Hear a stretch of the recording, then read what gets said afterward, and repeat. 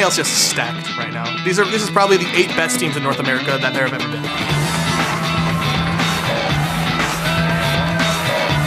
I think I have something to prove. I have Big Special as my support now. I'm wearing different colors. My new team, same game. I don't even know what the top 3 is going to look like. I sure as hell hope that we're going to be up there, and we're going to be working as hard as possible to make that happen. Once again, just like last week, every team did something different. I'm excited personally. It should be fun. Will they give it to him? Pentakill for Shifter in his first game on Dignitas. 对于即将到来的团联赛，非常的激动，而且非常兴奋。 Slowly but surely, all these teams are getting saturated with just the best players that they can find in their position. It's a whole new split in league.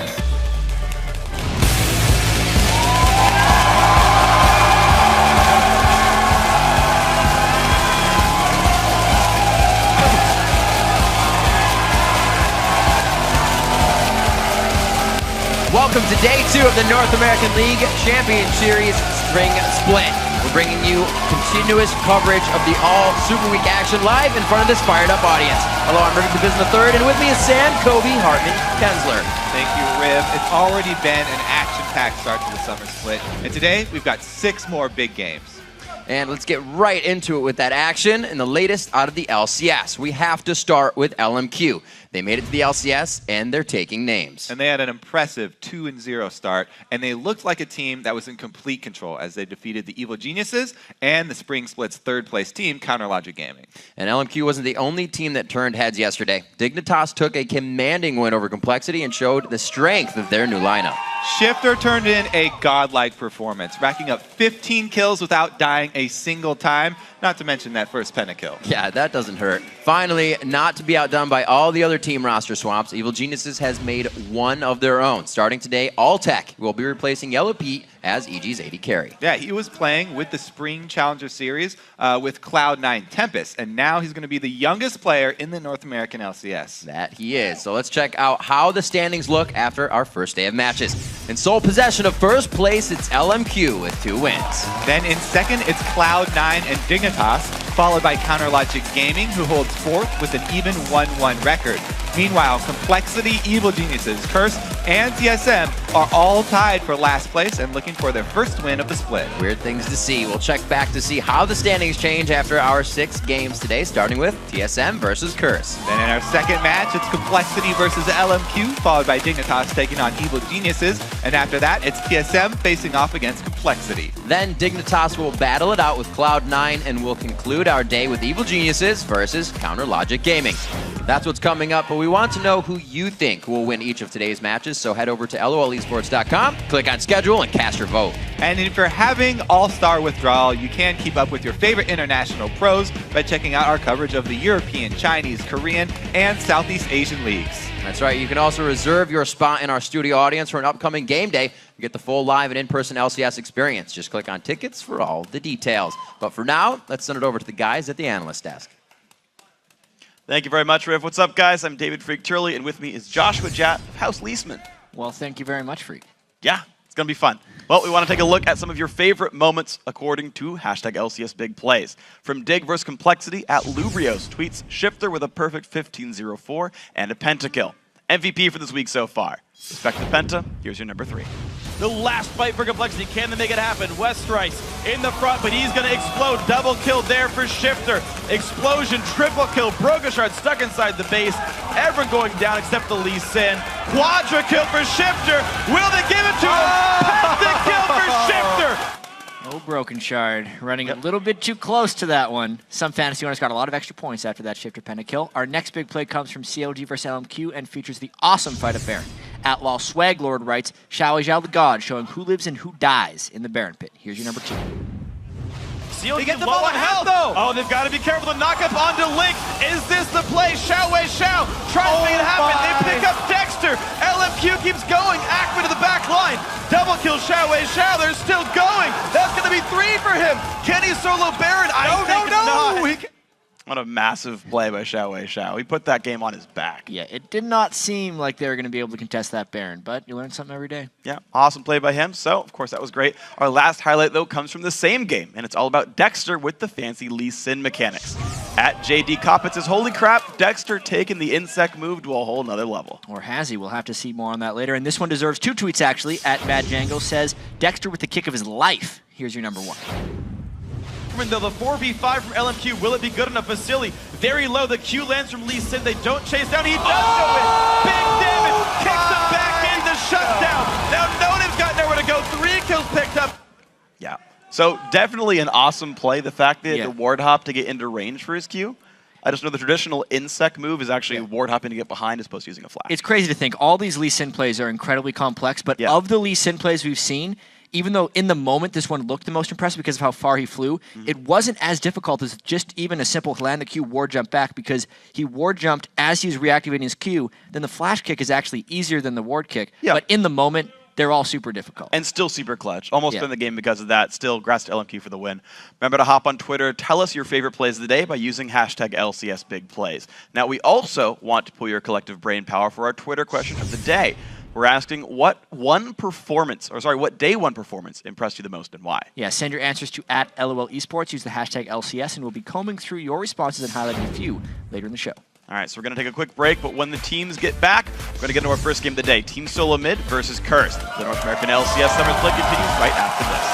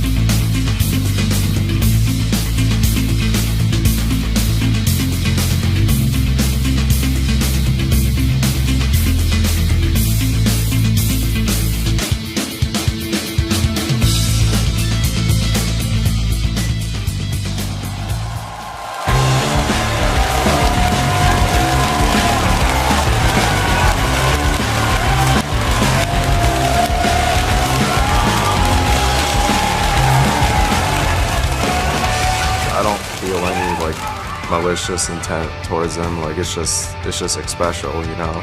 The last 3 years I spent like living with them, the TSM gaming house. I don't hate them, I don't like them. They're just my enemies, and I want to beat them. It's been a learning experience, a growing up experience, and he's just a friend and now an enemy. Don't hate them, but don't like them either. They're my enemies. Woo, this is going to be a heated match. I guess that is the fastest way to kind of clean a slate of friendship, though. We'll have to welcome back to day 2 here in the North American Summer Split. We're starting the day off with Team Solo Mid versus Curse. And we saw both teams have a disappointing first day start of the Spring Split, both going 0-1. Yeah, we saw in TSM's game against Cloud9 yesterday that Amazing was focused with 3 bans and a first pick jungler. And it worked well, forcing him to go back onto one of those more outdated champions, Xin Zhao. Even though TSM lost, though, it was to a team that they historically have always lost to. They've only beaten Cloud9 once in competitive play, and so we're kind of expected to lose that game. But with this game, TSM have an opportunity to pick up a much-needed win and show everyone that their roster changes were for the best. And it's even more important in this game as they face off against a team who picked up the support they benched. Yeah, Curse looked pretty... I mean, they lost decisively to CLG in that 34-minute game yesterday, but one of the bright spots was Voyboy, who had a good game on Yasuo despite his team's rough early start. Get some love there. We're going to get right into the game and get second day of Super Week going. Let's check out the starting lineups. On the blue side, it's Team Solo Mid. In the top lane, it's Dyrus, Amazing in the jungle. Bjergsen in the mid lane, AD carry is Wild Turtle, and Glebe at support. And on the red side, it's Team Curse. Quas up top. I will dominate in the jungle. Mid, Voyboy. AD carry, Cop, and supporting, Xpecial. And if you haven't already guessed it, that sets the stage for our featured matchup here. It's the battle of the supports with Glebe versus Xpecial. Of course, you know, as we've mentioned, this is going to be an emotionally charged matchup. Glebe was brought in to replace Xpecial. I mean, the friction that Xpecial caused within the team just apparently became such an issue that they had to replace this proven veteran support who's gone to All-Stars with a guy from the Challenger Series who didn't even qualify for the LCS Summer Split. But a good atmosphere within a team that lives together is crucial for success. So we'll see if Glebe's good relationship with Wild Turtle and the rest of the team can translate into gameplay, or if Xpecial will be able to get some vengeance and beat up on the new kid. Yep, we'll see what he can do. Glebe, well, not a player that shot onto the scene, bronze to diamond like anybody else in 2 seasons. Well, anybody else who puts her mind to it in 2 seasons. Anybody so else, he worked for diamond, it. Worked for it as hard as he could, and he's known as obviously one of the lesser aggressive supports. Xpecial, more rounded as a aggressive, non-aggressive when he wants to be. Yeah. But the play style is definitely different that gets now placed into each. That's an interesting point because like Glebe's getting all this criticism for being super passive, but Xpecial also got criticism for being passive. Xpecial's answer was always, it's because we don't know where the jungler is. We're playing smart. It's a smart game. Trying to keep themselves safe usually is the answer if you don't go down. Let's go into picks and bans and see what these guys have for each other and a bit of the early mind games. Get them off comfort picks. Saw a bit Evelyn getting banned out yesterday. Cassidy finds himself there again. Quas will not get a run with Jax this game. Something he has been playing quite formidably lately. Yeah, there were actually 2 bans against Quas yesterday. They also banned out his Renekton, and so he was forced down onto that Mundo. He's been a big part of why they are winning so many scrims. Curse kept talking about how many scrims they're winning, how confident they feel coming in. But as we saw, scrims do not translate into LCS wins. The pressure of the game is a lot different when it is actually going to count against you. You can't just leave this one and start over again. That's not how it works. Lee Sin getting taken out. Amazing will not get to play that again. And they've already banned Evelyn. However, there's only 1 ban left for Curse. So if they ban the 3rd jungler of those top 4, then Solo Mid can just first pick the last one. So I don't expect another jungle ban here from Curse. And it will be a support Morgana coming in. Glee's been taking up a bit of Thresh. TSM's going to wait on their pick and figure out what to do here. We saw Voidboy playing a pretty good Yasuo yesterday. The rest of the team, Cop tried to bring out Misfortune again, so they were going back to a few of the roots they remembered. Both teams, as we said, coming off of a loss, so a win here is really in the cards for both teams. Soraka has slipped through. as far as strong solo lanes in the current meta. You know, even with all the changes to heal, she's still extremely strong in the current meta, providing a lot of tankiness for all the other lanes. You can bring a lot more damage from your other lanes if you are running that Soraka, because she turns everybody into a semi-tank. Quite interesting. The Kazakhs pickup coming in right after. So we'll see Bjergsen trying to save somebody from a quick assassination. We saw Inox take Kazakhs into the top lane yesterday, but I don't know if it's what they're really going to be able to do.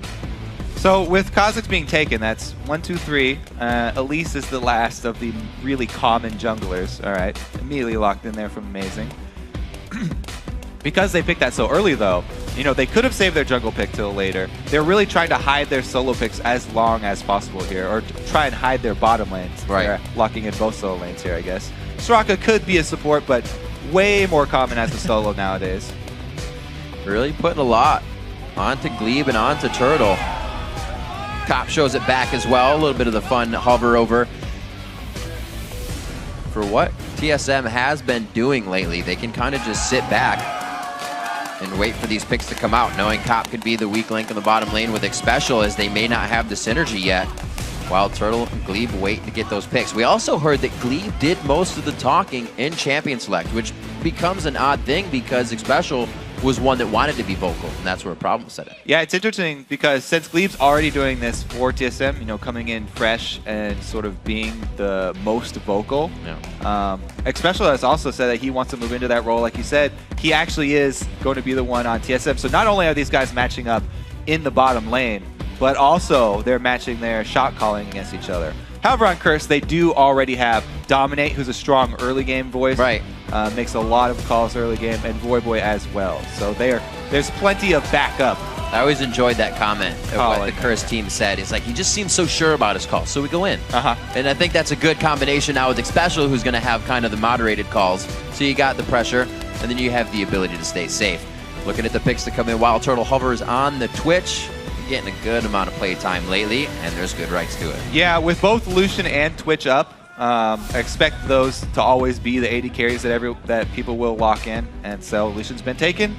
Next choice is Twitch. That will give them strong team fighting here. They already have Soraka, which means you have a strong team fight already. Yep. Then you add in Twitch. As long as he's able to have good positioning, some sort of peel, then this is a very, very strong team fight from TSM. It looks like they're definitely going to be grouping here, especially with the Zyra fights around Dragon and around these jungle pathways, where Zyra not only does her ultimate cover most of the available space, but also through the pathways in the jungle, the roots, the grasping roots, can tangle up multiple people as well. So Zyra really shines in those areas, and TSM will be looking to pick those fights.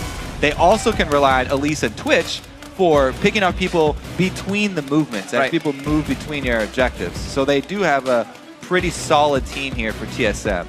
And something that was first picked, first banned, now being hovered over in the 10th position of selection. We'll see if that actually goes over to a Syndra for Voidboy with the ability to LeBlanc. Voidboy really took to his mobility boost LeBlanc and played it more than one time. Never really came out on top with that situational build, but we'll have to see what he has with the Syndra here as he looks to lock it in. A Yasuo again is what he did play pretty strong on yesterday, so it looks like he's going to do that again. They know to look at him. Yasuo, or Voidboy, is trying to carry this game, and he puts that word out there right now. Yeah, the only displacement they do have on their team, though, comes from Thresh. So it's going to be Voidboy plus Xpecial having to coordinate to pull off those moves. Otherwise, Voidboy's going to have to charge up his own knockups towards the late game here. But they do have a strong duo of AD melee assassins here that can dive together. Him and Dominate both going in at the same time can annihilate a Twitch. That's what they're looking for. Whenever you're going up against Twitch, you either want to take him out early or be able to kite your entire team away from the Rat-a-tat. So we'll have to see if Zyra is enough to protect this Twitch, because Voidboy and Dominate are definitely going to be looking to kill him at the very beginning of all the team fights. At least they have a good protection we were talking about. As the team's loaded into the game, let's see who you think will win. According to LOLesports.com, TSM leads Curse with 85% of the vote right now coming into this game. And you can also share your predictions throughout the game by hitting us up at LOL Esports and use that hashtag TSMWin or CRSWin to vote. TSM never losing that fan chant. They've had it for quite some time here in North America, and even with the switch up of players, about 40% European, they're still able to keep it. There have been a lot of switch ups. I mean, actually yesterday we had a Korean top laner versus a Chinese top laner in the North American LCS. Yep. We're diversifying very quickly. And the plays have been quite well. At first, TSM seemed to kind of be all over the place. There was still engages, but it seemed like there wasn't as much communication as TSM has had in previous games. Usually it was a stellar defense. They wouldn't be the first ones to drop a turret, and then they would be the ones to push through, maybe mess up at a dragon, but they would never definitively lose ground. It would kind of be like an oops, all right, we'll fix that. And communication is becoming pretty much the most important thing for these teams now, because it's all about preparing your plans of what objectives you're going to trade ahead of time. Teams cannot afford to play reactively anymore. You just can't do that. We saw it at All-Stars. Any Western team trying to play reactively was getting destroyed because the Asian teams always had a plan that was in effect, and it was everyone trying to react to it. Reckless is quoted, he's like, all I want to do was farm one single wave. And he didn't have time to do it because there was already a plan from his opponents. They were pressuring 2 points at once. And you just can't handle that. You can't catch back up anymore. You have to have these pre-planned objectives. 5-10 minutes even in the future. Yep, they set things in motion. Going for buffs, we would see they were there 10 seconds early to set up a big defense. Things to make sure they had a 100% win on that objective take.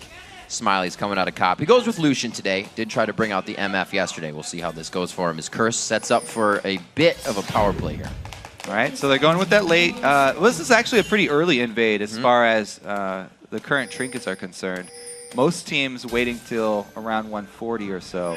But Curse are going to get down their wards and then just leave. They'll have vision up until the 2-minute mark, though. You can also switch out wards. Let's see if anybody decides to switch over to any other trinkets. After the early invades, you always got to watch out for that. If you want to have a safer invade, by the way, you can start one person with like a blue trinket and get vision of the bush so you don't have to face check it either, and then they can switch theirs out after the invade's complete. Looks like they want to stick around this time, though. They set up a pretty good perimeter of vision, and they'll be trading away blue buffs here. Definitely going to be a game where Curse would want to focus on blue buff more than not. Bjergsen going to need that on the Soraka. Now, Soraka, all right, Dire's going to come over and check this. He'll be pretty safe, though. They don't see him. All knowledge gained for TSM. They should be able to switch and just trade buffs fairly effectively here, so nobody's getting behind. But meanwhile, that Soraka you just mentioned, yes, Bjergsen has taken heal again. This is 4.7, so it doesn't remove the grievous wounds anymore. But it's still a very good choice for her because movement speed that it gives benefits her so much. She does need to be able to run away. Not just the heal is going to be important for her, but also the utility of that spell. A little bit more well-rounded of a summoner spell than Barrier, so much more common. Curse on course with this team to try and lock down an early game and not let Bjergsen get to any point where he can be that menace, delivering HP and armor. Amazing now meeting up with Dyrus as he burns out all the way from the bottom side to the top side here, so he's at least safe with Amazing, and they don't lose too much, but gain a little bit together as well. Yeah, the very common double jungling nowadays. And the reason that people are not pushing down these turrets very quickly anymore is because experience is a more important resource than pure gold right now. You do not get experience for taking outer turrets. You get the 650 gold for your team. It's spread out across your whole team, though. So it's not like a big boost in power for a single person. And if you do some simple math and just add up the creeps, it's 265 experience for every creep wave that you can deny at one of these turrets if you leave it up. So, and that's not even counting the turret minion, or the cannon minions. So it's, if you can get a solo laner behind a couple levels, even just one level, then it really hurts their gold income for the rest of the game, because if they match up against somebody who's 2 levels above them, they're going to get bullied and they're going to get starved out for further income. So it's really all about investing in the future here. Very interesting. Quaz is going to have to stay safe here. He teleported back down to the turret. We saw this happen yesterday. If the top laner went back to that turret too quick, he would be ganked out and killed immediately. And Mundo, he's quite susceptible to that. Oh. The Wolves still haunting Dyrus think he was gonna make seasons later. From IPL3, man. He's always had problems with that camp. Ouch. That is the exact same camp, too. Unfortunate. All right, so the thing, though, that I do want to point out with Quas, he burned his teleport cooldown, but he was able to grab some experience from the minion wave. If you can ever scrounge up any experience in these 2v0 situations, then it's a good thing. However, it is dangerous. So we see some top laners trying to go for that gamble. And you get in there, you get maybe one wave, half a wave of experience, costs you your teleport, though, and you also always have to be worried about those dives, especially this early on with the double jungle still active. They could collapse on you at any time. Glass has got nothing. I feel bad for him right now, but pretty much none of the junglers do. You can see TSM trying to get back on their top side of the jungle. Quas may have Wolves coming in with Dominate as he gets back, but top laners right now in this situation, really tough, and it does force them into a play mode of patience. Yeah, complete patience. It's pretty funny because there's basically 4 junglers now at the start of every game. So counter jungling is even more effective. Yeah. Because there's 4 people looking to get these limited camps. If you can take away one of the camps, then it denies a lot from your opponents. There they are, back down to the Wolves. Go ahead and share that one. Ping's going out, making sure they know where all the wards are. That one was from Team Solo Mid, so they won't be going towards blue anytime soon, knowing that that would be a scene invade. Glebe and Turtle, like you said, keeping these lanes nice and frozen so they can get as much CS as they want, and that lane is being won right now. 43-39, not too much on that win, and everybody's quite close. Quas did pick up a bit of CS, gold, and items, but it's not really going to be effective in any fights that they find soon. The other thing here to note is that TSM have their wave controlled very well. It's all the way at their turret, so they can keep it here as long as they want. That entire lane of minions will constantly be denied to Curse, whereas Curse's wave already up in that top side, very close to TSM territory. So they're going to be forced to run that into the turret and start doing some damage to it. Bjergsen maxing out that Q. First one to hit 6 in the game. Backs immediately. Goes ahead, picks up the ring, gets himself an amplifying tome. Do a little bit more damage and try to keep Boy at bay in the mid lane so he can't get any roaming on. Good damage here by Curse in the top lane. They're going to go ahead and get a first bit of gold if they decide to fully take this down. It looks again like they keep it up. Boy finding a bit of pressure with the ult up. He should be quite safe. So what they want to do is soften up the turret so that they can take it when they need the influx of gold. However, they're leaving it up, not focusing it, so they can still deny minion waves to it, and they just leave the AD carry up there. Okay, they've decided they want to finish it. They get their gold in exchange for this dragon. TSM, though, will now be able to do something with that top wave, because I believe the way that Cop just left that top wave, it will actually shove into TSM territory. So TSM, they take the dragon, basically even on global gold, right? But that wave should be coming into their territory, so a little bit more safe of a map for TSM now, as Curse are going to have extra wards if they want to go for any moves on that top side. That was quite a long run as well. I figured Curse might have stayed for the assist gold on the turret, but they don't get any of that. It only goes to Cop. Dominating Quas, still in the buddy system in the jungle. It looks like Dyrus is able to go off by himself now as he picks up a Scepter, so he doesn't need any more help. He's going to quick get some white kills, and he'll finally get that lane pushing into him. Movement around the map for Xpecial, trying to get ward coverage on. It's something TSM used to do quite a bit around that Dragon Pit, so he's going to keep doing it for Curse. And it looks like, since we didn't actually have vision of the wave, Cop did a good job. He left it pushing against them. So Dyrus just wants to get it into the turret as quickly as possible so that he doesn't get denied by Quas. Both top laners would teleport up, but the dragon already down. So if they teleport down, it's going to be to a fight in this bottom lane, where we finally get to see our Xpecial versus Lead matchup in the 2 versus 2, where both AD carries have their early items here, but it's a pretty big lead for Turtle because of that way that they were controlling the wave and they didn't shove it so early. He's got an early Cutlass up to the BF sword here. Like it. Trying to prep that lane, get a little bit of early damage on for anything the team wants to focus. Looks like they don't get as much as they would want there. Glebe just off of level 6 as well, so they can't go too hard on that. Level 8 coming in for Bjergsen in the mid lane as he goes back, continues to take Wraiths. So this is even, you know, Amazing still trying to take the jungle as Dyrus was, but Bjergsen still wants that CS for himself. And he's doing a pretty good job as well. It looks like he is going for an early arm guard too.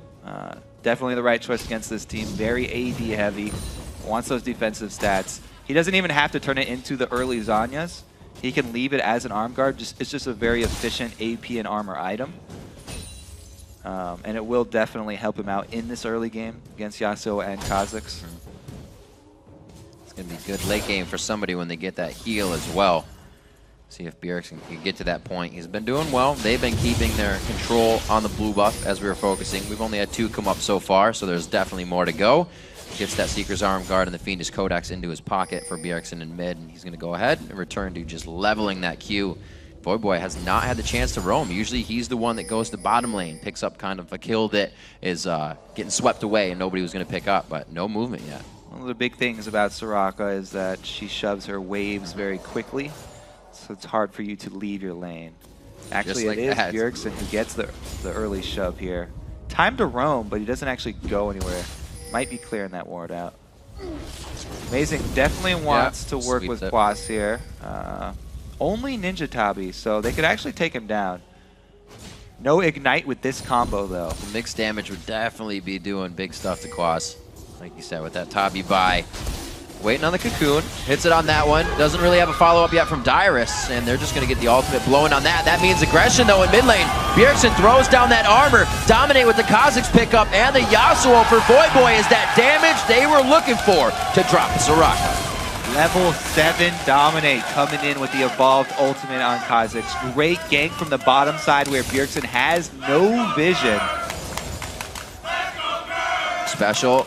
Top in the bottom lane, they know something went on in the mid lane. They have the advantage here to pressure. That's where they have vision of the jungler now. They're happy to do what they want. Yeah, Cop with the BF sword, he can win the trades. He doesn't have the sustain though after them, so he has to be careful about going for those. And he's done a good job so far. They actually caught right back up in CS.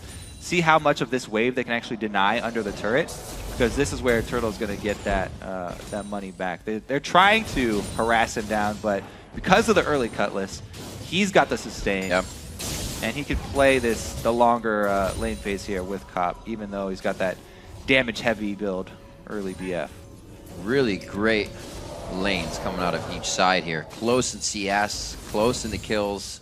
I guess the closest 1-0, but the assists 1-0 in turret, so Curse is trying to get a second one here with pressure as they go back to the mid lane and dominate. I also want to point out that Voyboy has gotten the Avarice Blade part of his static Shiv so that he can increase his gold income for this mid game where he's just farming. As you said, he's not doing a lot of roaming right now. Right. He's mostly farming in that mid lane, and so he's increased the gold generation that he'll have during this mid-game period before completing either the Shiv or the Blade of the Ruined King. A lot of times we'll see very early Blade completed so that you can get the cooldown reduction on your Q, since it scales with attack speed and not actual cooldown reduction. They're really giving a lot of consideration on the side of Voyboy. 2 pink wards towards Wild Turtle so they don't get any roam up towards the top side. He decides to back here. They also put one down towards the bottom lane, so Amazing's going to help get a push. Turtle, I believe, will decide to go back down to that bottom lane, so they don't try to push the turret too hard. Voyboy's flow, keeping him pretty safe in that lane. Starcall not doing too much. Yeah, the other thing keeping them very safe is the deep ward coverage. You have to commend Curse right now. They're doing a great job at controlling this map. They've got deep wards in both sides of the jungle, as well as the double pink bottom side here for Voyboy to rely on. You can hug that bottom side and be aware of even the Twitch assassinations if he comes to the river. Only thing he has to worry about is a Twitch coming straight up from the lane. Looks like we haven't seen a movement from Turtle to go for an assassination yet, even though he just completed Blade of the Ruined King. Trying to defend this dragon. Both top laners could join, by the way. Could turn into that 5-on-5. Trying to get a little extra damage out. No movement coming in from the top lanes. Quas not going to be able to stop anything, and Dyrus feels like he needs to get out and help the fight, so they have to be very careful about where they back, or at least Quas does. Or teleport, I should say. 800 gold lead for Curse. They go ahead. They're going to pick up some buffs. That'll go straight to Dominate. No need for Voyboy to grab that. But he himself also picking up raids. You can see he's now gained that CS lead back in the middle, even though he's not been able to roam and get kills to help that gold. And that is going to be the signal to start off this Dragon. 3 pink wards laid down here. This is a perfect spot for Spray and Pray, though, or Rat-a-tat, especially with Blade already completed. And that Stranglethorn to go down. Watch out from Glebe. He throws out the Grasping Roots. Box goes down from its special. Stranglethorn's not going to really hit anybody. Dyrus to the backside. Rat-a-tat coming through very big. Voyboy and the rest of the team now trying to come in. Quas has to teleport, but Dyrus made it earlier. They're able to get that starting damage on. Can Voyboy get the carry back on his shoulders? No, it's going to be the damage coming in big from the volatile Spiderling on the hands of Amazing, and they chase Quas out of the fight. So, Voyboy does get the burst kill because Wild Turtle gets a little too close, but the sustained damage from Soraka and the heals, and the longer the team fight goes, Bjergsen does come out ahead, and TSM. All right, so let's see here. Xpecial misses the hook, gets knocked up there, and then Dyrus just jumps right down on Dominate. He did get the Dragon first, but he does end up going down. And right now, Cop flashes over. What does Amazing do? Oh, he lets him go. Okay. So it is just ends up as the pick and choose. 2. And a good dragon grab. You can't do that stuff around Dominate. We saw a team yesterday just backing off of Dragon because so many good smiters now in North America. You got to be wary if you're trying to go for objectives. That little fight there. Yeah. I just brought it back pretty much dead even here between the teams. TSM able to grab a turret after that one really helped to open up the match, especially the middle one. They'll be able to now get more forward wards in. Curse was getting those forward wards in without having the turrets down, so a little bit safer for TSM to start. Bjergsen stacking so much armor right now. Wow. He's not only is he not completing the Zanya's Hourglass, but he's stacking every source of armor that you can go after right now, pretty much. And he's going to rely on all the heals to make use of that armor. He's his own heal, as well as the Summoner heal, and his ulti. People to sustain themselves as well. This team composition's coming together really well. Blade of the Ruin King on 2. Cooldown boots for Amazing to be in and out and keep dealing damage in these fights with the cooldowns. Let's see how they keep using it. Right now they know they don't need to fight. They're just letting Curse kind of push up until they make a mistake.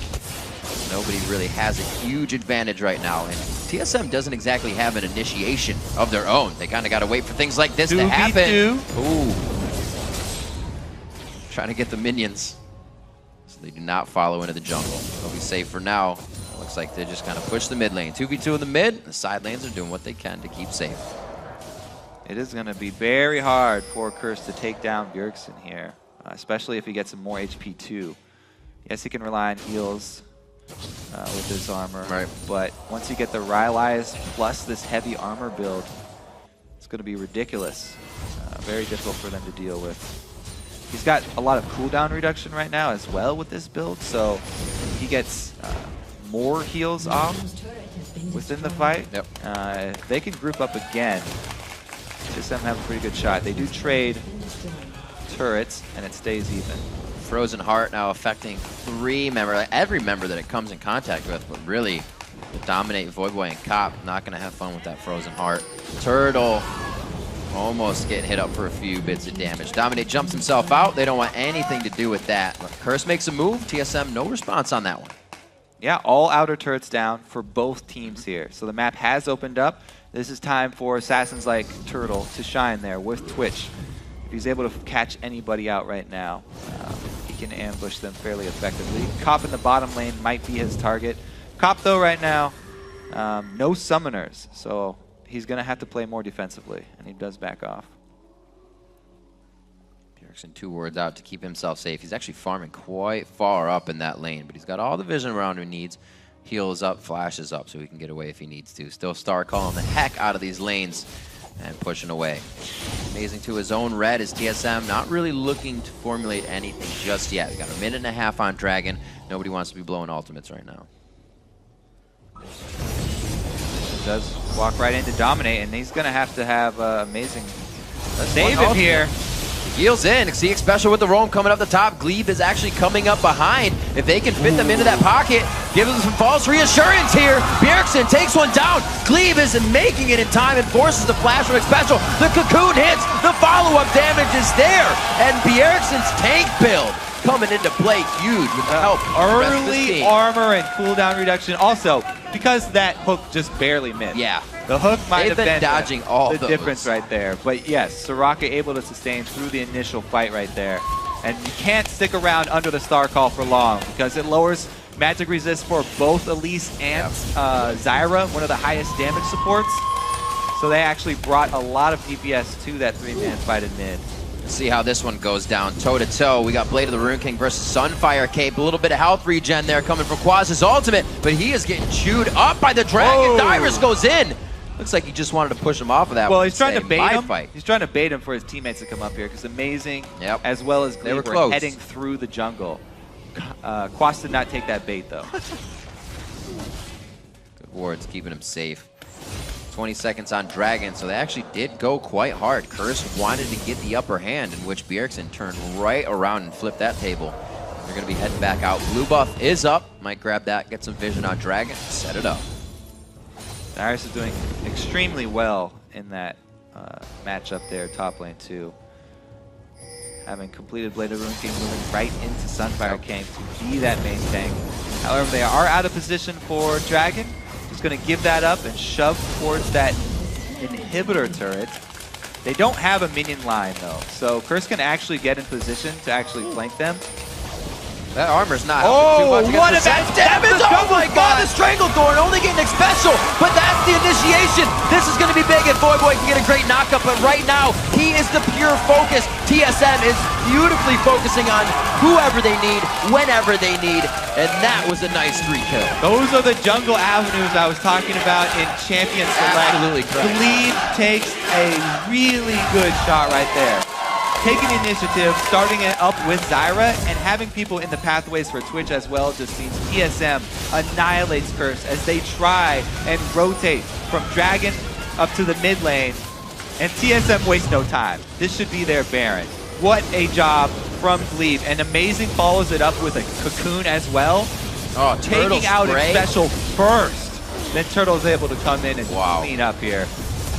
Beautiful job. There's nothing that Curse can do. They're locked into a team fight, trapped with a Soraka on the other side. Oh no! Oh, he flashed away enough! No way! Stays alive, the venomous poison! Oh, he stays alive as well! Gets a potion going. These guys are getting away with a sliver of health, and Curse needs to rethink before they go back in this time. This is out of control right now. TSM just got a ridiculous lead. And they already had a pretty commanding lead in teamfights, straight up. So Curse not being able to pick anybody off here, also not being able to move quick enough over to the objectives, definitely paying the price.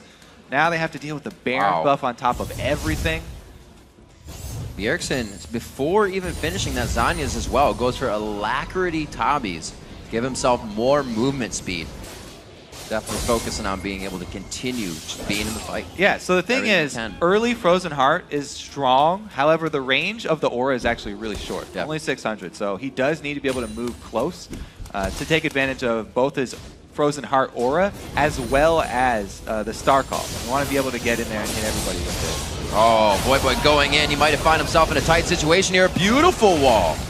Save himself. Had to use Flash, but he gets out versus 3. We'll see what they can do. The Morello Namakan actually being fixed up by Bjergsen instead of that Zanya's. He knows he's just not going to die. If they want to focus him, he's going to live through that with a heal. It's more cooldown reduction, and it's guaranteed Grievous Wounds onto Mundo.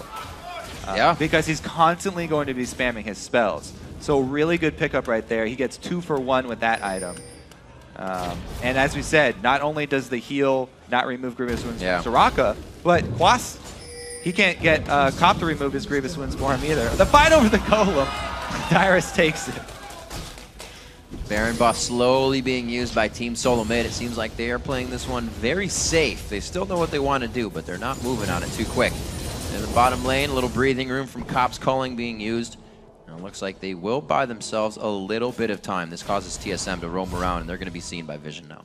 Yeah, TSM, they do definitely have a big upper hand, but they need to actually force something. It's hard. This is that no initiation. It's hard to force. See, they've taken everything on the map, but again, it's the Twitch team, so you always have to be careful just standing outside of a turret.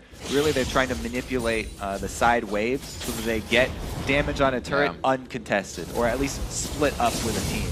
And they've got amazing breadcrumb wards behind them, so they can escape if they need to. Two-man squad up top, though.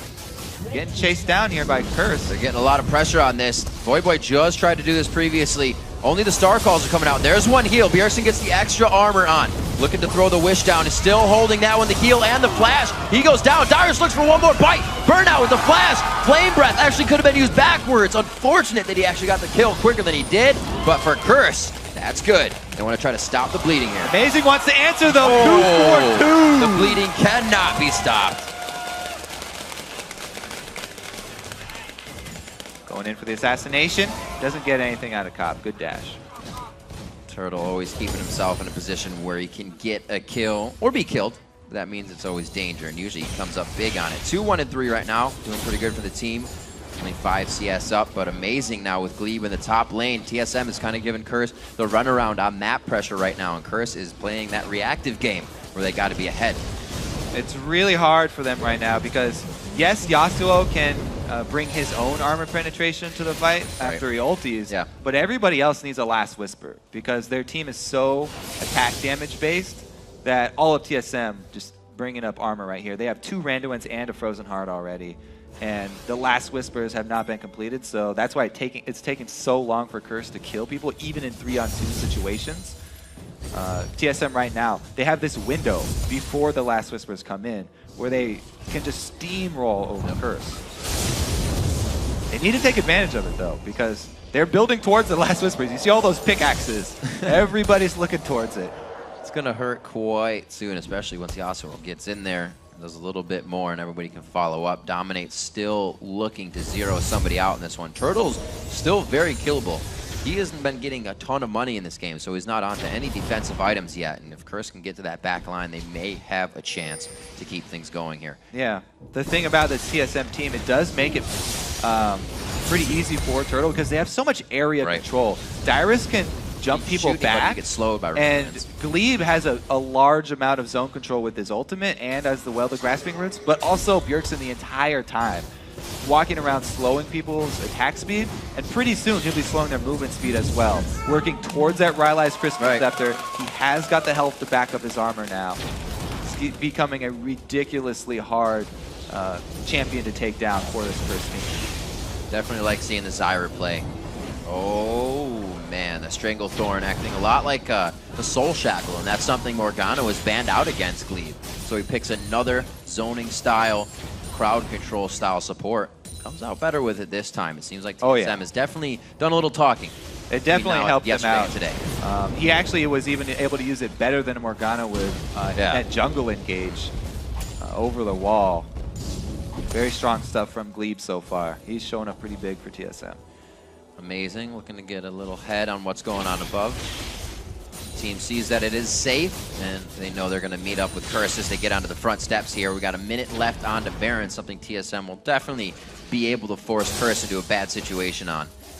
Right now, it's just going to be cleanup in the base. That's actually a really good point. They do want to draw Curse away from their base. They want to get them out in the open where they can have extended team fights. Yes, they've got this huge upper hand with all this zone control and this Soraka that's continually raining down magic resist debuffs and man. However, they don't want to be doing that fight by turrets. So they want to draw out Curse into the map where they can have a huge advantage. It's working a little bit. They're actually allowing Curse, as you can see, to get these waves pushed up. TSM will be able to say, all right, you know, come out for your experience. Come out for what you want. You got 15 seconds on Baron. You're going to need to come out for that. But then again, we said TSM doesn't have too much of their own engage. So once they do get up to these turrets, it's just been cleared out. Yeah. The thing is, because they're against this attack damage heavy team, they're all building armor. That's what you need for diving turrets as well. So they're going to get to that turret diving point pretty quickly. Since they're already building that defensive stat anyway, You can't wait too long. Oh, Turtle gets hooked in! Oh, that is not what you wanted! Beautiful hit by Xpecial. The team starts to clean up. Amazing. Oh, a little short hop by Dominate, but the team should be able to follow up over the wall towards Cop. Another hook from just Xpecial. like that, the perfect situation. Curse could not have asked for a better pick. Taking out Turtle at the beginning and grabbing 2 more for it, that is just gift wrapped it to Curse right there. TSM with a huge mistake. It gives up Baron, it gives up all the pressure that they had on the map. Curse get a new breath of life. Turtle knowing what it feels like to be on the other end of that hook. And a big play. He is invisible right now. They know there's a pink ward there. Boom. Amazing is literally trying to kill that pink ward as Turtle walks up. He should be aware there's that pink ward there. We saw this even yesterday. Twitch walking through pink wards. It was Robert Exley yesterday. Today it's Turtle. You really have to be careful. There's this false sense of confidence that you get on champions like Evelyn, like Twitch, where you're just so used to roaming around with nobody knowing what you're doing. Towards the end game especially, you really have to be cautious, because small mistakes like that will get your opponents right back into the game. Very definitive play there from Curse. They wanted something. Yeah, we said TSM wanted them out of the base, and they gave it right to them. Thinking back historically in these games, Curse does not have a good record versus TSM. So for this to happen in a portion of the game where Curse can actually start to come back is huge. Because once Curse has been behind versus TSM, it doesn't look good. Yeah, and Curse actually did a pretty good showing yesterday of trying to come back. They almost did yesterday. Right. Now they're getting another taste. They've got renewed vigor, and they're shoving straight up this mid lane. They want to make use of this Baron buff while it lasts, because that can sort of make up this gold difference that they're trying to deal with. However, sustained battles still, even with Baron buff regen, TSM have the Soraka with blue buff. So sustained battles, not too difficult for TSM. And they can easily just wave clear this. Very, very hard situation for Curse right now, because everything else has been taken off the map. They don't have options right now. They could try and split push maybe, get 2 lanes going in their favor. Yeah. But they're really making very, very slow headway on this turret. TSM has been to their own wave clear here to keep them off the turret. Not too many shots able to come in. Cop not really in range to get hits to the turret, but when he does, you can see Amazing trying to get there for the cocoon. Very, very close play, and a lot of free damage being taken right now. Yeah, and even with a Mundo, you have to be extremely hesitant to go for a dive versus a Zyra team. Zyra, the queen of disengage under turrets. It's very, very, very difficult to tower dive a Zyra with so much lockup. She can CC literally your entire team under the turret. So looking at how much damage has happened, this wave should be down to about 25% on the turret if they can get to it. Cop's not really in range for that. A few more shots, they should be able to get it on this next wave if they commit enough. But like you said, that armor, everything they have working against Curse right now, they're toying with fire here in front of this turret. They're wearing it down though, slowly but surely.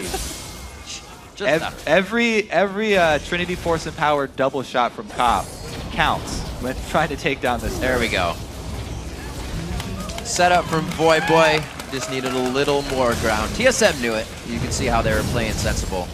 18 seconds on Dragon. They've got both sideways pushing too, so they actually don't even have to split right now. They can get a 5 versus 4 on this bottom lane. Teleport is up for Dyrus though, so they still have to be careful about the diving, but they should probably be able to wear this turret down again. And they'll even have more pressure since Dyrus doesn't want to burn his teleport just for an outer turret. It's one heck of a wave. They got a backup after that as well. Volatile Spider not actually getting any damage to the wave. The clear here is coming from Bjergsen. If Glee can get a good Q out as well, this turret could go down if Cop's in range. So Curse are going to try and pressure until they see a rat attack come out. As soon as Turtle pops his ulti, that's when Curse just back off, and they need to wait out that cooldown. They can't afford to go into this inhibitor turret with that. And with Baron buff about to run out, they try and retreat back to the map for some safe gold. No one saw it. Yeah, nobody. It went under the wing. It was close. Dragon going over to Curse. They made a big move just now, Kobe. The last 5 minutes has been Curse's 5 minutes. Yeah, 5 minutes given to them by Wild Turtle. Yeah, absolutely. That grab by Wraiths has conducted everything we've seen so far. A huge surge in gold. Curse really hasn't even had the chance to back, so we still have to see what goes into those inventories. They're definitely going to want some arm penetration. Last Whisper onto Dominate was huge. Also one onto Cop. Yeah. So now they have multiple answers. It's not just Voy. They've actually Giants, Negatron. They've actually armor. closed that window that where TSM were really running over them with the early armor stack. Now that they do have penetration, the fights become much, much more even, and they really depend on positioning. Because both of these teams have been just running into each other. These are just 2 5-on-5 teams. And it really just depends on your individual mechanics, but positioning from the beginning of the game. Wild Turtle cannot afford to walk by another pink board. Boy, one piece away from finishing that Guardian Angel. It's special. Got knock up. Dyrus very close. They don't have any displacement right now. Glebe tries to get himself up front. They pull out the culling from Cop. He'll be able to get at least some experience out of that. It's a very chaotic start to this fight right now. Everybody's running back and forth, and it looks like they will stop for just a moment, but they're still staring each other dead in the eyes. They are trying to take advantage of those cooldowns. As soon as you see Glebe throw out his combo, they engage. I don't know about that grab. I don't know about that. There goes the Stranglethorns.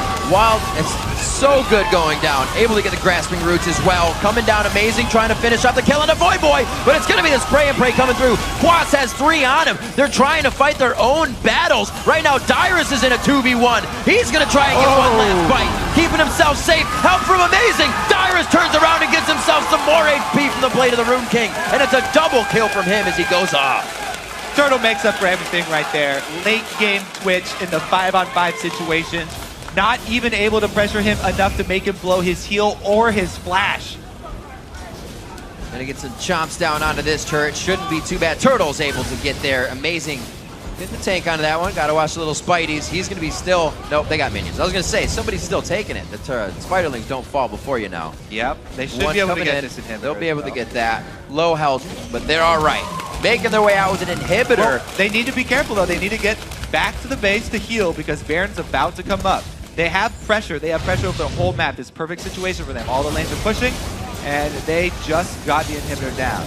Now, it's special. Yeah, he lands the hook at the beginning, but Glebe answers immediately, getting a lot of pressure back in their situation. And watch, Yasuo and Dominate both go to take out the Soraka, which, to be fair, is a very high priority target in a 5-on-5 team fight like this. But because they target Soraka and they try and get the Star Call spam out of the way and the Frozen Heart out of the way, it leaves Turtle up the whole time. He's just melting that back line. Everybody lined up against that wall. Yeah, since they're able to melt that back line with a free attacking AD carry so quickly, it let Dyrus just jump back. He got right in Cop's space and took him out of the fight. You know, Twitch has been back for quite some times in his play, but people are still forgetting that lineup in the fight. Against Lucian, you're hitting the first dude. That Twitch just kind of tore through the fight. We got to remember what's coming in with Wild Turtle, or anybody comes in with Twitch, Spray and Pray, or Rat-a-tat-tat, I should say. Coming up huge. 37 minutes on this one. 5,000 gold lead coming in for Team Solo Mid now as they start to take control of the game. The inhibitor being down in mid, especially big. They can start to pour to the side lanes now after they get done with what they have planned at Baron. Yeah, they really need to work on that control around Baron because this is where the game is going to be decided. They've already given it away once. Curse no, and this is the last-ditch effort here. I like it. Very nicely played. Teleport to the ward. Can't be taken down. They're trying to keep Baron at its current HP, but it looks like he will start to regen. A little too much pressure here from the sidelines for Curse. Now, TSM are extremely dangerous right now because they do have those 2 targets that are extremely high priority, both the Soraka and the Twitch. You can't leave either of those up for long in a 5v5. And Curse really, really need to pick somebody off. Bjergsen, can he get the heal down? He does get it. He's got the extra armor. Not throwing out Chris just yet. Turtle's in the backside. Very, very low. Dominate Curse, and everybody else is on him. They're going to be taking down Bjergsen now. Focused onto Dyrus. He's again finding himself in a fight where he is outnumbered, and Bjergsen running for the hills too. The focus makes all the difference there. This time around, they are able to get position on Turtle. Not only did they kill him, but they also burned his flash and his heal. So those summoners will be down for the next fight. Curse, however, are splitting. They're going a little bit greedy here, going for the Baron because there's no vision from TSM. They actually get the Baron after that one team fight. Wow. Another huge step for Curse's comeback. Beautiful play there. Special hitting the hook he needed to that time. They pull in Bjergsen and get the late heal on him, putting a good front end bit of damage down. 45 seconds. So here, even though Bjergsen's in the front, they don't make the same mistake twice. Yes, Special got everything on him. They got him to half, but Cop comes in from the side. This is pretty much all Cop, okay? He takes Turtle down to half, forces out the summoners, and comes back into culling. This time, it's Curse who have the free auto-attacking AD carry. They take out Turtle at the beginning. Really good adaptation from the first lost team fight there for Curse to turn this team fight around. And amazing positioning from Cop, coming in from the side, flanking on Turtle, and taking him down to half right at the beginning. Curse getting their own surge of gold now. Once again, TSM back and forth with this game. 15-11 now, 40 minutes in. Curse going to pick up this dragon. It is now worth maximum amount, almost as much as Baron. And you can see that that gold lead is just about 600 now. And they've shown they've got the means to take out Twitch now. This will also be, as I said, a summoner-less Twitch for the next team fight. So it will be even easier. Now, Voyboy and Dominate have the full confidence to go charging straight in to take out Turtle first. So with actually how strong Curse has been in these fights, can TSM do the norm and kind of force a fight at this middle inhibitor now? They really, really, really need to watch their positioning because it's been twice. If Turtle's in any sort of compromising spot, then they are going to lose the team fight. So really the best option for them is to defend at their turrets, because when you're at a turret, that's the safest spot for Twitch. Because at least when Dominate and Voyboy dive in, they will have to deal with your defensive structures, and they'll have to deal with your come all the way through your front line of Soraka and Shyvana that's going to be trying to knock them back. Really, you can't knock back Voyboy because he'll get in there with his ultimate if they're able to land anything on you. But if Dyrus can use his Shyvana ulti to knock Dominate back out of the air, maybe out of his jump, then that would be really big. So Pink Ward vision is actually big on both teams because they want to be able to see Dominate, and they also want to be able to see Turtle here for the flip side for Curse. Curse still has quite a bit of work to do to take down these inhibs. Talked a lot about Voyboy as he moved into the mid lane for Curse, and just in general, these past 2 games, he's shown and is showing the highest for the team. He's been playing really well.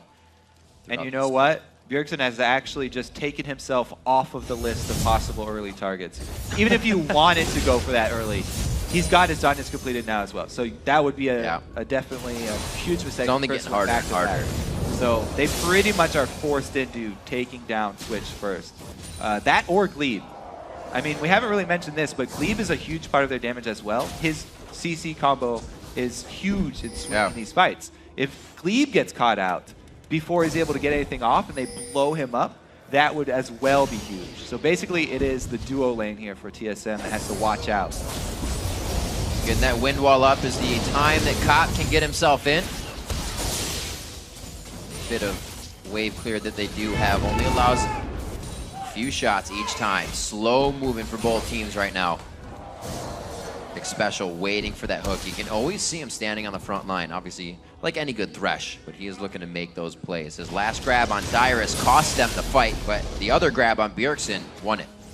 Yeah, I mean, when Special throws out hooks, he has to stand still, and so it has lined him up easily for Glebe to answer every time. But if they are able to get the priority target with that, then it will be worth it. Priority caster minion. Taking up waiting turret for a hits. wave on this They've one. got it down to half here. The slow turret game here is working for Curse. They have to know they're playing on the minds of TSM right now. The one good engage will definitely put them onto the Nexus turrets. We're 42 minutes into this game. Curse very far behind at one point, but have been able to pull themselves back into this one, splitting the defense with that death sentence. Dyrus, Quaz getting very low here, trying to put on that Morellonomicon. Grievous wounds if they can keep going on this fight. There's not much chase. Ryla's Crystal Scepter is already worn off, and Curse is able to get themselves to safety. And they look for that pocket to re-engage. They tried to take that inhibitor turret for so long that Baron buff ran out. They don't even have the regen advantage. And with top wave pushing, that was a successful defense for TSM. This game is dead even right now. Well, they're still base side, so they don't have to do any particular backing that allows TSM to get this for free. We will see. Summoner spells are down for Cop, at least one, but most are up. This could be a pretty good fight for both teams. They're going to go all out. Yeah, Turtle does have his defensive summoners up, but he doesn't have his ulti. Huge part of their offense. Wow, that's true. Quas trying to flex his muscles here up to the front line. Black Cleaver, Randuin's Last Whisper now finished up for Dominate. He's going to help shred for everybody if he can get a good shot of missiles out. 70.8 to 70.9, 44 minutes into the game here. Second day of Super Week. He's giving us a lot of good stuff. 119 on Baron, 120 on Dragon. It may not even have time to go back for this if these teams are going for what they look like. And Curse wants to win. They return back to this turret. Now, inhibitor turrets do regenerate over time as well, very slowly. It's going to work its way back up there, and they don't want it to heal back to full. They want Glebe. You can see the focus. Special's eyes on Glebe there for the crowd control lockup. It would be much easier in that initiation if Voyboy could do what he needed to with Dominate in that assassination attempt. TSM again, slow push back outside the base, but it looks like they're pinched here. We'll see what happens if they can get the full close in on the ambush. Look at this move here from Dominate, though. He's actually flanking around. They all are. Curse really have some interesting positioning. If they can come at TSM from multiple sides, then there's nowhere for Turtle to hide. They make Glebe blow his ulti very early, then it's going to be a very dangerous game here for Turtle. He's already looking a little bit skittish here. Uses the ambush.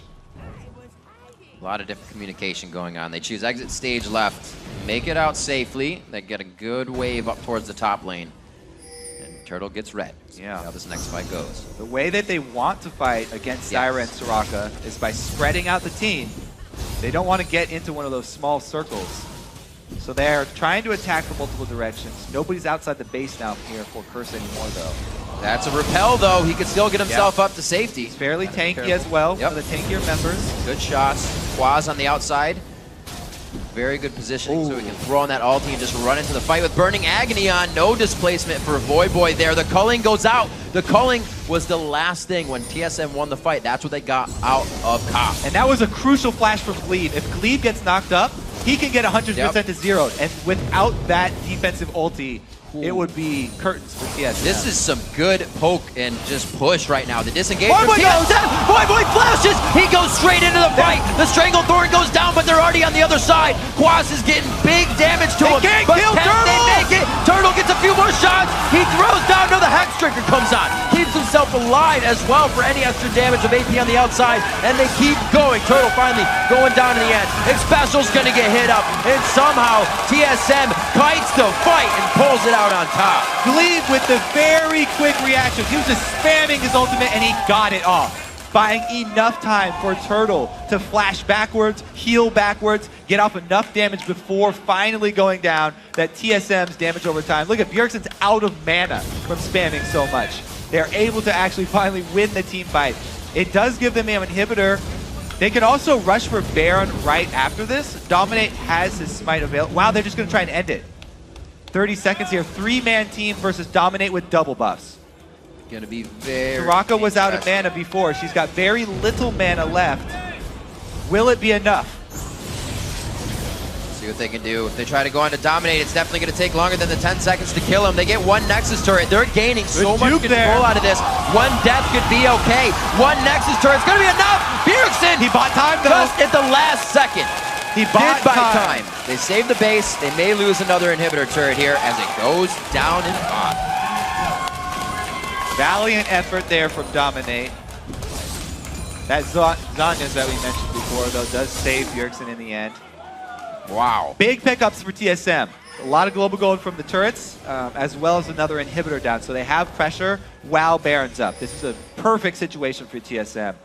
Curse have to try and defend a Baron attempt with an inhibitor down and a jungler down. So their smite steal is not going to be there. Special looking for the hook. Only getting vision out now. Curse is in damage control mode. You know, I expected to see more upgraded sweepers as well from actually both teams. They want to be able to keep track of Kha'Zix in team fights. They want to be able to keep track of Twitch. Yep. But yeah, so Curse with their jungler down, they don't even decide to try and defend it. Gonna go for the Alamo attempt defending their base versus the Baroned up TSM. But yeah, I don't know. Don't even see. Oh, there is one upgraded sweeper here. Yeah, at the bottom lane. Yep, and on the so support for you can look for Glebe to use that in a team fight. Glebe gets, as soon as Glebe falls back down, he does have enough time to get off his ulti. So basically, it sections off a lot of the damage from Curse. Curse's backline damage gets cut off from the rest of the fight, and that's why it takes so long to take down Wild Turtle. Rest of TSM actually able to clean up in that duration.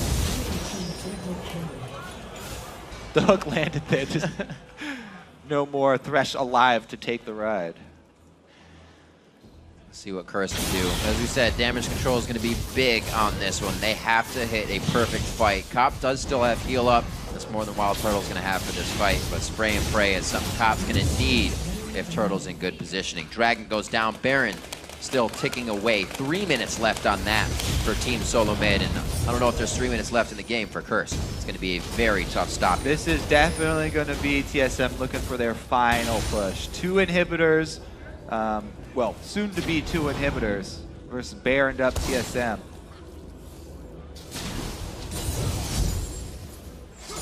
I don't know if Curse actually want to make the move to keep their second inhibitor going down, because once you get 2 lines of super minions, it's extremely difficult to defend with one Nexus turret.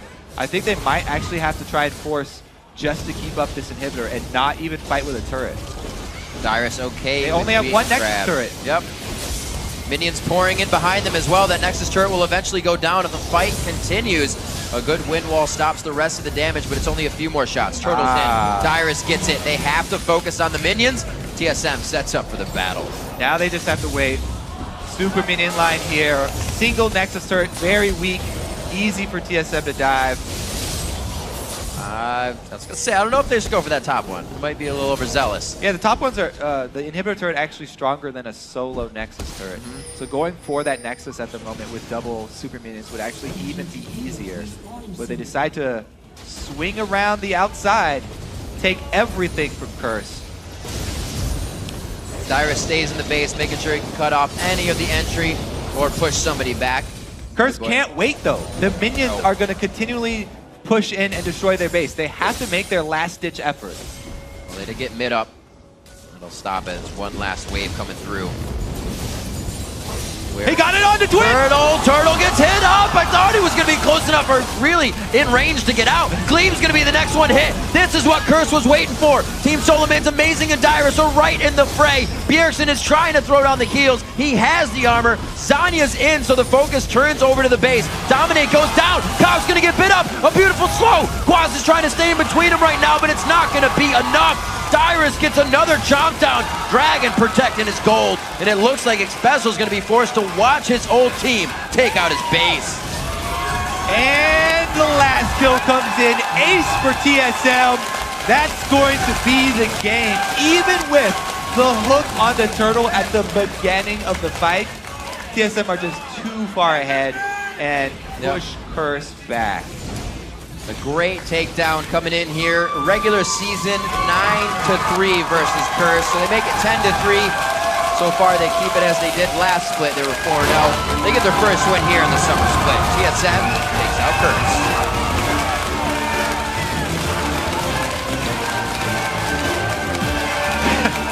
Congratulating Turtle, even though he was the recipient of many a death sentence from his old lane partner. Xpecial definitely had some good things to say. Best bait NA. Oh, wow! They don't get the hug. The handshakes. Handshakes. Indeed. Still cordial, at least. Absolutely. And looking at that game, it was a very good game of back and forth. But it has to be said that we can see that both of these teams still have a few, turmoil mix-ups here in where they were doing and shot calling, what they were supposed to do at what time. Oh, yeah. The one time TSM was going down mid and everybody was kind of just running in circles like, what's going to happen? It was an exciting game. Yes. It was definitely, there were a lot of mistakes, though. Yep. So definitely a lot to improve on for both teams. They will be looking back over this one. Great play again coming in from Voidboy. That Yasuo will pick up again, trying to put the team on his back, and it came out strong. being shut down to the mid lane from Starcall from Bjergsen, and still Voyboy going back, getting what he needed to, and still being a formidable opponent throughout that game. This has got to start wearing on Curse. Again, second time. They've almost had a comeback. They get behind. They make all the right steps to get back in this game. They capitalize on these mistakes, and then they fall short. They almost were on the road to another a comeback victory, and they couldn't do it yet again. That's 2 times. It's going to be something that obviously they work on. They said they're doing really, really well in scrims. How do you get that to translate? A lot of teams have said that before, and it's kind of just a lost no man's land between there that you have to figure out yourself as a team. It always worries me when the teams are talking about how well they do in scrims, because it just makes me think that they're using more in scrims than they should be, and they've pretty much shown everything that's good. They're like, yes, we keep winning in scrims with X, X, and X strategies. Then all the teams that they're beating in these scrims, are like, these are their best strategies, and they're working to come up with counters to those. By the time you get into the LCS games, people are prepared, they know what to expect, and it seems to fall apart for a lot of the teams that do have that scrim success. Yeah, a strong pickup, I think, in Champion Select by Team Solo Mid here as well. To control the game, the Soraka pickup shut down a lot of the early assassination that Curse would have gotten. That pickup from Bjergsen, something we don't see a lot in the LCS from him. Maybe he'll play it in solo queue, but that was a very well-played Soraka. And his build, early on guard, recipe, Morella Namicons for more cooldown reduction and Grievous Wounds onto Mundo, and then into the Rylai's. Just such strong teamfight control coming from Bjergsen. They even tried to focus him one time instead of Turtle. Right.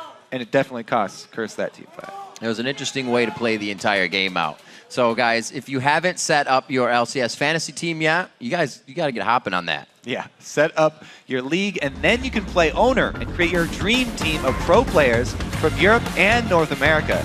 Each week, you rack up points based on the actual LCS games, giving you a whole new reason to celebrate each First Blood, Smash Turret, and Creep Kill as you compete against your friends. Head to fantasy.loesports.com for all of the details. It's pretty fun. Got our own teams going on. Oh, I'm it's sure fun. everybody does, and it makes it so much more fun to watch, and I'm sure everybody's chomping at the bit at these games happen, and it gets a little bit louder as you're watching with friends. Yeah, you take it real seriously until your team starts losing, and you're like, yeah, it's okay. It's just fantasy. Absolutely. But with this game, we see that Curse, they can and always will be a team that comes back when they're down on gold. But how can they finish after that? Seems to be. I mean, they did everything in their power. They definitely were a lot of things that they could work on. Vision control, a couple of calls there. Focus during team fights seemed to be a pretty big issue too. I gotta say, even with the loss of Kobe, for both teams, I'm excited to see what's to come because, like I said, it was a pretty good game, and with the mistakes that were made, can be fixed quite easily. So now for more on TSM's victory, let's send it over to the guys at the analyst desk. Thanks very much, Riv. I want to welcome Glebe and Bjergsen to the desk. You guys both added this year to the roster, actually. It seems you guys are improving over time. So, 50-minute game, pretty close overall. Glebe, why aren't you flashing in front of hooks to save Turtle? I don't know, man. Like, our... It's a tricky game. Yeah. It's a tricky game. I mean, talk to me a little bit about how you guys were coming back after you pretty much had control and then ended up losing a little bit of control of the game. How was your talking to the team? Okay, so we had pretty good control early, and then we went a little bit too far up, and they did a really good job punishing us for mispositioning, and then they won a team fight like pretty decisively. They got 2 Barons in a row, and we're getting back like into the game. But basically, we just needed to keep cool and like reset at that point because our comp was a lot stronger at fighting 5v5, and they were almost all AD. So as long as we were able to just group up and keep Twitch alive, or even if Twitch didn't live, Soraka and everyone else did so much consistent magic damage that we could just win team fights together. And so did you know that really coming in? Like, because it seemed like after about 20 minutes in, you guys had control. A lot of the turrets were down, and you took the game pretty slowly. There weren't any like really long, prolonged sieges. It seemed to be around Baron. Did you know that like super late game, your team fights would carry you? Yeah, when we picked Soraka and Twitch, we were just going for like late game team fights. Twitch is really, really bad at sieging turrets, so with that kind of pick, we just had to go for team fights and just get vision control around objectives, because if we walked up to try to take a tower, it just puts Twitch in a really vulnerable position. Yeah, and there was a lot of vulnerable Twitch in that game. Nick Special was getting a little bit of revenge every time we'd hook Wild Turtle. Bjergsen, I saw you smile a lot about that. It's strange with all the pressure on the new guys, amazing, and Glebe as well. With Turtle actually getting caught. Just give me your thoughts on the game. I think it puts of course not just as much, but it also puts a lot of pressure on the old players because we have a new roster. We need to prove ourselves. We need to be able to step it up. We're all, Darius, Turtle, and I are all feeling a lot of pressure too, and we really want to show the new guys, show the fans that our new lineup is just as good, and we can continue to improve with this new lineup. And I kind of have a personal curiosity because I've had this matchup discussion with a lot of players. The Soraka versus Yasuo. I've heard Skara call it a counter for Soraka. I've heard Boy say Yasuo does. How do you see the matchup? Because you had a good time with Soraka. It's such a strange matchup because I just feel like Yasuo is just pretty much useless against Soraka in teamfights because I think it's even a 3-second silence. And Yasuo's a very spammy champion. His Q is really his main damage source. And if he can't cast out while silenced, his damage just goes down by a lot. And you can heal the target that he's damaging, giving him like 130 armor or something. So I feel like in lane, it's fairly even. Yasuo with ganks can definitely set up ganks on Soraka because he's so mobile and he can set up the knock-up into an ult. But I feel like in teamfights, Yasuo just can't really do much against Soraka. Yeah, notice you actually were managing to silence him before he would ever get to ult. There was one, he got like a 4-man knock-up on you guys, and as he dashes in, it's like, well, you're silenced. And you guys all landed before he got to ulti. So that worked really well for you guys. Let's actually break down into a couple of replays, because you guys had a bunch of really fun teamfights. The first one, it's about 35 minutes into the game, if we can pull that one up on the screen. Mid lane, pretty explosive battle. This one does work well for you guys, if one of you wants to walk me through it. Yeah, sure. Right now, we're pretty much in a position where we say if Darius gets hooked, we'll still be able to win the fight. We get a lot of damage on Expression and the root, most importantly. Yasuo gets a knock-up on me, and I don't know, they just focus me really hard. And I managed to stay alive for a long time, which just lets Turtle do damage. So this is one of the fights where they focus me instead. They did get a lot of good CCs on me and stuff like that, but Soraka is really hard to focus. And that's why Soraka is such a strong champion, is that even if you focus her, she'll still be really useful and take a long time to kill. And I've actually had a lot of curiosity with Odd One and X Special departing from the team, how the shot calling is actually coming out. Glebe, I see you talking a lot, at least in the player games. Were you setting up anything vocally before that fight? Well, before, we were just like reminding each other what we need to do in fights, like what targets we need to protect, what we should be doing. Like when we have Soraka and Twitch, we can basically just kite back and have Soraka and Twitch shred everyone's MR and kill everybody. And we're just like reminding everyone what to do in the fights and make sure we know what we're doing, so we go in like with a plan. And then when the fight happens, is there a primary shot caller, or is it all just the groundwork you've laid beforehand? When we're actually fighting, a lot of people are talking. I'd say it's mostly Bjergsen, me, and Amazing right now, but everyone contributes, I think, a lot. Awesome. And actually, speaking of, you said everyone doing the right thing in team fights. I noticed with that being a good battle, the one we just saw, where Turtle was killing everyone, what's your job as a support to keep him alive and keep him on the right targets? When you're playing with Twitch, as a support, you usually just want to stand next to him and make sure he can get auto attacks off on anyone. Once he pops his ult, he can completely just kill a whole team. So if you're a support like Thresh or Zyra or anyone with AoE CC, you just want to lock down the people trying to get to Twitch and make sure he can sit back and get his auto attacks off with his ult. Okay. Well, we actually have one more replay. Actually, we want to have you guys walk us through. It's about 46 minutes into the game. Another team fight that you guys win. Glebe, if you want to take this one. All right. So we're just sitting mid right now, and then Boy jumps into us. He goes on me and Bjergsen, and before I die, I'm able to get my ult off. So even though I instantly die, Twitch is alive in the back, and he lives for a really long time before he actually dies. So he's able to get a ton of damage off in their backline. And even though he falls down, Darius and Amazing were able to clean up Cop, and from that point, we just finish off X Special and win the fight. Yeah, it sounds like you have a pretty good understanding of your overall team fight strengths right there, and that was the silence Bjergsen was talking about right onto Yasuo. Was that probably the turning point, final turning point in the game when you guys knew you had it? I would say so, yeah. Because after that, we forced them to have a lot of waves coming towards their base, and we also killed an inhibitor, I believe. And then they can't really defend the Baron, because we did kill Kha'Zix, but even if Kha'Zix was alone, they were going to have a really hard time defending Baron with all the waves and inhibitor or super creeps running towards their base. So I feel like that's the point where we actually were like, I think we can't throw it again. I think we're good. Yeah. It's been a tough first two games. You guys had a rough time against Cloud9 yesterday. Tough win over Curse here. With the new players, it's really hard for you guys to kind of gel. On a scale of 1 to 10, how gelled would you guys say you are right now for your maximum potential? Gel, I guess, is like how good we feel. Yeah, your synergy. How's your synergy doing? On a I scale feel of like 1 to 10. our synergy is pretty good. Especially me and Amazing have pretty good synergy already. I call for a lot of counter ganks, and he's usually there. If we didn't really happen as much this game, but usually in scrims we do really well together. And I feel like the team is just mashes really well overall. And we do a lot of things as a team to keep up the synergy, and we like go to the beach and stuff like that to like stay. Because the more you're friends, the more your synergy is gonna prove in game. Glebe, how's you and Turtle? We've been getting along really well. We've been dueling a lot, and then as like a duo lane, we just need to keep playing together and keep getting better. But things are going really well. All right, well, since you're here, guys, congratulations on your win. Thank you for your time. We'll be seeing you guys play 2 more games, both today and tomorrow. But we've got more stuff to do. We've only just scratched the surface of our games today. After the break, we'll jump into our next match between the 2 new teams of the LCS, Complexity and LMQ. Don't go anywhere.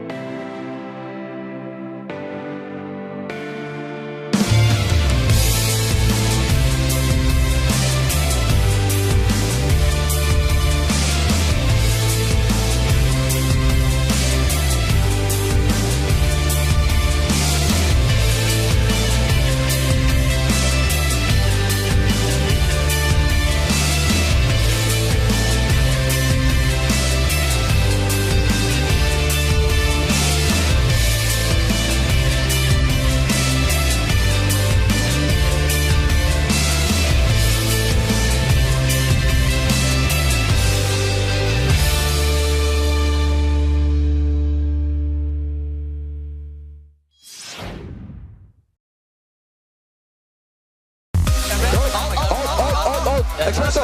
Espresso! Killing special. Field twitch, field twitch. I'm ulting. I'm rooting. Come. Good job. Nice. Alright, good. We can shove him in here. Or we can go Baron. Go Baron.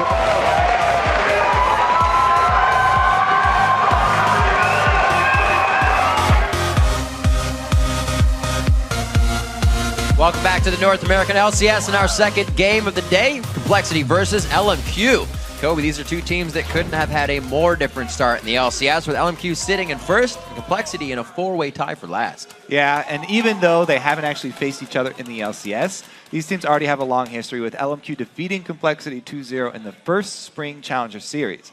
But yesterday, Complexity got picked off by a more coordinated Dignitas, and once they fell behind, we saw them playing with more desperation as players tried to get back into the game with big plays of their own, which did fail and then drop them further behind. hard experience to be in. You just tunnel right in. Meanwhile, LMQ looked amazing in their first 2 games, taking down a top-tier team that was CLG.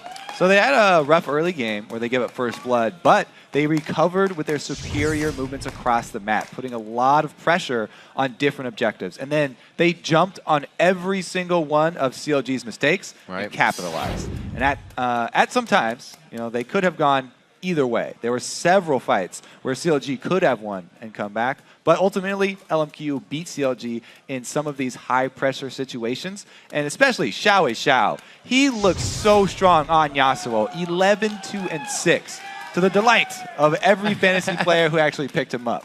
So true indeed. The plays to be made in the Baron Pit, and even more today. Let's check out the starting lineups. On the blue side, we've got Complexity. In the top lane is West Rice. Broken Shard in the jungle, Probably in mid lane. Robert X lead AD carry, and Bubba Dub as support. They couldn't figure out how to show the team because they were all doing the hands-in cheer. But on the red side, the camaraderie. Red side, we've got LMQ. Up top, they have Ackerman. In the jungle, No Name. Mid, Xiao. AD carry, Vasily. And supporting is Moore. There's everybody back in their box. Absolutely. So looking at the AD carries in this one, both of them fared well yesterday. Obviously, we said Complexity came out with a loss, but you can still do well during your loss. And that's Robert actually fared quite well. That's what you're looking for with a fantasy team. Someone who does well even in the losses. So that matchup in the bottom lane, if they do, I mean, when's the last time we saw a 2v2, though, unless it was 15 minutes in when turrets were already falling? Yeah, the bottom lane matchup, actually, Vasily looked really scary because he was able to play aggressively and extend pretty far up, and he didn't die in the first game on Lucian. So when he's able to have that kind of success and not have to pay for it, really, really good things happen for LMQ.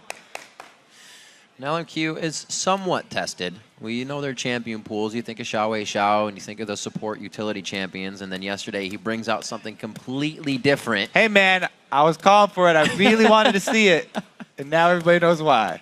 Everybody knows why, indeed. That was some good stuff. And you can't forget Ackerman's plays as well on Shyvana throughout the day were quite well. Everybody on LMQ holding their own, so this is definitely going to have to be, from the bat, a game of strong lanes for Complexity. They can't let go from the beginning. Ackerman impressed me in a different way because he wasn't one to take over the game, but he was put in this situation where he had to deal with a Jax who had gotten a pretty strong early game, which Jax doesn't usually do, as Shyvana, and he kept on playing with no fear.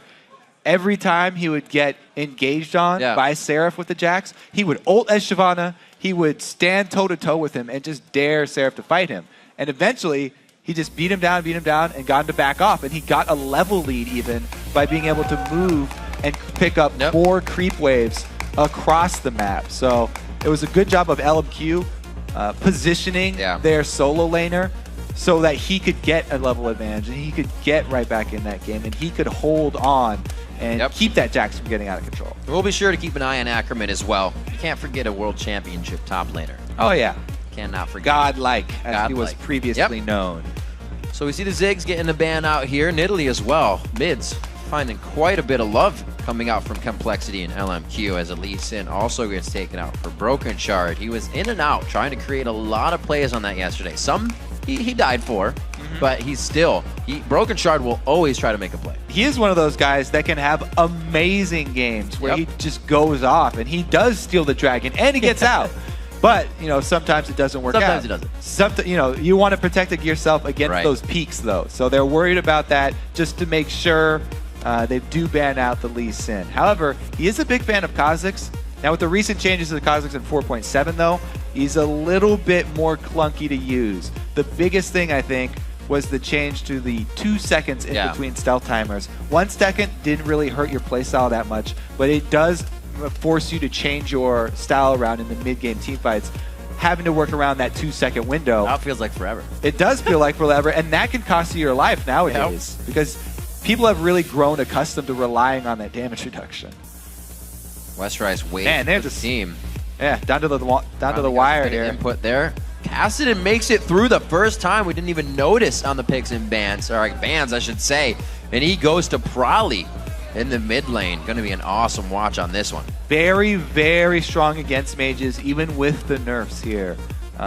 Kassadin, very, very strong going into any mage late game, actually. That's why he's been banned out so often across all different regions. He still has that power. Yep. After the rework. He's amazing at chasing people down as well, 4 kills. Now, that being said, his shield doesn't protect him at all against attack damage. So you can run different damage types into him and have success. Or you could do something like Soraka. We just saw Soraka have great teamfight success. And LMQ are definitely still very strong team fighters. Yep. And definitely do like those types of team comps. Ackerman getting 2 games in a row on Shyvana. He's already taking that for himself. LMQ feels like they're not going to really need anything Call would feel they need to pick. So they're all right picking support and top. We see Robert actually taking Lucian to come out. Kind of fits his play style of aggression. So Lucian and Twitch, top 2 AD carries. We'll probably see the Twitch picked up as well for Vasily, but shows something that Robert actually favors Lucian over the Twitch. Maybe they do have a plan with dealing with this Twitch because they already have 2 assassins and they feel like that's enough for them. If Vasily picks up Twitch, they feel like they can get back to that back line and destroy him even if Thresh is there to try and protect. Could be working around that. Meanwhile, he did also pick up that Kazakhstan I was talking about for a long time with Broken Shard. It was definitely one of his favorites, as it was every jungler's favorites back before he was changed. We'll see how he can work around the new style timer, and the isolation damage is much harder to come by nowadays as well. Still figuring out the jungle they want for No Name. Looks like he might be locking in that Elise as it makes it through as well. Another Twitch to Lucian game. Like I said, I really would love to see these AD carries match up in it. Doublelift has sung the praises of Vasily and playing against him and watching him play, that there are even a few tips and tricks that he's learned himself. So very high caliber player in the AD carry sense, a marksman if you will. Last pick is left for mid on LMQ. Xiao able to round out the composition. His Complexity now waits to lock in the final 2. Like you said, a bit of assassin here. So what are they going to do to round out the composition with some beef? Yeah, they got to be looking at, they have to be expecting that Twitch, so they know, okay, we're probably going to be running into this AoE, very strong 5v5 composition from LMQ. What are we going to deal with that? Are we going to split push, just go heavy assassination, take him out at the beginning? Even if you do that, it's pretty hard sometimes, depending on what kind of peel LMQ can come up with. So we'll have to see here, Complexity. Will they pick a split pushing top laner? Because Westrise, he can. Ooh, he's got a very large pool. Let's say he uses some different champions that a lot of other top laners do not use. Now the question is this Malphite going to be a Magic Pen Malphite for blowing up Twitch with just his ulti combo, or is it going to be a Trinity Force Malphite, right. Remember, or is it going to be full tank here? Wicked played that at the playoffs way back when. Played it to great effect as well, kind of mixing up the damage and tricking out your opponent. I do like the idea, though, because, as I said, with already Kassadin and Kha'Zix, they have assassination potential. They got to expect a Twitch pick after they pick Lucian. So saving that Malphite until the end after Twitch is already locked in, Malphite, that is the guy you want if you're looking to just blow somebody up. So they have a great combo. 3-man dive there. Just explode Vasily at the beginning of the game. But LMQ going the exact same strategy we just saw TSM employ. Mention Soraka? I did mention Soraka. They are able to save that till the last pick. 2 seconds, locked in. This is pretty much going to be the exact same story, except Complexity have a few more tools as far as diving is concerned. We'll see if Westrise can actually be the difference in this matchup. Be our first Malphite here in the summer split that we'll be seeing. Looks like he still wants to run teleport on that. A few changes recently to Malphite, kind of make him fun in lane. A little bit less cost on that brutal strike, so you can get your lane pushed up and control it. We'll see how Westrise plays it. Like you said, a big champion pool, so it's kind of unknown commodity is what kind of playstyle he's going to go with coming out on that. Yep. Last time he was up against Ackerman, and Ackerman was favoring the Mundo. Westrise came out with the Garen counter that surprised everybody and didn't actually work, but still surprised. Sounded pretty cool. Sometimes it'll work. You just got to get the right game. The game's about to go live, so we're going to take a look at this one. The voting from LOLesports.com says that 88% of you think LMQ will come out on top. I think that's our highest now, 2% more than the last vote. Gonna be big. Remember to share your in-game predictions by tweeting at LOL Esports. Use the hashtag COLWin or LMQWin as we go throughout the game to root for your team. Gonna see if big plays can be coming in here. Bubba Dub on the end. I just gotta give a thumbs up to that mustache. Awesome. That is an awesome mustache. Always love to see it. West Rice very patiently waiting to get into this game. He looks ready and raring to go. A bit of communication between Broken Shard and the rest of the team. He's shaking a lot. Yep. Just trying to keep warm, though. That's what he's Copper fine. used to do. He Copper is always a do like hand-leg dance. Yeah, it's not always because they're extremely nervous here. West Rice is one of the most seasoned League of Legends players on the planet. He's First finals, he's man. right up there with Dyrus. We've All played the the way game back. for just as long. He's been in the competitive scene for as long as there's been a competitive scene for League of Legends. And it's great to see that these players filter back in as well. He never really went down. He always stayed at the top level. He was on teams, always trying to make it, getting very close, and it was just kind of like that thread every time. But now that they're back in, the motivation is there. The call name is back into the LCS League, and they're looking to make an impact here. Crowley getting his Kassadin banned out from a Ziggs. He gets that because they thought the Ziggs was that much terror that he now gets this. And we have to remember the first time he made his debut for Complexity in the LCS way back when, he brought out Annie because he said he thought it would be fun. Kassadin should be fun. He's a pretty fun champion. Absolutely. However, early laning phase, not so fun. Soraka is a great champion at shoving. Kassadin, one of his biggest weaknesses is being shoved in. Always has been, still is. It's a little bit less so because he gets so much more damage out of his W than he used to, but it still is a decent problem for him. There's some movement. Now, with that W, he can CS much easier under turrets now than he used to be able to. We'll see how Prolly actually fares. It's going to depend a lot on jungle pressure. If junglers have to show early in this game, then Xiao Xiao will have an easier time shoving up and being extremely aggressive versus Prolly. But if the junglers do get time to farm jungle and get back in the fog of war, pose that threat to the mid lane, then it should even it up and relieve a lot of pressure from Prolly. That makes me expect LMQ might want to swap around some things. Slowly waiting. Not too many forward wards. Everybody's placing them on their own side this time. A little bit less than what we usually see. And it looks like LMQ and Complexity are going to stay on their own sides. First of the first. I can't even say many because I figure every team is going to be invading each other as we have seen lately. So LMQ getting a fresh start as well as Complexity. The lanes will not be swapped. I like it. All right, so regular jungle path here as well for both junglers.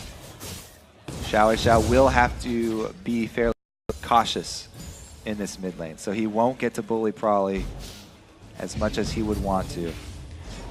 See that magic shield comes out, Xiao Xiao goes for the banana attack instead of the star call. Bananas will get right through your shield. There it is, getting a little bit on, making sure he doesn't grab the aggro. This will be a fun lane to watch, that shield coming back up every so often, but you can see how much Prolly is missing out on mana. He's going to get that damage down, but the level 2 comes from fast star call, and he's going to be right up to his turret. Not fun times for Kassadin. Great play by Xiao Xiao on the aggression. All right. Meanwhile, top lane, we've got a Malphite starting Crystalline Flask for West Rice. Knowing that he's going to try and sustain in that lane versus Shyvana. It's going okay so far. He will have the experience advantage there for Ackerman because he's got the wave slightly in his favor. West Rice, though, doesn't want to push up because he can't really pressure Ackerman at this point in the game, and he doesn't want to have to worry too much about Elise. That's actually a great counter to think of. Burnout goes on, you steal it with the movement shard, you get a little bit more, and you're out of there. Slows down Shyvana on the engage. Let's see if he plays that to get himself out of sticky situations. No Name is going to be a good gank in that lane if they can get to it. Break that shield to West Rice. Probably still taking a good bit of damage in mid. Crystalline Flask for him as he knows it's inevitable that he will be taking star calls. Broken Shard, show him some presence. There it is. Nice job, Xiao Xiao. Yep. Get that 5 CS or so back that he's down on Prolly's side. That's why he has to play defensively here, and he does pay off for him. Doesn't go down. West Rice, by the way, for this Malphite, he's running Hybrid Penetration. Helps him out in the laning phase, because he does have significant sources Taking of so both much minion damage. but that's not going to help. Wow. No Ignite, my friend. No Ignite. He does get Flash traded, though, so not a bad Flash from Ackerman, because he's still got West Rice's Flash out, and he forces West Rice to back and use his teleport. That was crazy. Thought he was going to die to the minions in the first place. No Name now taking the same entrance that we had coming in for Broken Shard. Very far up. Probably does have the Flash. He has Ignite, though. On the other side, it's not a heal. He has to use that Flash. They do get in range. The red buff is on, but they're not able to get through enough of the shield to get below 200 HP. And Broken Shard's right in the back pocket. Yeah, Xiao Xiao actually used his Flash in that as well. So even though Prolly was the recipient of the gank, after he returns, you know, yeah, he misses out on a minion wave, but Summoner spells equalized there. And Xiao Xiao didn't really have kill potential. Flashing in Soraka like that, not close enough to get a lot of damage done. Oh, very nice pullback by Robert X. Lee. A very nice sidestep is winning them this lane. The Ignite's ticking. One more. First blood. Bubba Dub. And he pays for hooking the minion there. Bubba Dub comes up pretty big. Zyra does very well against Thresh. Can harass him because she can work around minion waves and hide behind them.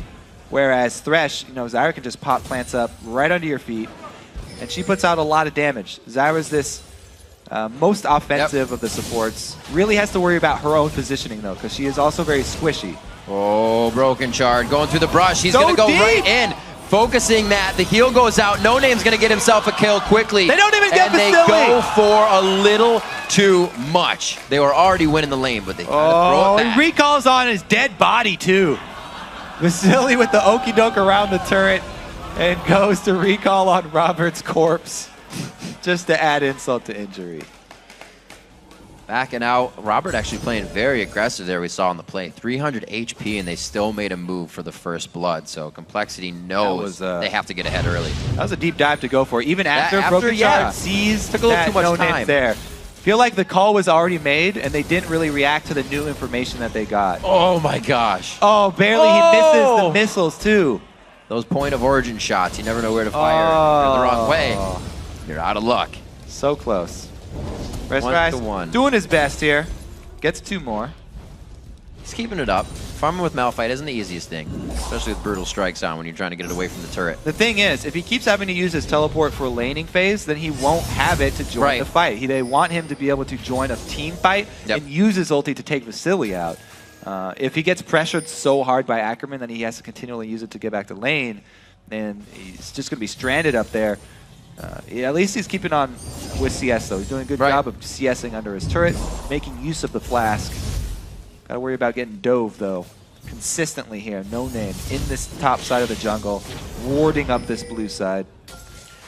Oh, Deja Vu from the bottom lane now. Broken Shard might be able to find No Name now on the top side Tri-Brush, but he stays back, it seems.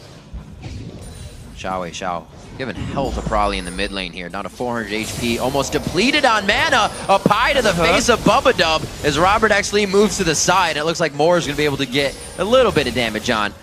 Nice dash over with the Lantern allows for another few shots coming out from Vasily. Great takeout. Broken Shard able to get that smite down and steal the blue. Good exchange. Steal it. Really interesting exchanges down in that bottom lane. Right. I'm definitely impressed by Complexity's bottom lane. Robert X. Lee always has been a very strong Challenger League AD carry. Now that he's finally gotten into the LCS, he keeps on talking about how he wants to prove himself against these elite LCS AD carries, and he got the taste. He wants to show how good he is. Had the taste with EG. Has a few gameplays as they doing a great job so far. You know, he was really able to wait until he had enough money for his BF sword to time his back, so that he's going to come back with some very powerful trades this time around. Vasily and Moore will have to be a little bit more careful, because Robert can definitely punish them, and any all-ins will probably go his way. That's why they're backing off to purchase now. A lot of plays like that are going to make, maybe not, but could cause Bubba Dub to position a lot differently. If Moore keeps hitting hooks, they're not going to want to get as close as they are for these engages. Broken Shard picking up his red. They're going to continue. Yeah, both of the supports that you're talking about, by the way, have Ignite. They're looking for kills, so... Yeah. Everybody in that bottom lane very aggressive. Seen quite a bit of exhaust lately actually coming out for these assassins. Meanwhile, the ward coverage has been kept up very nicely by Complexity in this bottom side. Not only do they have the river, but also side bush coverage. It's very important in this matchup.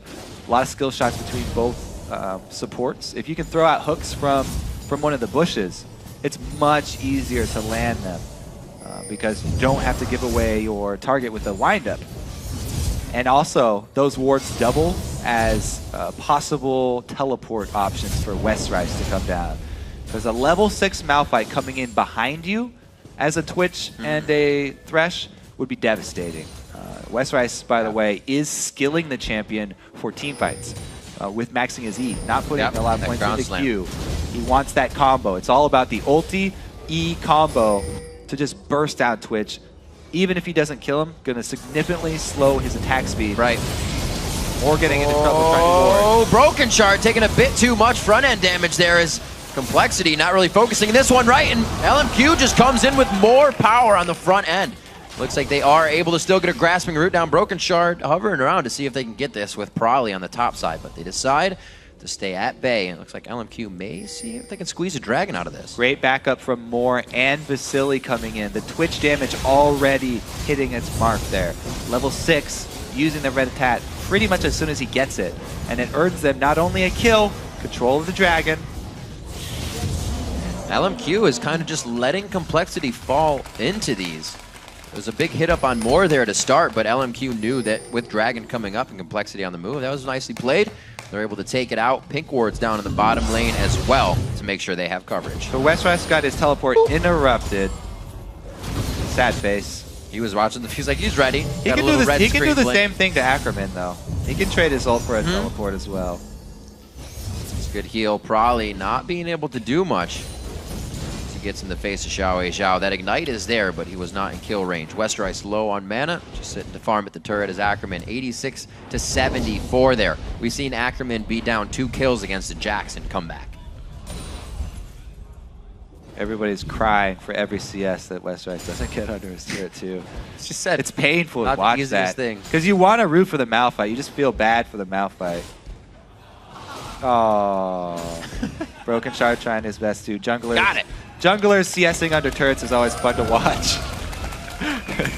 Slow but sure. Slows his attack speed. Ah, that's going to help his turret a little bit. But man, he's really wearing on this one. Ackerman's getting a lot of work done. Pretty soon, that global gold as well as extra room to work with for LMQ will come into play. They already have the superior team fight with the Soraka plus Twitch combo, but they're also going to have the global gold and the second dragon timer. They have the exact timer for second dragon. Very close damage on that bottom turret. It would actually help Complexity if they could get that turret down, because then there would be really no escape but the mid lane for LMQ on a dragon fight. A lot of non-roaming going on. You'd think Probably would be out and about trying to kill right now, but good ward coverage from LMQ on both sides of mid, and like we said, Pink Ward's in the bottom lane is really preventing that. The 1-2 kind of steps back before he gets all the damage out that he wanted. Oh, just walked out of range. Doesn't get the full lantern grab. Vasily takes a lot, though. Going back, Broken Shard's in a bad spot. Throws on the ultimate. Bubba now in the front line. Broken Shard now being forced to kite out of the fight as Robert actually, the fadeaway calling, isn't able to pick anybody up. Probably comes in. May have enough to zero out Vasily. He hides himself. He will live from the ignite tick. Ackerman going in hard in the fight as he gets the teleport in. The teleport is down for Westrice, and he's forced to push the top lane. That might just be it. That just might be too much to come back from here. That was a giant lead for LMQ. Let's take a look at this. They get the... Oh, no! More flashes before No Name takes the lantern. Right. So No Name has to just walk in. A little bit of miscommunication there. Not quite on the same page. But hey, we had Ackerman, who was not next to Westrice. There was no hope for Westrice to even interrupt him because Ackerman was not in the vicinity. So they get their top laner down here, and Probably goes for the kill onto Vasily. Not only does he not get it, though, kills on the exit path, and also baits in Robert as well. Yeah. So it's a 4-man death, and the turret going down.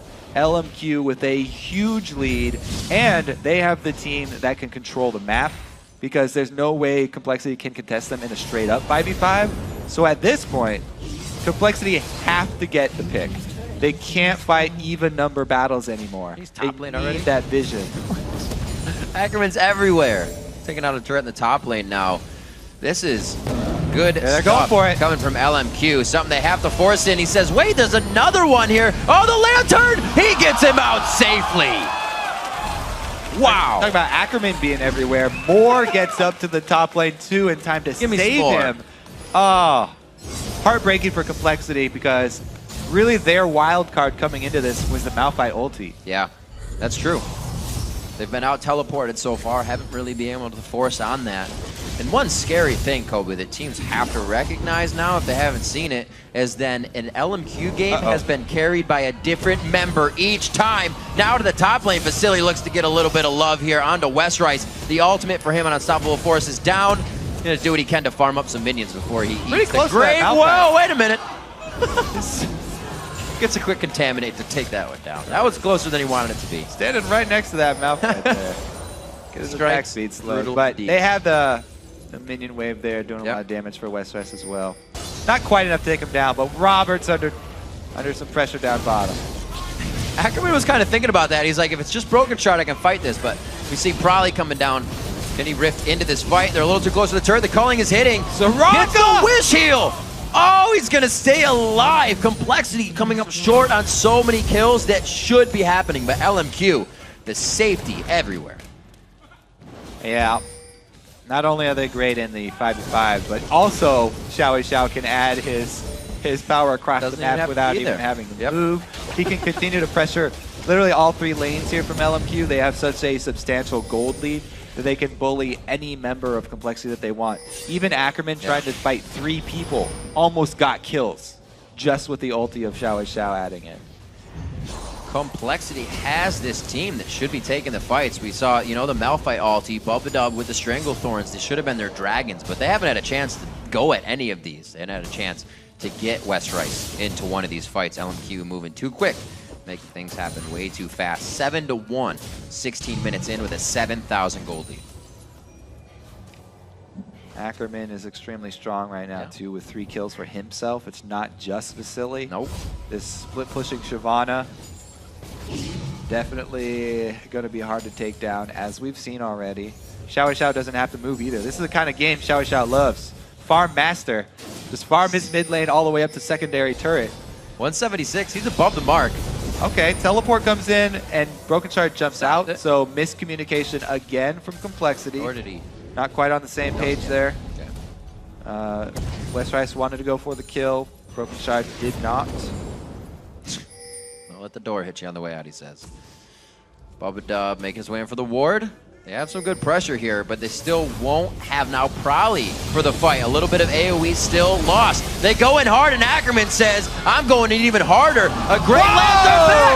Westrice gets down finally to the fight. This is what we were talking about. Bubba can't follow up. He tries to get a good Stranglethorn down, and now, like you said, the protection comes in. Robert's already too far from the fight. He knew it was dangerous. LMQ takes position again for Dragon. Nice ulti there from Westrice. Making his way up to the bottom lane. However, coming in. After that fight trading 1-for-1, because they sustained more damage and their AD carry is not only low on HP but also mana, they cannot contest this dragon. So, hey, they made it a 1-for-1 in the end. However, they also lost the dragon. And Vasily gets a solo kill onto the Kassadin. That should not happen. Crazy how much LMQ, as all the players themselves, initiate these things. They know what they can do, they know what they can get themselves into, and they decide to throw a party for Robert in the bottom lane real quick. Yeah. This is basically... They're playing inside. Let's see how this happened here, because probably... Oh, so yeah, he wrist walks in. That's the only... Oh. Yep. Blade of the Rune King immediately. That didn't work. That is not Vasily being aggressive. That is probably being aggressive there. Wanted that CS a little too much. And now LMQ basically can push wherever they want to. So it's really up to Complexity to use this time to think about what they're going to change because their beginning for this LCS has not turned out very well for them. They knew, though, coming into this, that they were going to sustain some losses in the beginning. Yeah. They said it in their video. There were inevitable losses that would come at the beginning, and they are hoping to learn from all the losses that they do sustain. Right. So as long as they're able to take away lessons from each of these games, then they're sort of going according to plan, and they can look more towards the end of the split to have an impact. You know, with Kassadin being left up the first time, maybe they thought that was less of a threat. If Probably would take that, and they kind of bait him into that pick. Because right now, he's yet to finish on his Rod of Ages. Almost 100 CS behind in that lane. Xiao, I think he knew what he was doing in that lane.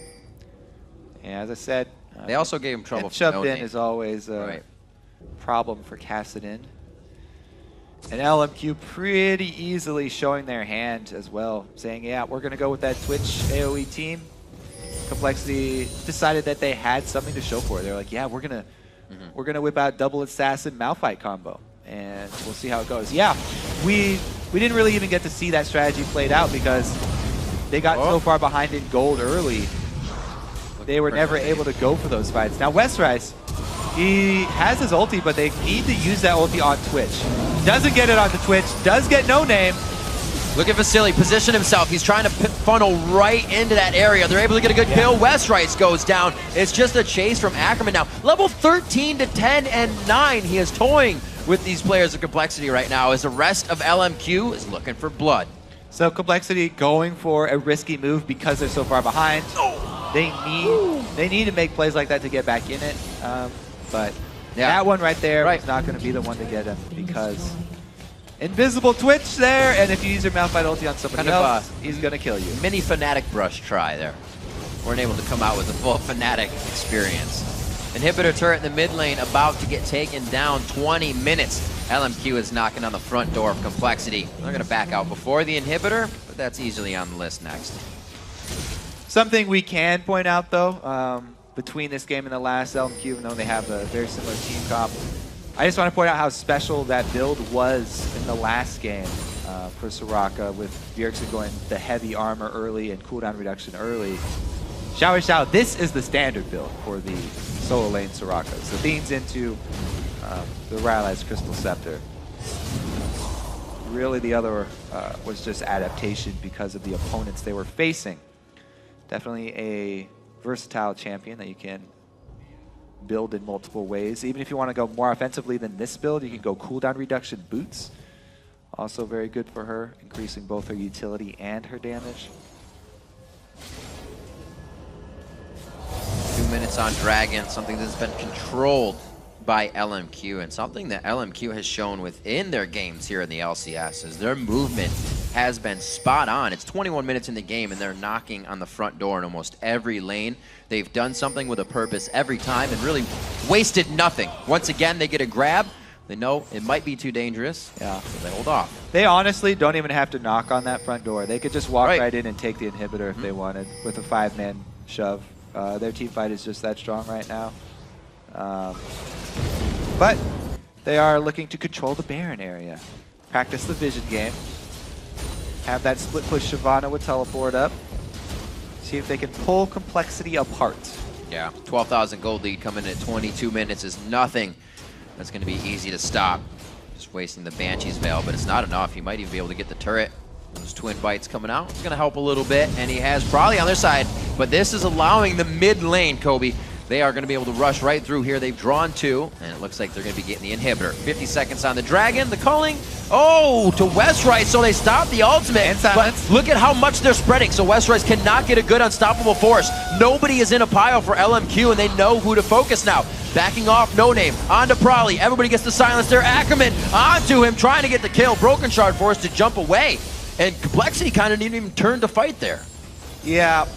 That's pretty much what's going to happen if they come in sporadically like that. Also, by the way, the Xiao silences on Westrice right after the hook. They don't want to let him have a window. Once he was out of the stun from the hook and out of the silence, everyone's so spread out, and no damage from Complexity would have been able to follow up Vasily. Even though Vasily opened in range of a Malphite ulti, there's no damage there. Here's the damage. Huzzah! Whoa, where'd Prolly come from? He's like, okay, like Robert X number just 2. hatched a Prolly, and it looks like they are going to be burning. out of that one. The venom, the poison, and he's dead. Oh. That's the aggressive Vasily everyone knows and loves. Goes for the ambush onto a single target. LMQ maybe falling apart a little bit here. Step. Everybody getting a little greedy on LMQ. This is the point I was just talking about. They were doing things that worked. Now they're wasting a little bit of time. Now they're losing 3 ground here. across the map? No, only 2. Moore's pretty tanky. It's a small window, though. It's pretty big. I mean, every kill when you are behind like that does mean a lot more. Yeah. Not only for any sprees that you could take down, which they got off Vasily, but also because bonus experience. But still, only 2 is not going to be enough to get them right back in this. Still, LMQ showing that they do get a little bit lazy when they get it so far ahead like this. Xiao 3 levels higher than Prolly right now. Level 15, the only one in the game. Ackerman's close at 14 along with Westrice, but these guys are able to have a field day right now. Prolly doing a good job at securing the blue. It's going to be necessary if he wants to stay alive in these fights and get any assassinations down on Vasily. Double pink ward, pretty big pickup for complexity there, being able to clear that out. However, they have mid lane down. Malphite not the best of minion wave clears, but it's going to be decent. He has substantial mana with the Glacial Shroud right there. See what he can do. Dragon's going to be taken down. Not yet worth max gold, but I don't even think they need this gold. They're so far ahead in this game. It looks like they're only going to get that much more. Bottom lane is one that they need to push. They were able to draw complexity with 2 members, which means they might be out of sorts. Ackerman, come on, there we go. So they still want those team fights outside, even with this massive gold lead. As we said, they're still a little bit wary of just sieging up outside of a turret, because if Twitch shows himself, he'll be jumped on by Malphite, Kassadin, and Kha'Zix all at the same time, and it could be Complexity's window back into the game. So they don't want to give him that, playing it much safer, trying to control vision, draw them out into the map. The minion cheers. They've done their work. That was a struggle. That was a good fight there on that turret. Oh, that was close. He didn't know what was on the other side of Prolly, though, so a hook may have been quite dangerous. Looking here for Bubba Dub. They get it in.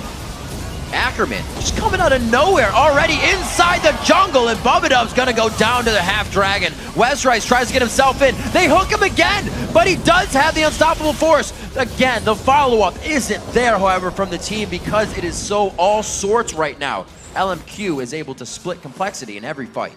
Vision control takes its toll there. Complexity drawn out of the base because they're trying to get some wards down around Baron, and LMQ do take advantage. Exactly what they were looking for. After they get the Baron buff, then they can actually go siege up a turret. Looks like they don't even have to, though. Broken Shard goes hard. The rest of the team may decide to go in here. Robert actually trying to get out. He's going to draw them right to Broken Shard. This may be a follow-up kill for him. The Rylus is going to get the slow on. 1 kill comes up. Do they have the range and the flash? Take it from Broken Shard. At least 1 HP on him. They lock it down. Great job coming out from Twitch's Tammin. Yeah, congratulations to LMQ. What a decisive game here. Coming out very strong. Trying to pull him. He's like, follow me this way. This is the way you want to go outside the base. 27 minutes, 18-5. LMQ, a very definitive push into the base. Getting a little scary here in Chaotic. Looks like they'll be safe enough to take down Westrice. No unstoppable force there. And LMQ being the unstoppable force here. 3-0 to look now on the summer split. Probably with one last infuse. No, Star Call and the Banana's going to do it. Robert X Lee on the Fountain. The Randuin, so they can't even get off with the home guards, and it looks like the Nexus turrets will be going down in 28 minutes. And they get the hook onto Broken Shard. A few more kills. Why not? They're going to be able to trade a few back for retribution kills. Robert X Lee ties his shoes on the Fountain, but he watches the Nexus go down for a 28-minute win here. LMQ over Complexity. Another 10-plus kill game here. Vasily 10-1.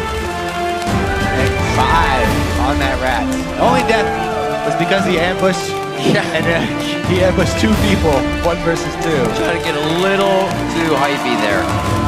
Again, a strong play. Does not look like they even went outside their own boundaries on that game. They're still playing well within their reach. They don't have to figure anything else out during the game. They've already got it planned, and it shows. These are definitively played at one game so far. Looks like Complexity have a rough road ahead of them. Absolutely. Of the two new teams coming in, LMQ definitely have taken the LCS by storm. 3-0 now at the top of the leaderboards. To be fair, they haven't played the top teams from last split yet, the top rated teams. So we will see how they stack up against the likes of Cloud9, against the likes of TSM later. And we do have to give Complexity credit, the early part of this game. Bubba getting first blood, the aggression. And it's not the first time. Even in Complexity's loss yesterday, we said Robert Exley and Bubba did great in the bottom lane. Lane phase, yeah. The laning phase they have goes a strong well. laning phase. But as soon as we even saw them get that one kill, it seemed like they almost got a little too excited. We're ahead of LMQ. Let's get something more. And then they started falling under the turret. And what they had almost fell away immediately. And jungler attention down there, too. No Name was there for a couple counter ganks and even just outright ganks, initiating them a couple times. So that can be played on. If people know that this bottom lane here for Complexity are confident and they are going to play aggressive sometimes, try and punish it. Got to remember Ackerman as well. Really fearless in his gameplay. I think it's a great word for it. Coming out strong, and I mentioned right before they broke out into a huge fight that it's been once Xiao, it's been once Vasily, and Ackerman and Vasily both played super well this game. Everybody in LMQ did, but it's always been a different person to carry the game. Yeah, That's it's easy to scary play for other without teams. fear when you're up against Malphite in lane phase, because not much. He's not going to kill you. He's not going to do teleport. much to you.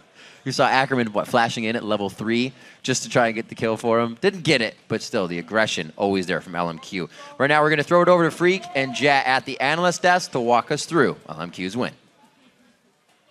Thank you very much, Riv. So another very commanding win for LMQ, 3-0 for them. They've really not looked back in any of these games. Yeah, I mean, we saw all the way from the challenger scene. There wasn't really a team that it came into the LCS with higher expectations. Yeah. Even when Cloud9 qualified, people were like, all right, they're going to be pretty good. A lot of people from LMQ were putting them near the top of the standings.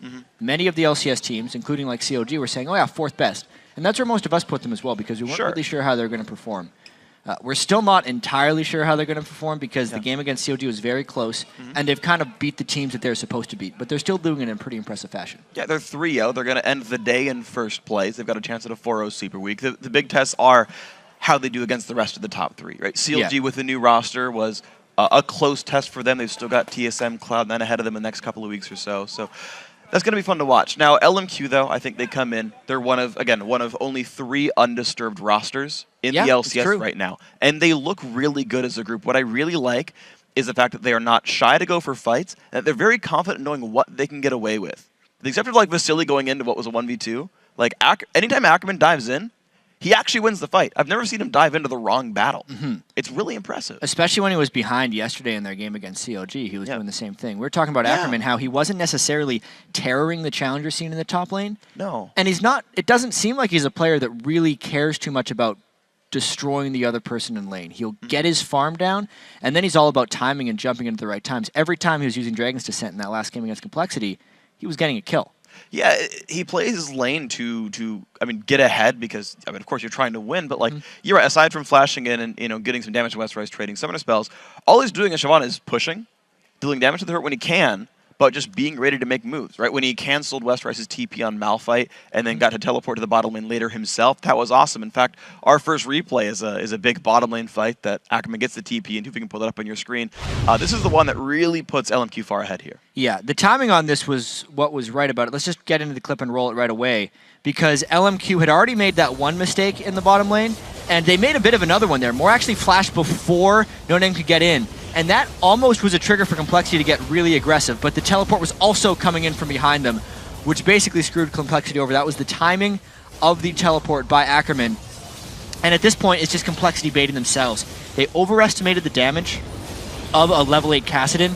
Kassadin really needs until the end of the game to start doing damage now after the current nerfs, and going in that early just gave Ackerman that triple kill, and he never looked back. Yeah, he thought he could one-shot Vasily, put the Ignite down, did everything. He actually like probably did roam out of mid before Xiaowei shouted. Like Soraka was still mid at that time, like was like killing minions. I watched the minimap there.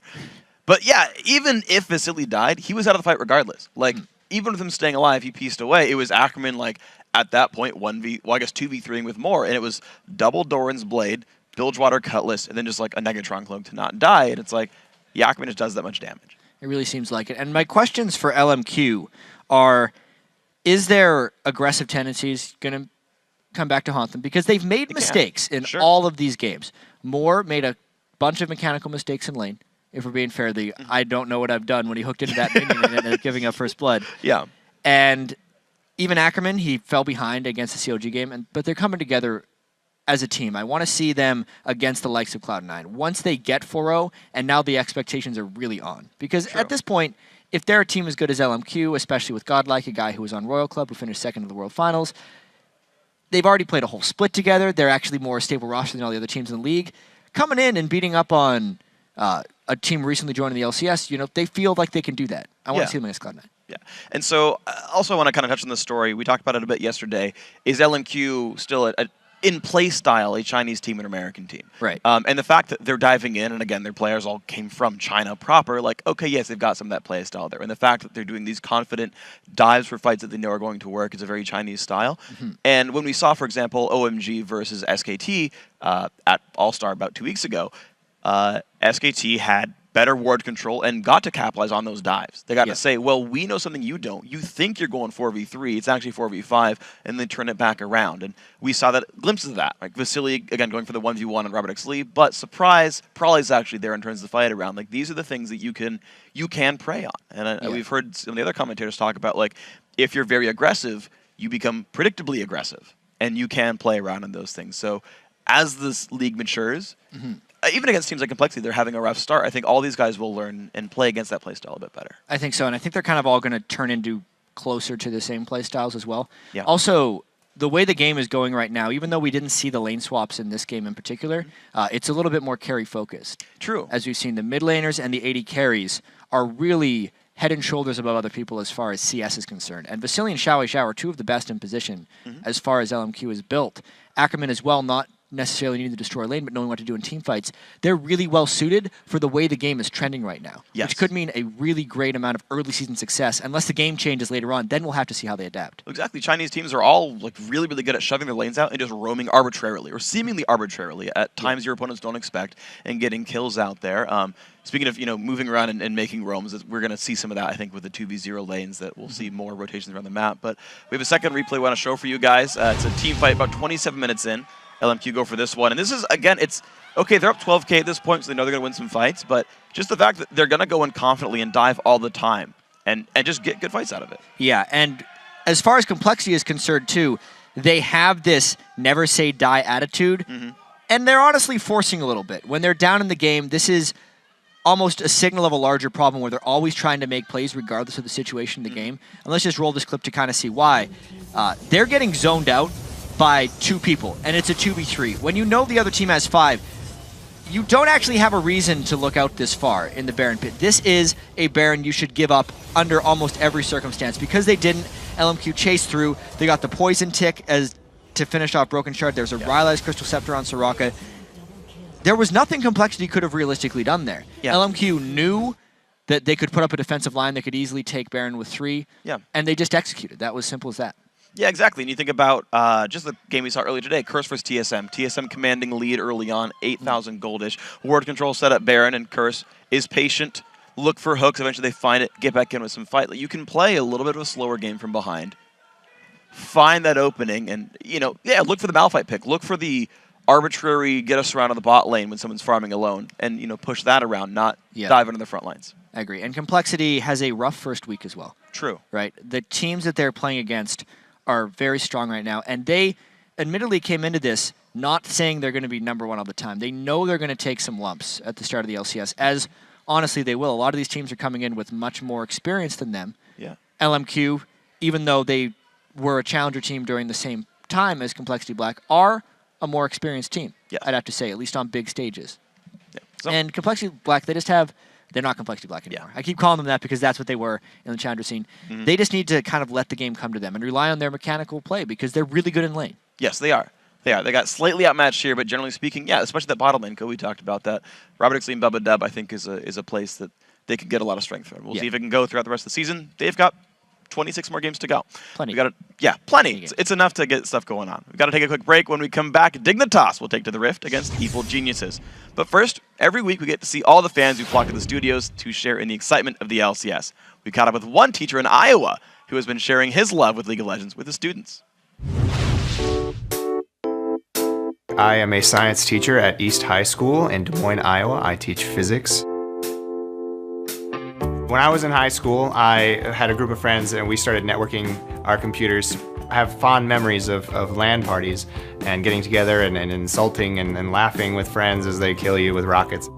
I wanted to find something that got kids together like my LAN parties did. My video, I made it to be posted on the Des Moines Public Schools homepage. I didn't think I would get this much attention. I love Mr. Lank. He was my teacher in freshman year. I didn't know he played League till like a couple years ago. Whenever I visit after school, it's really fun to talk to him because we always talk about League. He's a great teacher. He was amazing and he inspired me to actually get really into the science field. Most teachers don't know what League of Legends is about. When they hear me make announcements on the intercom, a lot of them just roll their eyes and say, well, what is this video gaming club? That being said, they all support it. And they understand that building connections, especially with our group of students, we have a lot of students who don't graduate from high school in this part of Des Moines. I wanted it to embrace both a motivating factor for schoolwork and having fun with friends and meeting people you might not talk to. There's a classic thought that video games are bad for schoolwork, and I'm trying to change that narrative with this club. If you have someone on your team who's terrible, do not insult me. I have feelings. I get sad when I'm told I'm a noob and I died to wraiths. Okay. So go! Charge! As the president, I am organizing these events. We actually started out with like 8 people from the beginning at just a student's house, and then 13, 20, 25, and I'm pretty sure there's 50 as we speak. So, really excited. I feel like the LAN parties here are a lot more like fun and connective. People coming from different places. We have students that did start off with Fs and that couldn't come to the very first couple LAN parties. I told Mr. Link that I was really excited to go to LAN party, and he checked my grades, and they were kind of failing. This club motivated me to the point where I knew that I had to come in. I had to raise my grades, so for past month and a half, I've been having to stay in after school. You can see the joy on their faces because they've been in my room for the last month working after school for this. His job is to make sure I'm doing good, and for me to let him down after he's done so much for us is something I'd feel embarrassed to say. I like to play, and I like to destroy my students with a Fiora ult or, kill them all with my Karthus. But where my actual heart lies, it's when they come in and they have an unstoppable smile on their face, and they're going to tell me, Mr. Lank, I have a passing grade in chemistry now, and I've got it.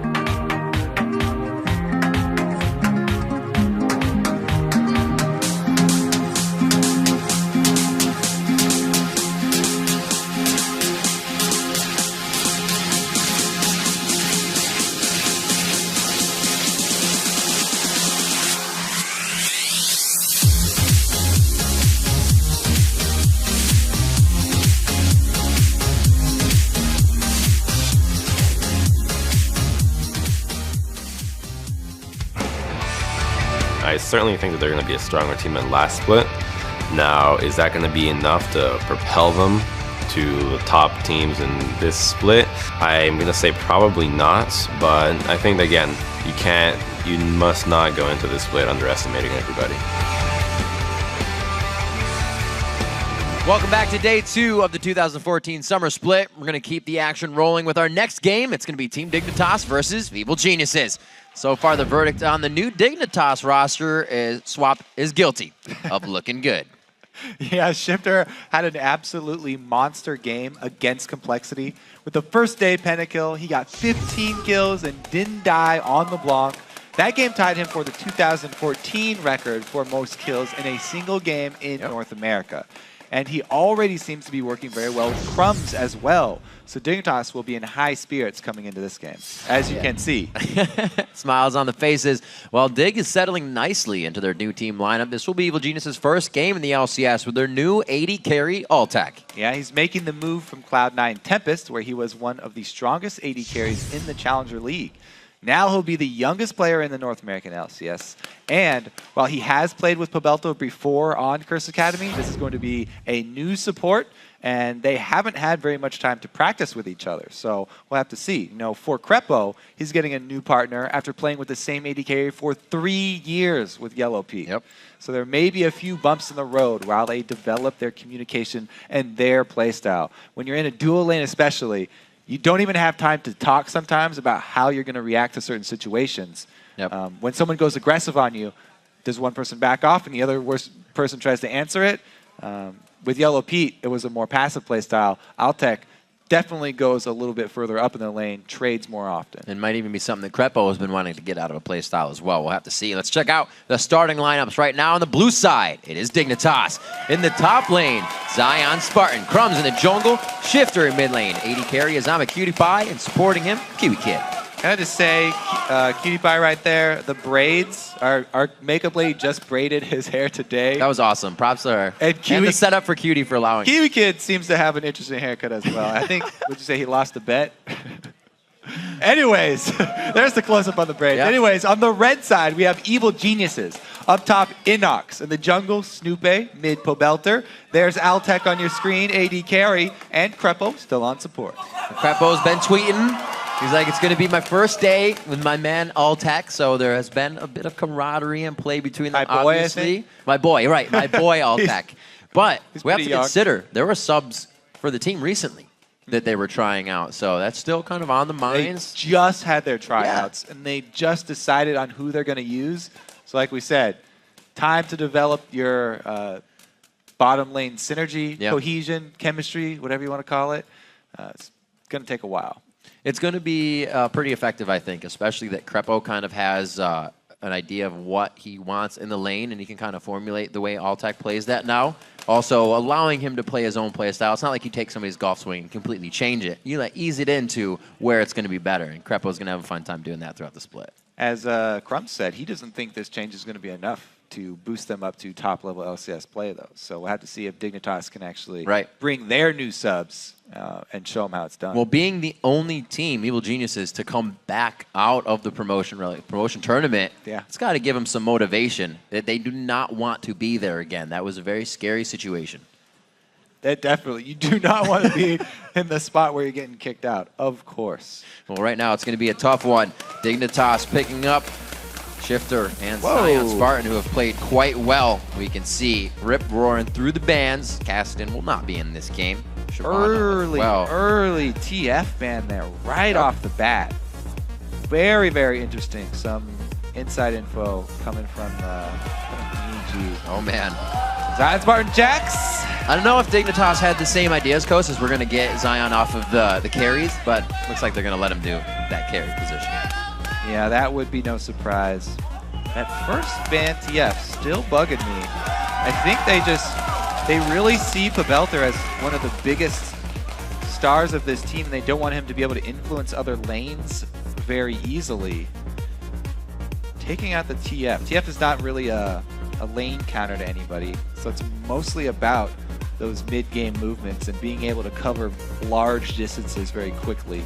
Having him on your team just makes any sort of movement very easy for you to pull off. and gives you a lot more pressure in the 2 side lanes. Maybe a possibility of they've been scrimming a TF Nocturne, something that they can cancel kind of with the TF. Could be banning out a specific strategy from scrims, you're right. Trying to find out who they can hit first. So far, it looks like Pobelter is going to be the one on that, but like we said, could be the overall strategy as Kha'Zix, again, looking to get some play time here on the second day of Super Week in the summer split. Inox looks like he'll be carrying top lane himself. He gets to carry with Lee Sin, so we're going to have a good fight if we get another lane matchup on all the lanes. Yeah, he'll be happy with that. He's been very outspoken about liking the carry junglers much more. Now, he could switch with Snoopy as well. He could be the Kha'Zix. He's used the top lane Kha'Zix already. So either of those 2 champions could go in either spot. However, Snoopy, he doesn't really come off as a Lee Sin player for jungle, so I expect it to be in Inox hands. And that being said, attack speed slows, always great against Jax. Meanwhile, Crumbs is pretty much left with Elise for his jungle. Not a bad thing. He really enjoys the champion as well. I haven't seen him use the heavy cooldown reduction new Elise since the changes, though. So that might be a good move by EG, putting Crumbs onto the newer Elise. Haven't seen him whip it out anytime recently. Lulu does get locked in. Most likely going to Shifter as we see the Thresh on the board. Pobelter, honestly, pretty decent Orianna. Overall, his general mechanics between his champion pool, which is quite large, is pretty big. He can play it just above that average to pro level. I don't know if he feels sure enough to pull this one into the game. Well, they do like him on more support mid laners that have shields of some kind so that they can make up for the lack of tank with Inox loving to play carry top laners. Orianna definitely does fill that role, allowing more resistances and shields from the ball. Plus, they have so many opportunities to actually get the Shockwave in there. Well, the way it's looking, though, they might want to use that Shockwave defensively because they don't have a lot of protection for Twitch. Just a kickback from Lee Sin and defensive Pobelter play. The West Rice shout-out. Hovering over the Malphite. There's the Elise getting locked in. Cutie Pie is going all the way to A to Z. And he'll finally lock something in. See what he wants for this game. No Cutie Pie, for a lot of his aggression, being able to control a lane quite well. And why not pull out the Draven? Talk about aggression. This lane gains a lot from playing very far up in the lane. Thresh, every single soul will be his, and Cutie Pie can stack up all of the adoration that he needs. Now, them running into a Twitch lane. Let's see what Krepo wants to run into Thresh here. Zyra has been a good choice. He's a really big fan of Morgana, though. And Morgana does as well provide similar things. She has pick potential as well as disengage. Little bit more shield there for Twitch. They can keep him safe from the Counter-Strike stun from Jax, so that would be huge for them, actually. Black Shield in this situation really does protect against all of the CC from Dig. Anything landing from good pickup Dig for safety. Could be nullified from a quick Black Shield from Krepo. Krepo has to be right on point, though, and target anybody who does get caught out. So they lock in this crowd control assassination team on the side of Evil Geniuses and just a well-rounded, in-your-face fight squad. The Draven being picked up, the Jax as well. A wild growth to go on the Jax as he jumps in. It's going to be a pretty big team fights. I like this matchup because both teams went with heavy damage top laners. You got Lee Sin, who's very strong at split pushing, and Jax as well. Lee Sin definitely has advantage early. We'll see if Inox can leverage that into some early power for EG. And that Alltech using the hand warmers already. He's a shoo-in. He knows what he's doing.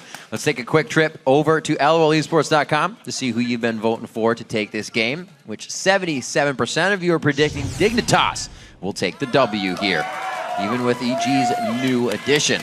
But you still have a chance. Yeah, and we will also be checking in later with the Twitter vote throughout this game. So send your picks by tweeting at LOLesports and using either the hashtag DIGWin or EG wins.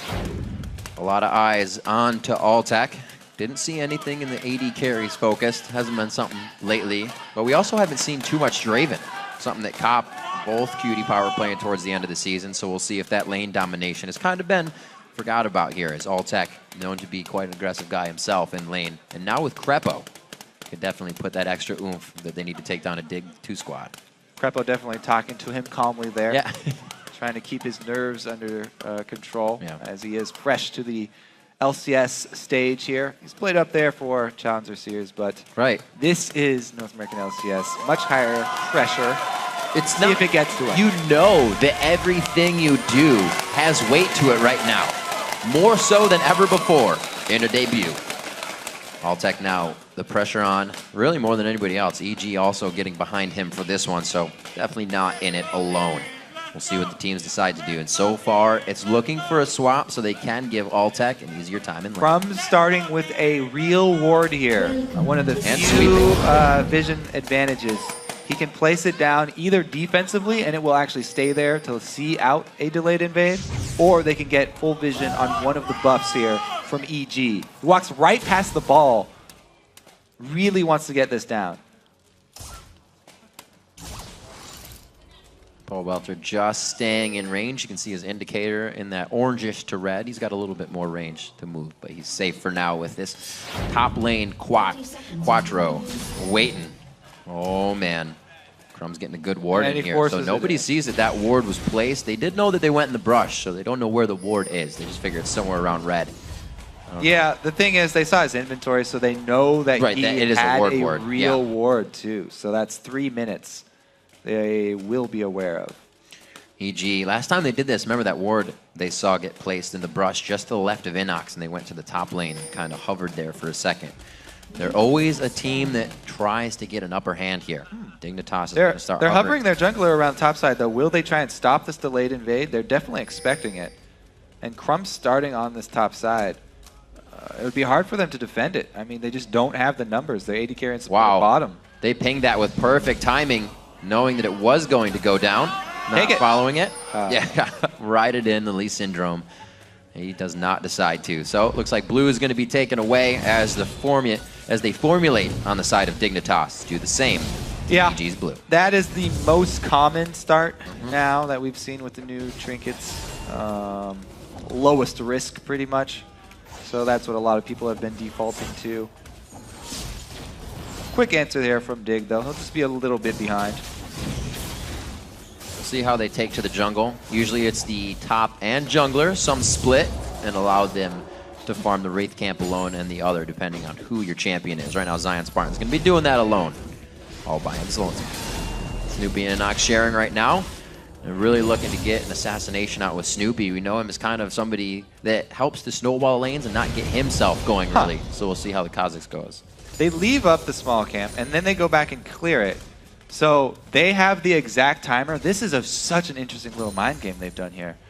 Dignitas, when they go see that camp is cleared, they'll assume it was immediately cleared and just go with the standard 7-minute, 10 seconds or whatever time for a respawn. However, because they left a small minion there for another 30 seconds or so, what was that, another 45 maybe even?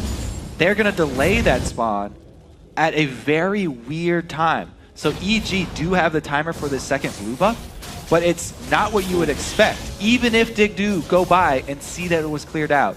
Very, very smart early jungle play right there. Teleport to the top lane by Zion. He's going to stay safe here. Quas did the same thing, and they're actually starting to fare well if they can keep enough vision and keep that opposing jungler out of the side.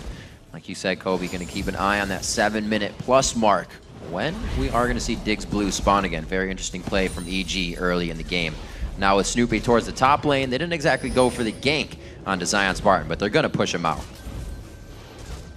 Decent damage to it. Just trying to zone him from the experience, though. That's what they'll get. It's all about the creep wave denial. Nice clear out. Crumbs brought the sweeper, as we said. Had a regular ward to start the game. A good glitter lance slow. Repel in, get the shield on. He's actually been polymorphed, so they get the crowd control a little stacked on top of each other there. They're still able to push Pole Belter out of lane. So because junglers showed top here for EG, Crumbs knew there would be no counter gank. However, they only get exhaust out. Still flash available for Pole Belter. Looks like Shifter behind just about a wave already. Ooh, what a Even though he's collapse. throwing out glitter lances. Snoopy from the backside. Inox is there as well. They got to be careful if Kiwi Kid gets a good play. It's going to be Zion Spartan with the upper hand here. Black Shield is already out of the fight. Inox is right in the middle, the #1 focus. Oh, Kiwi Kid picking up the kill for himself. Sloppy collapse from EG. They saw the shove mid and tried to answer it, but mismatched timings of everyone's arrival to the mid lane. So half the team running away while Inox is going in, they get caught up, and since Dignitas are all together, cohesive unit, they get the kill. Kiwi Kid lands the hook.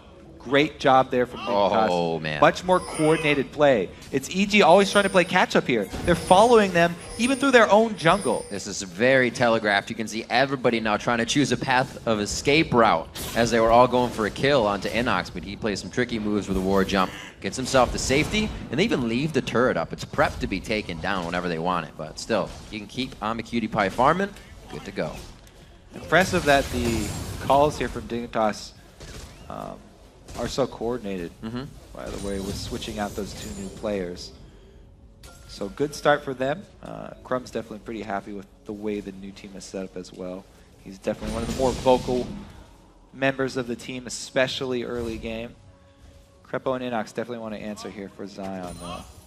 Zion using that wave to stay a bit safe from anything out of the brush, but he knows he can't go any farther than the tail end of it. Very dangerous position. Not a lot of vision to more than 3 members of the opposing team on the map. So he too could be lurking right in that brush, and he is more than correct. Interesting that they left this turret so low, too. Dignitas have... He's just toying with them. Dignitas have 650 gold sitting there. 1 hit left on that bottom turret. Whereas the top turret, EG were not able to put as much damage down because it was just Altec up there farming. That turret will actually take a lot more work to take down.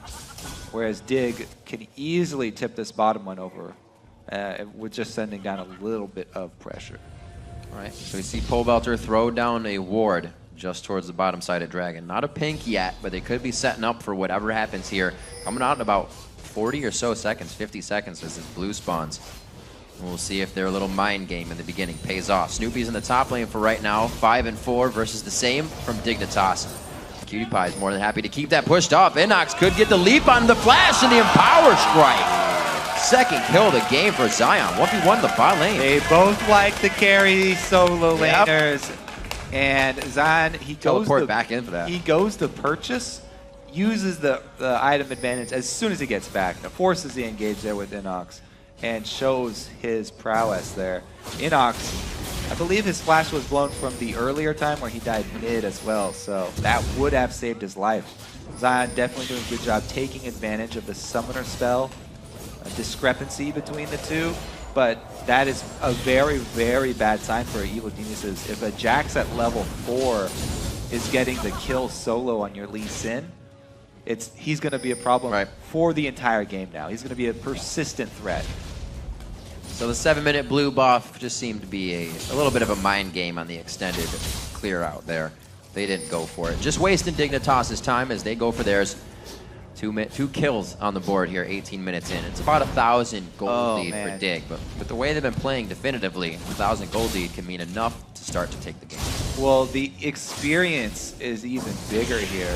Zion was 2 levels up Inox before he just shared experience on the blue buff, which is very smart. You know, you get bonus comeback experience from those jungle camps. So Inox really needed that to get back in this, and even be close to Zion. Zion's okay in this situation. I don't know what they're trying to do right now. That's not going to be a good situation, even with the Dragon's Rage from Inox. They're not good. He is going to be able to get at least 1 kill. No, the safeguard. Oh! He pulled right to him and almost actually got Snoopy killed. Zion knowing the game inside out. Well, they also get a kill up top, so things are definitely falling apart for EG very quickly.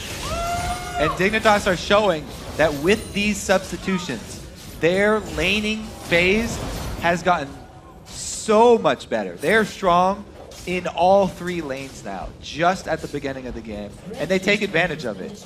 Not only do they get that last hit there from minions on the bomb turret that was about to fall over, but they've taken out the top one as well, just low enough, they can knock it over whenever they want. They can continue to leave it there, deny as many minions as they possibly can. Oh my god. Gotta get those stacks. He's up to 25 right now. He just cast too. All right, so Altec takes a beating from PewDiePie, and he's unable. They tried to save Crepo, He probably opens back up. Yeah, he opens back up here. But yeah, Crepo gonna go down for it. Yeah, that's a good save. Support for the AD to stay alive. 10 minutes in, a 4-0. Clean cut as Dignitas is getting what they need here. 3,000 gold in the lead. Looks like they'll be able to do whatever they want at Dragon pretty soon once everybody gets back into the lanes. They have ward coverage. 2 pinks in the inventory. So with this turret going down to the top, actually, they prep and save. PewDiePie is going to be able to farm it out.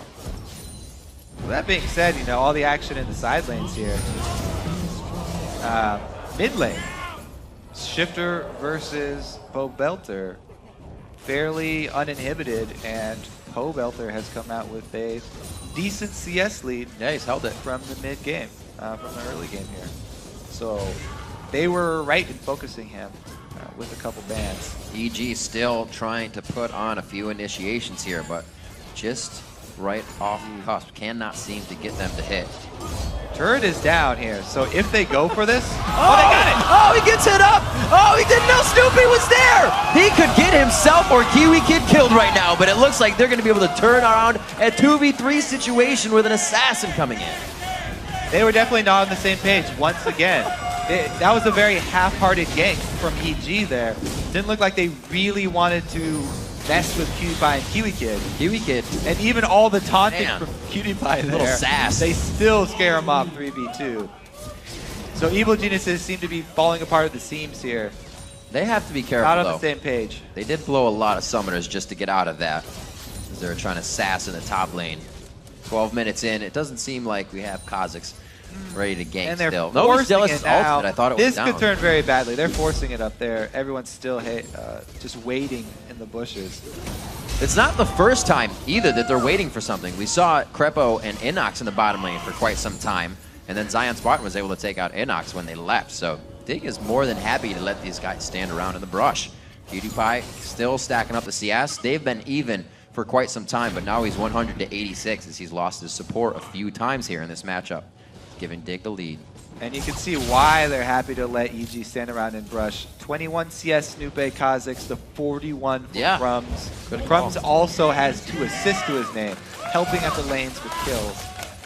It's looking pretty dire here for Evil Geniuses.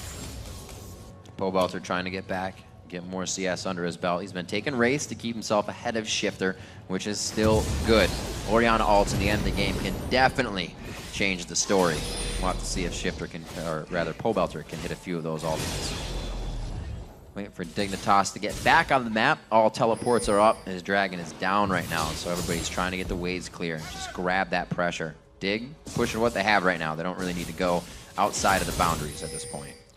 They have all lanes winning. They took both side turrets, so next logical move is to move towards the last outer turret. However, that one is protected by Pobelter, who is the strongest member for Evil Geniuses. Been able to farm up a storm so far. Whoop. Not much you can do to stop it from getting out of that. Speaking of Crumbs, really... Oh, wait a minute. Speaking of bottom lane, good ward coverage keeping Zion Spartan safe. And again, Snoopy comes down. I wouldn't say wasted time, a wasted gank on that one. They're not going to lose mid turret for it, which works out in favor of EG, but they are scrambling. That reactive play means you're behind. They're very far behind. You can tell because even though Dignitas are spread out in all 3 lanes, getting 3 lanes worth of experience and spreading themselves thin, EG are still on the defensive inside their own jungle, collapsing to try and salvage at least the buffs for themselves. They've got the blue one. Can they get there in time to save this red one? Because they do have it pre-warded. And there's no smite for Dignitas. Crumb's not in the vicinity. And he comes in just in time. There's no more hope for EG. Getting all the stacks that he can. PewDiePie hasn't been on Draven in a while, but it seems to be faring well. Dignitas is communicating themselves very well, especially having the solo lanes surrounding Crumbs, as I was saying just before. really coordinating right off the bat. It seems like they've been playing together forever. They haven't even had to rely on too much intervention from other members of the team either. Right.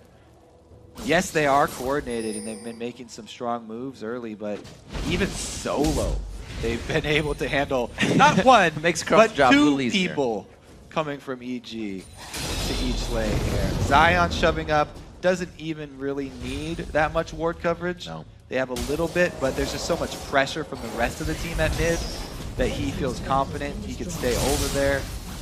And it's again, Dignitas taking everything by force. EG moving power and numbers right now. They really can't activate anything until an objective comes up. And they have somewhat of a good fight if they can get Pobelter in with the ultimate. PewDiePie looks like he's just going to start farming up small camps. Dignitas, like I said, leaving, like you said, leaving Zion Spartan to do what he wants. The pressure has disappeared from the mid lane though. So you can push up like this when your team, like I said, is up at the turret. They're getting vision of your enemies. However, once your team backs from the mid lane and you're the only one pressuring EG, that's when you have to start to worry. That's when the solo queue people are like, "Oh, where's my team?" Well, I got a little more time. You need to back off as well. So he does the right thing, pulls back, and Dignitas do not have really anything to worry about right now. They have complete control of the game. As long as they don't misstep at this point, really all they have to do is continue to ward up because they're the ones with the end game jacks here in their hands. Yes, they have to fight against Twitch with the double shields, but they've got 4,000 gold at only 16 minutes with which to do that. Definitely both teams with kind of an end game catalyst to push themselves into the victory column. Shifter with a clean push, Glitter Lance in middle. At 17 minutes in here, EG is definitely on the back foot, but wondering what to do. We see Crepo in the brush trying to throw out Dark Binding. Snoopy's always with Inox, but they can't. Well, they've got a 3-man bush attempt here to try to shut down the jacks. This could work. Ambush coming in from There's Twitch. Flash still with the ward. No, his Trinket's down. He doesn't have anything to throw for himself. They're using quite a bit here. Oh, this is going to be a great push in the bottom lane. He's keeping them totally distracted. This could be the second-tier turret for PewDiePie down there. Zion is such a beast. 1 versus 2, he gets a kill and doesn't die. 3 people, not gonna get mid. Still gets one in answer. He draws so much power from EG up to the top lane, and they only get a trade out of it. They lose the turret. This is Dignitas, again, pretty much running over the EG squad here. Now, we did see a good attempt, though. They tried to make something happen. They were making use of what was available to them. What do we have that Dignitas do not? We have the ambush advantage. We can use Twitch to try and pick off this solo laner. The only thing is Zion's so strong right now, he gets an answer kill. So, and they're doing it right. They're going to the teleport, so it doesn't change the fight completely, but it's still not working. Zion just getting too big on the carries, makes his name known. Oh god.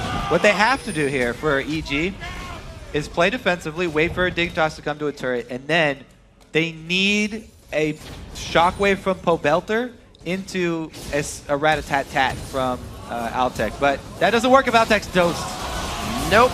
A few more shots. The stand aside into the catch. Goes ahead and gets a nice bit of gold off of that as he cashes in. PewDiePie having a great game at 2-0-0. The team in general just really playing solid. Sound game. Well, he's able to cash in, as he said, so it's only going to get worse from here. Draven is one of those characters that when he gets an early lead like this big of a lead, you can't go at him either. Like, you need to send 3 people at Zion. You also need to send 3 people at Draven because he has so much lifesteal. Oh, gosh. 2 people on Zion. Jump it. Actually, gonna get it. Oh, so close. He tried to get in for the last attack, but you see how much it takes to get Zion Spartan to go down. Dignitas able to pick something up every time. They're really just kind of walking this one across the beach right now. Real relaxed. They know they're going to be in the base soon. That was a good use of space there by Inox, knowing the leap strike distance and finishing off the kill. But it's a small token for EG. You can see long road ahead of them. Inox still building, trying to get stuff that he can clear waves with. Goes with the Hydra in the first place. He's still going to die in these fights. There's not much they can do. They've been so kind of starved for gold, starved for a lot in this game. Dignitas always in their face. We'll see, because they could pull out a miraculous shockwave. Yeah, to, still have it. AoE damage here, so the possibilities are there from EG. Now, we've seen that the picks aren't even a reliable source, because 3-member trying to pick off somebody still gets turned around, so they really, really have to hope for Dignitas to funnel into a bad spot. Right. 6,000 gold behind. Looking to get a win after a loss yesterday, and not, you know, everybody, we see the change of Yellow Pete to Alltech. The bottom lane, not necessarily a reason for the loss yesterday. The team kind of still wasn't getting together. A lot of teams said that will be somewhat of a problem or a hindrance learning in the new season with everybody being sub, with everybody coming in just recently. Yeah, this won't be the best start for Alltech. Right. A little disheartening going into another game like this and losing just as bad. However, like Complexity, EG were also expecting some growing pains. This split, expecting some losses and knowing that they are going to need to take those and learn from them. As we said, they just had tryouts. Their tryouts barely finished before the split started. So Alltech is one of the freshest players that has been added to any of these teams, and he's a brand new to the North American LCS. So there's a lot that EG have to get used to and have to work. Definitely a different caliber, as well as Cutie Pie being one of those players that would really take advantage of that situation, would find every in that he could and get an inch every time. Right now, level 12 to Alltech's level 10. He's keeping it safe at bay because the vision isn't too great to his right side. He's got escape vision here, but he'll just go ahead and farm it up. 192 to 144 there for the AD carries.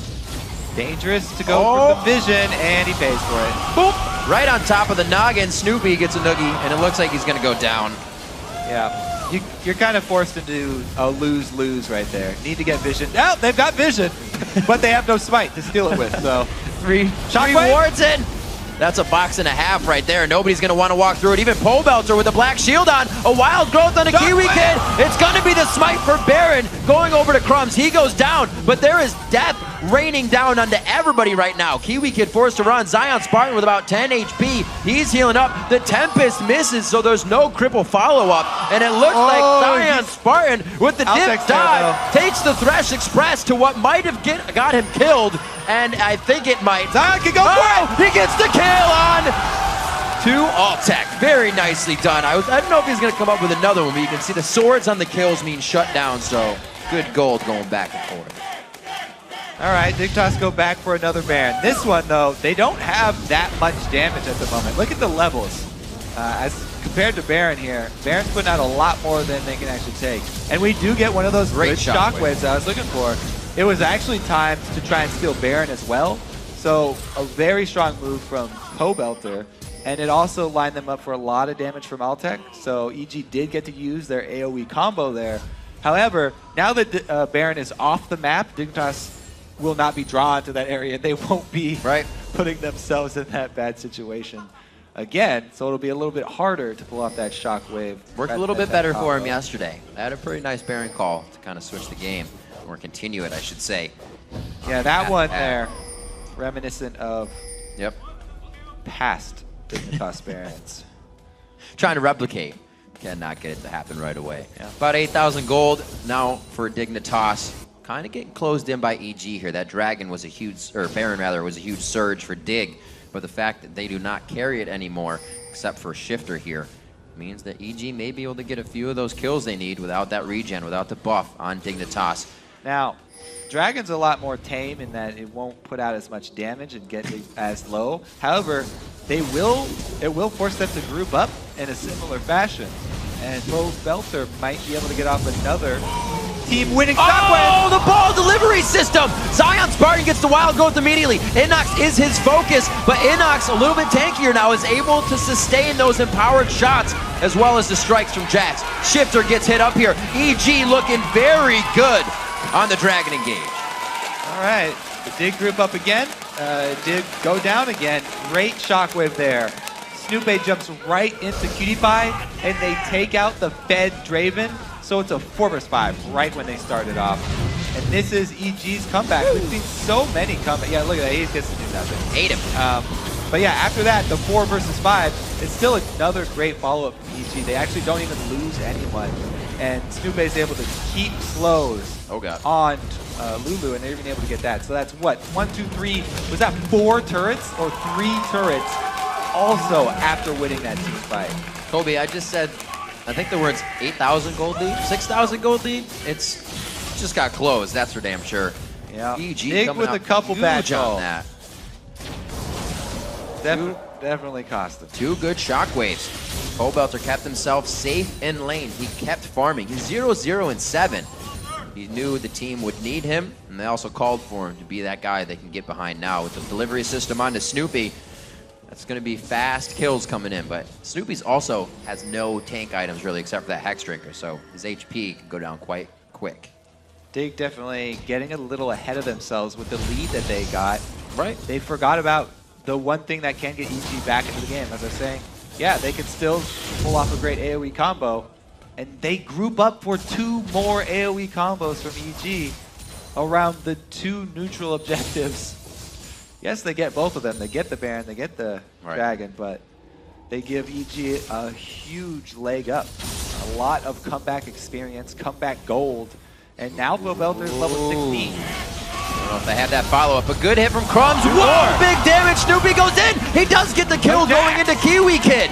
They try to lock it down themselves, but 3 members had a full screen follow-up. What are they doing? They have Jax down bottom with no teleport. What are they engaging for? That's...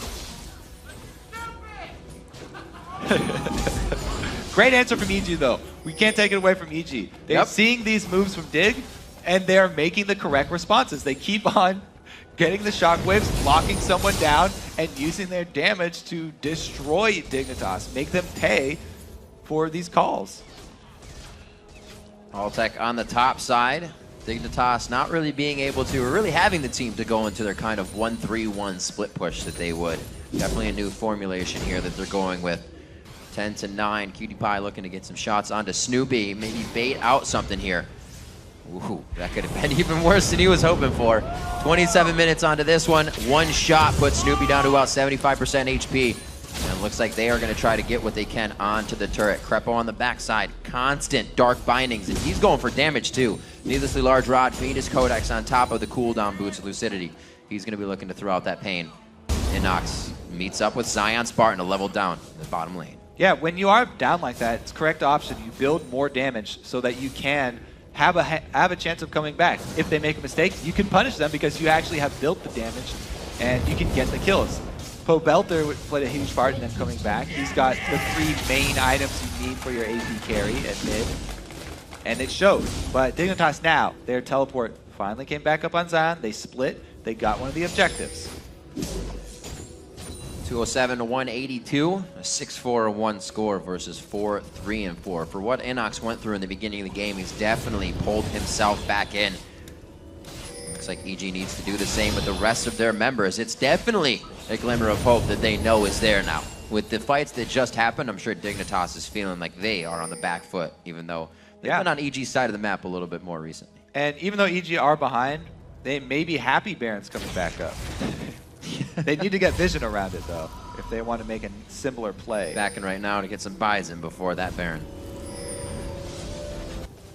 Whole team sharing. I thought they were trying to share experience, but it's just Pobelter still farming. 323, highest in the game. They're going to go with the buddy system, as they should right now. Any kills could definitely mean a push to an inhibitor. Yeah, and look at what Dignitas have done. They've littered this red side jungle with wards. So they know what mistakes they've made, correcting them already. Don't want to make them again. They leave Zion split pushing bottom, get vision control around Baron, and force EG to be the ones with bad positioning. Now Dignitas, they need to spread out. They haven't been spreading out their damage threats well enough, because EG, every time they're jumping on them, getting an early shockwave on Cutie Pie, taking out that huge source of damage very early on. Just 3. Not able to get the final hits on it. Dignitas, very good ward coverage yesterday within their games and was really a catalyst to the victory.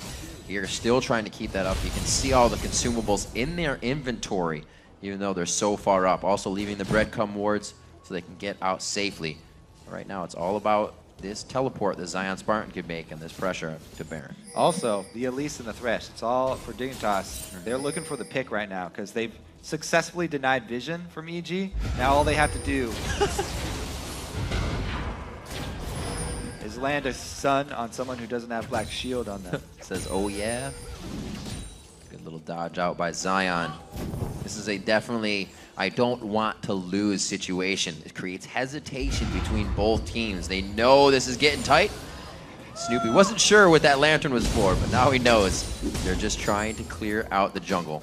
Make sure Dignitas doesn't have an upper hand. A fight within those jungle corridors would be huge for Zion Spartan if he can get there in time. Ah.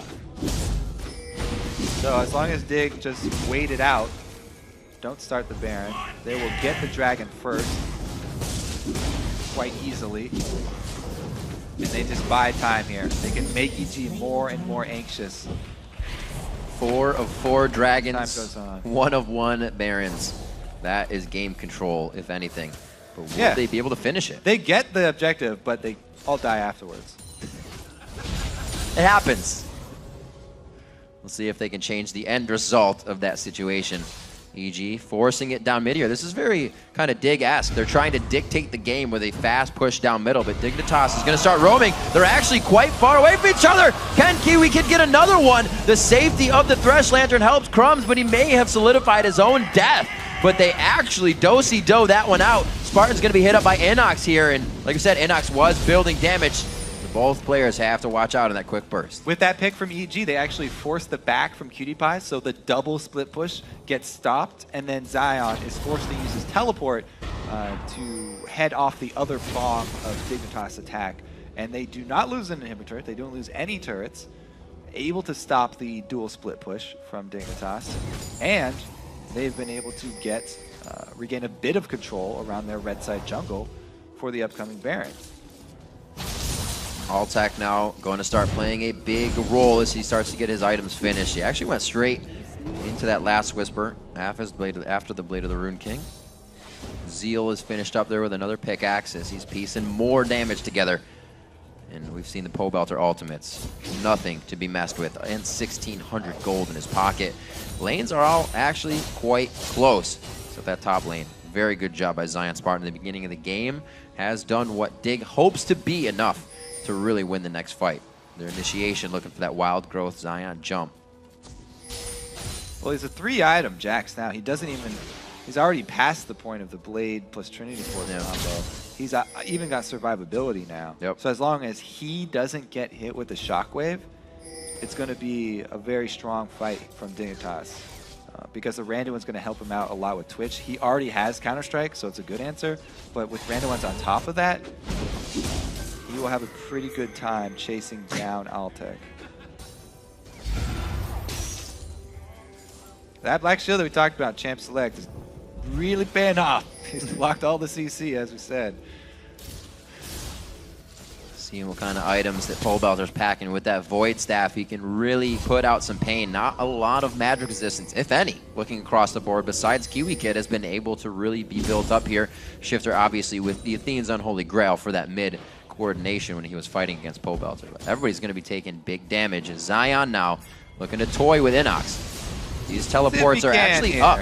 It's a pretty bold move to tank up under turret here, but he's going for it. And he's got full stacks of attack speed passive now. Wow. He can now take out Inox. This should not... Oh, okay, he actually hit the Q. I thought he was going to be within some minions to get out. There's a very nice Randuin's. The Tempest crippled. No! He gets the execute on the Resonating Strike to go down. 11-9. Inox now coming back into the game. We see him too. Oh, my word. He almost took the words out of my mouth. Yeah, okay. Yeah, it was painful. Cutie Pie's got Infinity Edge Phantom Dancer combo. That was painful to watch. 4-item Draven at 34 minutes. You know what's bad when you wince as the watch, as the viewer? On Snoopy, yeah. So what can EG actually do with this power play? Because, you know, they gave up inhibitor turret for a 4 vs 5 situation on the map. However, they're so far behind, so risky to really go for anything. You definitely don't want to start Baron, but I was thinking maybe a smaller objective, like one of the buffs, or just pure ward coverage. An objective in itself could lay down some a little bit better vision. Right. They aren't able to take too much of an advantage, though, even with Jax being down. So Zion's sacrificing his life to get that inhibitor exposed. I mean, it'll be so much easier for him to split push again versus Inox. And right now, what that means is EG members need to start buying home guards because their base has already been breached. So just Inox going up there is not going to be enough. He can't 1 versus 1 Zion. This could be big. Usually, oh, look at Altec, 5-2-1 on the game. Just finishing the Phantom Dancer. The critical cloak coming in there to give him a little bit more attack crit. He goes for it, he goes! Oh, he gets it! Snoopy coming up huge with the Cosmic Smite. Cutie Pie's in the middle. He's going to be going down. Dignitas could have just solidified this one and Baron for themselves. This will at least be another turret coming in here for Evil Geniuses. Crumbs should go down in the effect. He gets the Whimsy speed, 5 seconds of safety. There are no wraiths there to be taken, and it looks like Inox will be able to get himself another kill. The Sonic Wave coming in, but Zion Spartan doing what he can now to meet with Inox for a 1v1. 2 members down. They have Zion cornered. This could be 3 members down. If he goes down quick enough, it could be the game. This was big. Zion Spartan getting hit up. EG can't really push too much after this. We have members of Dig in the middle pushing up the waves. The minions are at river. But huge play. Oh my God, Baron will haunt them forever. Snoopy just barely gets there. Jumps in with the ward. He just placed the ward down. My God, Snoopy with a huge comeback for Evil Genius. And it feels so good when you live too. Oh, not only did he live, they chased down kills. 2 members of Dig down. Enables them to even clean up Zion as well. Dig didn't wait for Zion to split push up there either. Zion rushed this. He bum rushed that inhibitor. Able to get it down before he died. But it's a huge comeback for EG. 2 more giant losses for Dig at Baron. Very, very big play. And I think EG gets out of that with full Baron as well. Dignitas' Baron was kind of wasted out. They died after. Shifter was one of the only ones to come out with it. So now EG can use full pressure here. Oh, Dragon comeback as well. They're level 18, 17 actually too, should so get that's close to defensive this. Dragon. He needs comeback experience. Crepo should, there we go. He's level 14, never mind. The average may not be up there yet, but I'm pretty sure it's quite close to that Baron Gold now. 10-14, a little bit of repel on the left side of your screen. You can see Dignitas moving. Power in numbers as they make their way through the jungle. This gets scarier and scarier because it becomes we have to force our situations now, and that could be tilty. Also, you have to worry about late game Twitch nowadays here. Ouch. I mean, 7-2-2 Altec. You've got Draven who caps out on items faster than any other AD carry due to the passive. So Cutie was the man of the Rift for the beginning of this game, but he's maxing out much quicker than Altec will, and Altec can hit everyone when he pops the rat-tat-tat. There's a jump on. The Black Shield does not cancel the leap to you, but the damage, not so much. Let me get a good clear out. Dignitas now trying to re-dictate where the game should be going. Zion Spartan, however, with the team now, the teleport's not really coming into use. Yeah, they really just don't have that power anymore to be able to push EG around. They have to be worried about the ambushes from Altec. They have to be worried about these shockwaves. If they get locked up at all, any Orianna delivery system here, whether it's Inox or Snoopy, they'll get obliterated because Altec is huge now. He's almost going to complete that Infinity Edge too. That's going to be the kicker there for EG. Once they can get an Infinity Edge Twitch close in the back. 7-2-2. Altec didn't, like you said, did not have a good early game, but first time on the LCS stage, keeping his mind in it and knowing that the late game can still be a spot where EG can come back to this one.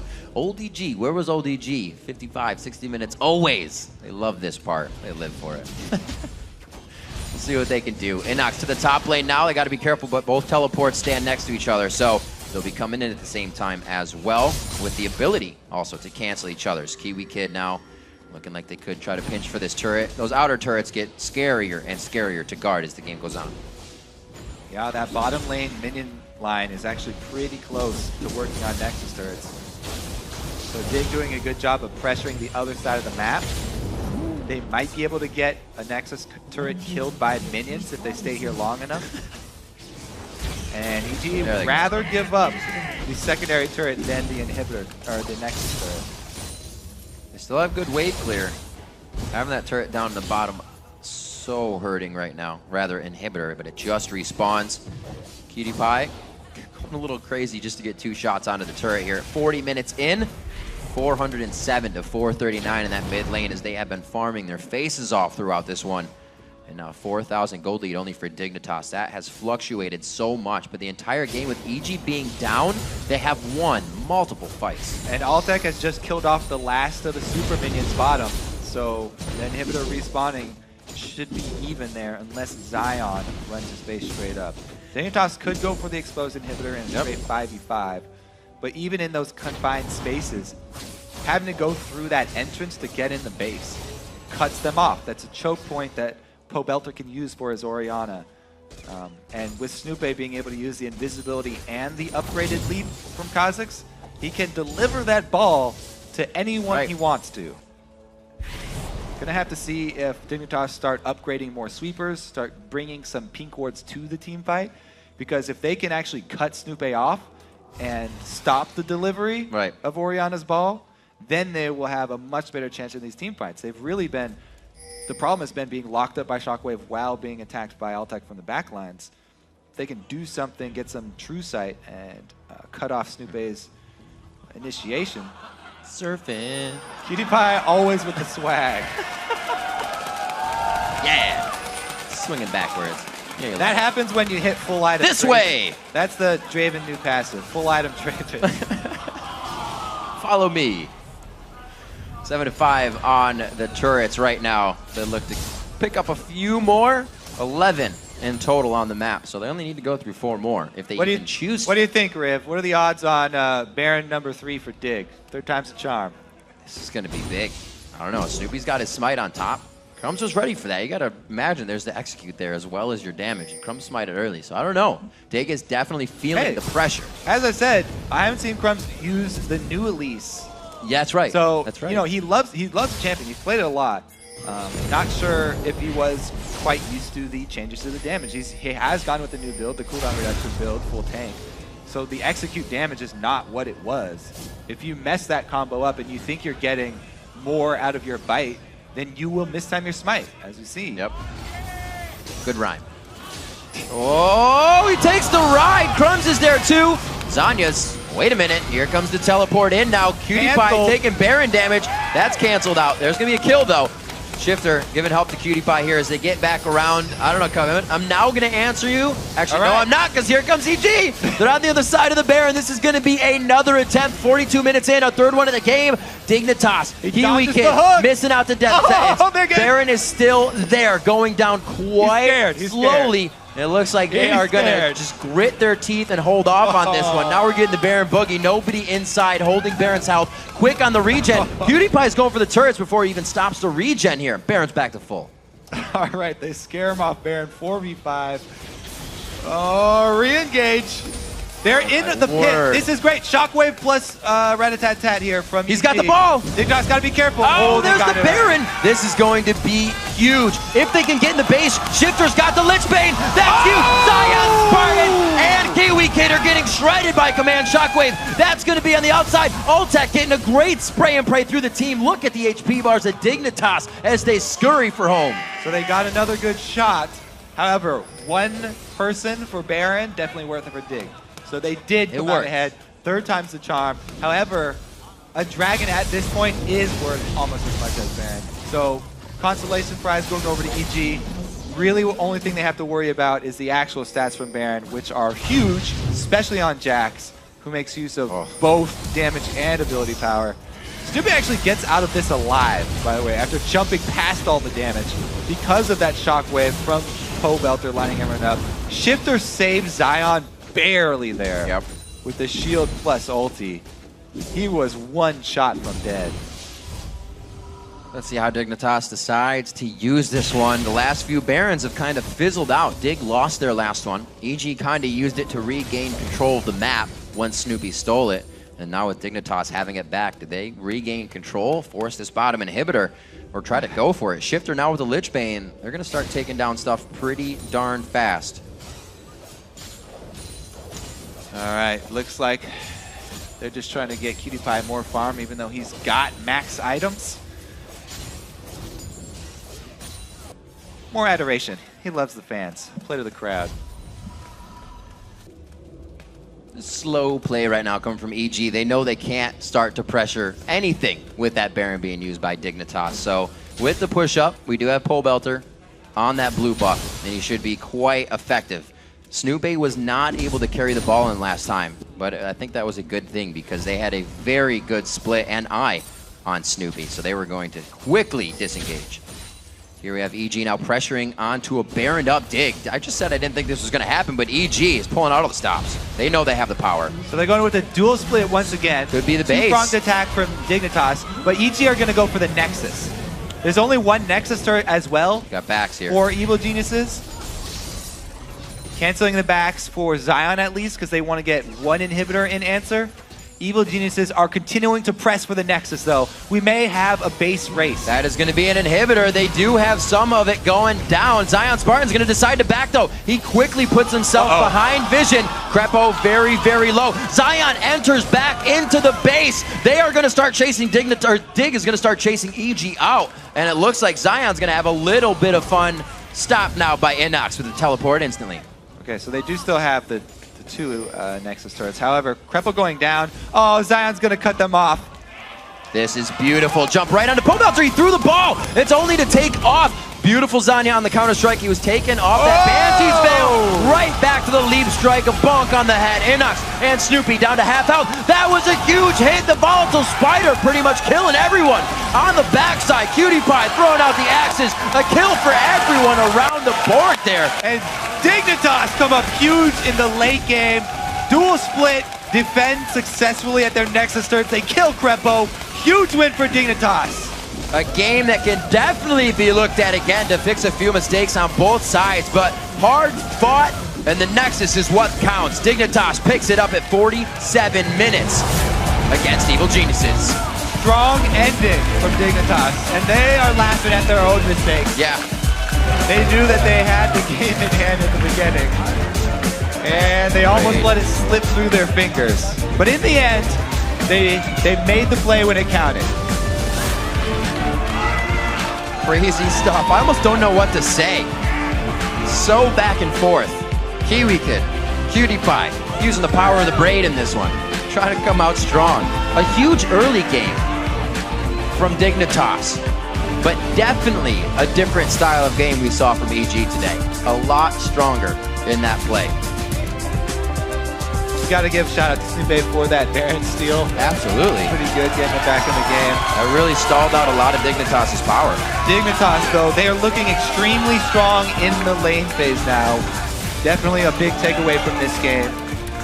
So you still have to be worried about the early game. Right. The rest of the games can't go like that. That was definitely a stressor. There's one of those games where you are happy, but you're kind of sighing like that shouldn't happen. Scar already heading over. Yep. To coach. Give him a little chat. Everybody saw smiles still because they know what the mistakes were. They were just so far ahead that it was okay. I think EG played a very strong game. Inox to come back the way he did at 6-4-6 at one point, getting soloed out and then finding death after death for him. 8-3-2 for Alltech.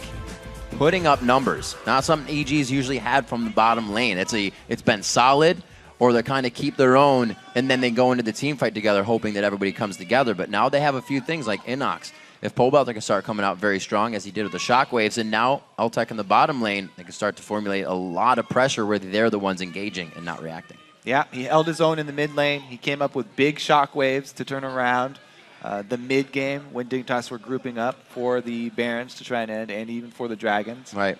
Snoopy came up with steals, so with there the steal. were good things from EG. They do have future things to look forward to. As you said, all the teams in North American LCS making so many changes. Everybody's working through growing pains right now, as we've seen on both sides. Right. A lot of things still kind of historically painting teams. Baron's kind of hurt sometimes. It's still a very, very integral part of the game that you cannot mess up. It sways it. We saw another 5-10 minutes placed on as EG got kind of a grab back. And a lot of the teams that kind of people, not counting out, but have been saying they'll place lower, are the ones that are figuring out the ways to win from being behind, or at least win the fights to keep themselves in the game. So I think they're also ones to watch out for. Definitely a lot of people to watch out for. LMQ, probably the one everybody's looking at because they're at the top of the leaderboard just getting into the LCS. And they have been making probably the fewest mistakes of everybody so far this time around. To compare, to say LMQ, after they grabbed a first Baron, you can almost expect a game to be over with them. But kind of not definitive style of play when either of Dig or EG were getting Barons here. They wanted to regroup a little bit and then be safe before they did anything instead of take chances, which seems to be putting teams ahead lately, taking a few of those chances, being able to get the kills, because it's really hard to come back in the Vision game now being so early if you mess up early. The Vision game is extremely important this season. It's definitely come back in a big way. Yeah. Everybody having to invest a lot, not only into pink ones, but also sweepers.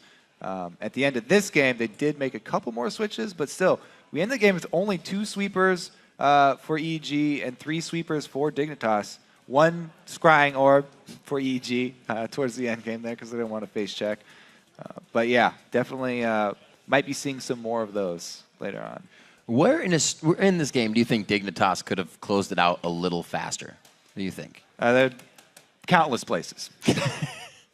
Absolutely. All right, first-hand account of Dig's win. We're actually going to be sending it down over to the guys at the analyst desk. Thank you very much, Riv. I want to welcome Zion Spartan and Dignitas. And what a good way to start the Dignitas week. The Barons were interesting for you guys. Yeah, the first game I get interviewed, we just happened to throw a Baron. I guess that's got to happen at least once when you're on Team Dignitas. So I'm glad we got that out of the way. Hopefully it doesn't happen again. You're done for the season? Yeah, that's my Baron throwing for the season. You don't want to quote me on that, though, because I'm pretty sure I'm going to regret saying those words. I mean, the interesting thing is you guys still did win the game.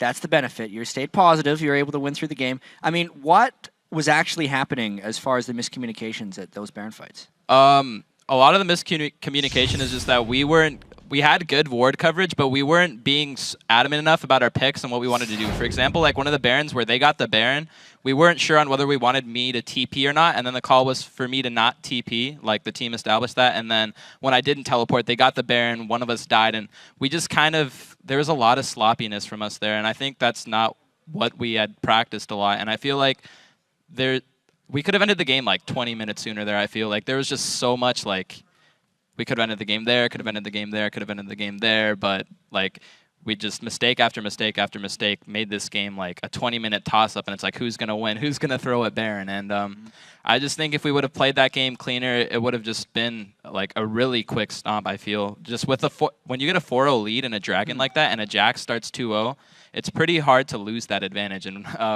we did happen to somehow lose that advantage, which is really bad by us, and I just think that if we were a little bit smarter with our ward placement and using our pick potential with Thresh and Elise that game at Baron instead of starting the Baron and throwing at the Baron, we would have had that game, I think, a lot smoother. But I'm glad we won. I just think that we definitely need to clean up our play if we want to be able to take down Cloud9. Yeah, who you guys are actually playing later in the day. So you got another one ready to go. And honestly, your early game is looking very good. The strength of your team as a whole, too. Yourself and Shifter joining Dignitas seems like a fantastic thing on paper. How's it been working out in practice for you guys? I agree that our early game is really strong. We've been scrimming some of the top teams and having really good laning results. And again, it just comes down to meshing as a team. Whenever you have a new team, it's kind of hard to get used to playing with each other. That's why everybody thinks the older teams are better. They have more experience. They have more knowledge. We've just been a team for 2 weeks, and I don't like to make any excuses about anything. I'm not saying we're going to get better, but I think there's a lot to improve in terms of having cleaner plays in our later game and just having a smoother transition. And I think smoothing that transition from early to mid game is really what's going to make us one of the top tier teams. And I think once we can get that down a little bit more, we'll definitely be one of the best teams in the NALCS. All right. Okay, so then speaking about kind of smoothing out some of your plays, we actually have a couple of replays. Traditionally, of course, they are at Baron. If we can pull the first one up on the screen. Favorite. I mean, they were the big fights, right? So I'll walk through this one. I think it's about 25 minutes in, so I think it's the first of 3 Barons. All right. Want to walk us through this fight? Sure. So we start the first Baron, I'm pretty sure that we go for. We know that they've got Ori and Twitch, so we don't want to pile into them. Thresh puts up the box because we call to finish the Baron. I'd say that's pretty risky because what happens as a result is we're all stuck in the pit and they have an Orianna and a Twitch. And what happens when they have 2 hyper carries that are really good at killing people in enclosed places is that they die. And what happened? That's what happened there. We just got demolished by Orianna Twitch AoE. The ball sucks them in. The spray and pray kills everyone, and then good guy Kiwi Kid trying to get me out, but I'm like, okay, I'm dead. I'm just gonna kill Altec here.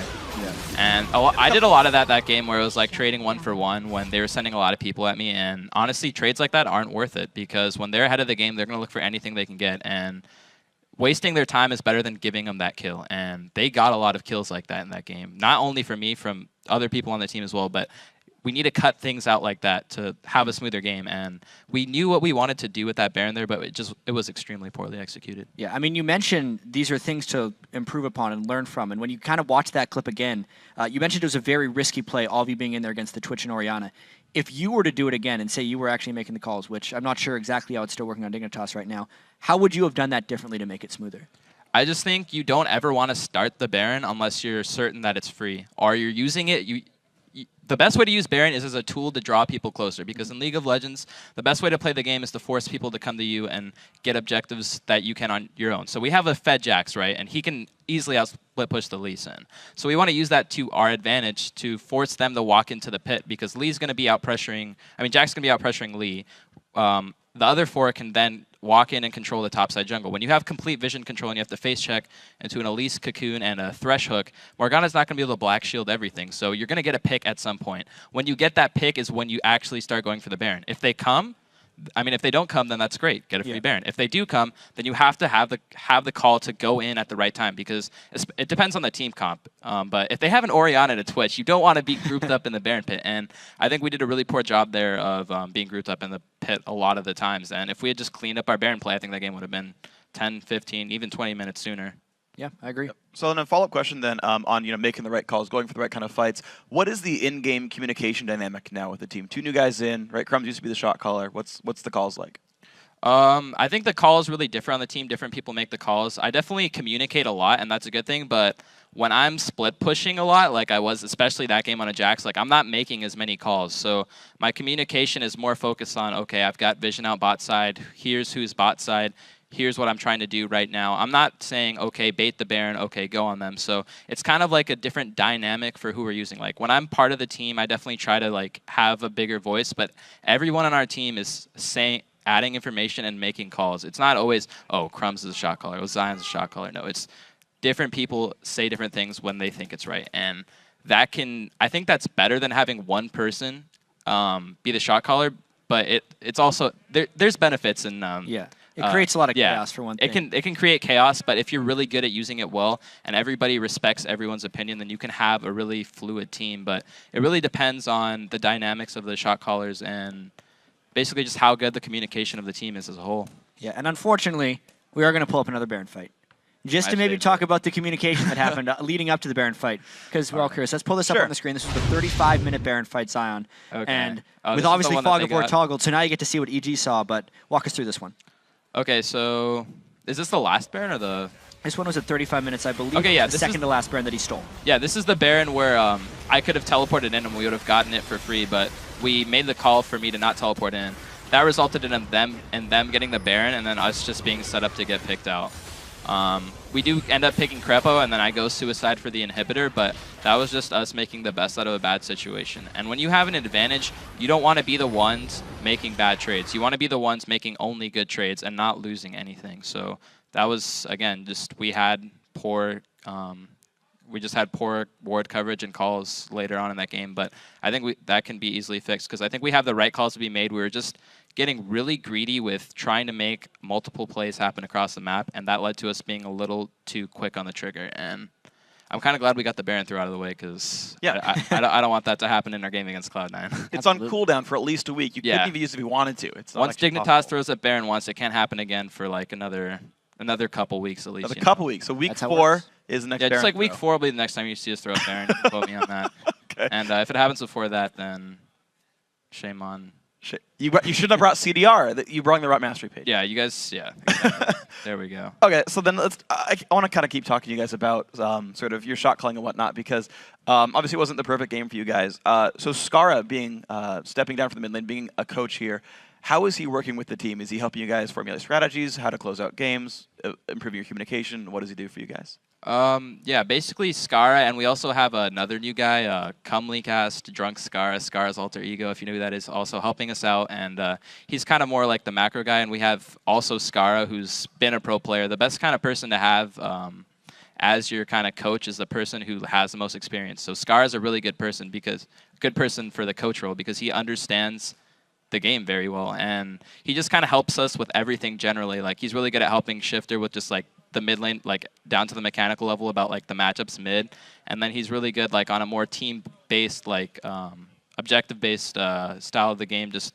telling us, okay, this is what you should have been doing, this is where you should have been warding, this is what you guys need to do more or less, you know, just kind of helping us with everything. And it's kind of nice to have not only someone who understands the game that well, but also another person who's there to help on like the macro, because Skara kind of is like the more of like a micro person for our team, but he also understands the game really well, so he helps us on like the macro level. But we also have another person who helps us on the macro level, so that just helps us have different people who focus on different things that we need to work on. And honestly, when most of the teams in the NA LCS have very, very poor macro like playstyle of the game, they don't really understand this is what we need to do to win and execute it flawlessly. I think Cloud9 is one of the only few teams that their macros like strong enough that they can focus on improving as, you know, their micro. So Scar's not really helpful for the micro aspect. We just need to focus on just macro, because our early game's there, you know, our laning's there, but we need to really improve as a team on what to do next. We've got an advantage. What do you do? How do you win the game? And that kind of thing is what it's really nice to have coaches and analysts for, because when you have 5 players on a team and you're living with each other like every day, like there's gonna be disagreements. There's gonna be arguments. Players don't see eye to eye on the same thing. And when you have a coach or an analyst that everyone respects, then everyone can listen to what he says and take it as truth and be like, yeah, if everyone, it's like shot calling. If everyone sees a call as a good call, or not necessarily a good call, a call that they'll follow, it can make a bad call into a good call. It will make that bad Baron into a good Baron if everyone follows through. So if we have like that coach that everyone respects and understands, then and follows his viewpoint of how to win the game, then it'll turn into a good viewpoint of winning the game. And I think Skara and Cumly are really good, smart people who understand the game very well. And if we follow the way that they want us to play the game, I think we'll become a better team. Obviously, when you have 5 players on a team, there's already a play style in place, so you can't really take that play style from them, because that's what makes the players who they are. But you can kind of help nudge them in the right direction. I think that's what's really great about coaches and analysts. All right. Well, the spirit of Dignitas and the coach threshold. It's nice you get the multiple perspectives look on things. But now, 3rd game of the day you won, 5th game of the day against Cloud9. What do you do in the 1 hour you have in between games to try and prepare last second? I think we just really need to look back at the game and be like, all right, guys, we're not throwing at Baron again. We're going to win the game with our early advantage. I think we can get an early advantage against Cloud9. I don't think there's any doubt, but I mean, there's some doubt, but I think we have a good chance of getting an early advantage. It's like, that's great. You got an early advantage against Cloud9. What are you going to do from there? And I think that's what we really need to take a look at. And if we can execute that properly, I think we have a good chance. If not, then I think you're going to see what happened last game, except a lot worse. So hopefully we can fix that. All right, well, Zion, thank you very much. Congratulations on your good start to the season. We'll see if you can make that 4-0. Guys, we got to flash away, but after the break, we'll check in with your thoughts on our Twitter question of the day. Then it's on to our 4th match, Team Philamid versus Complexity. We'll be right back.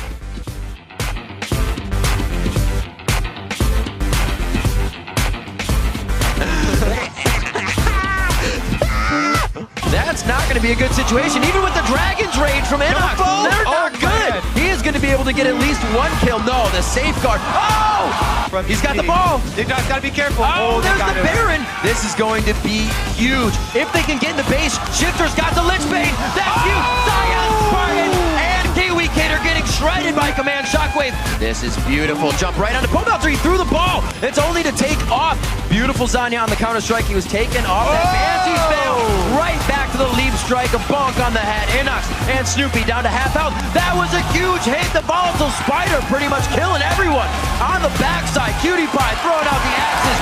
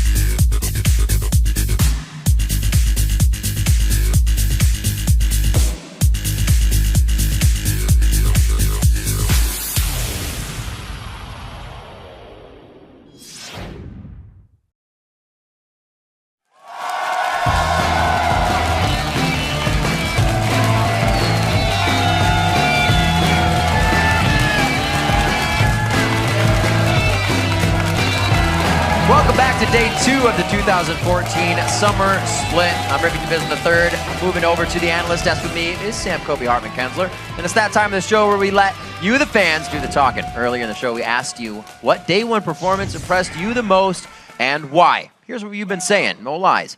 At Lana Patrick says, gotta go with Xiao Xiao. His mechanics and plays, especially on Yasuo, made LMQ go 2-0 on their first day.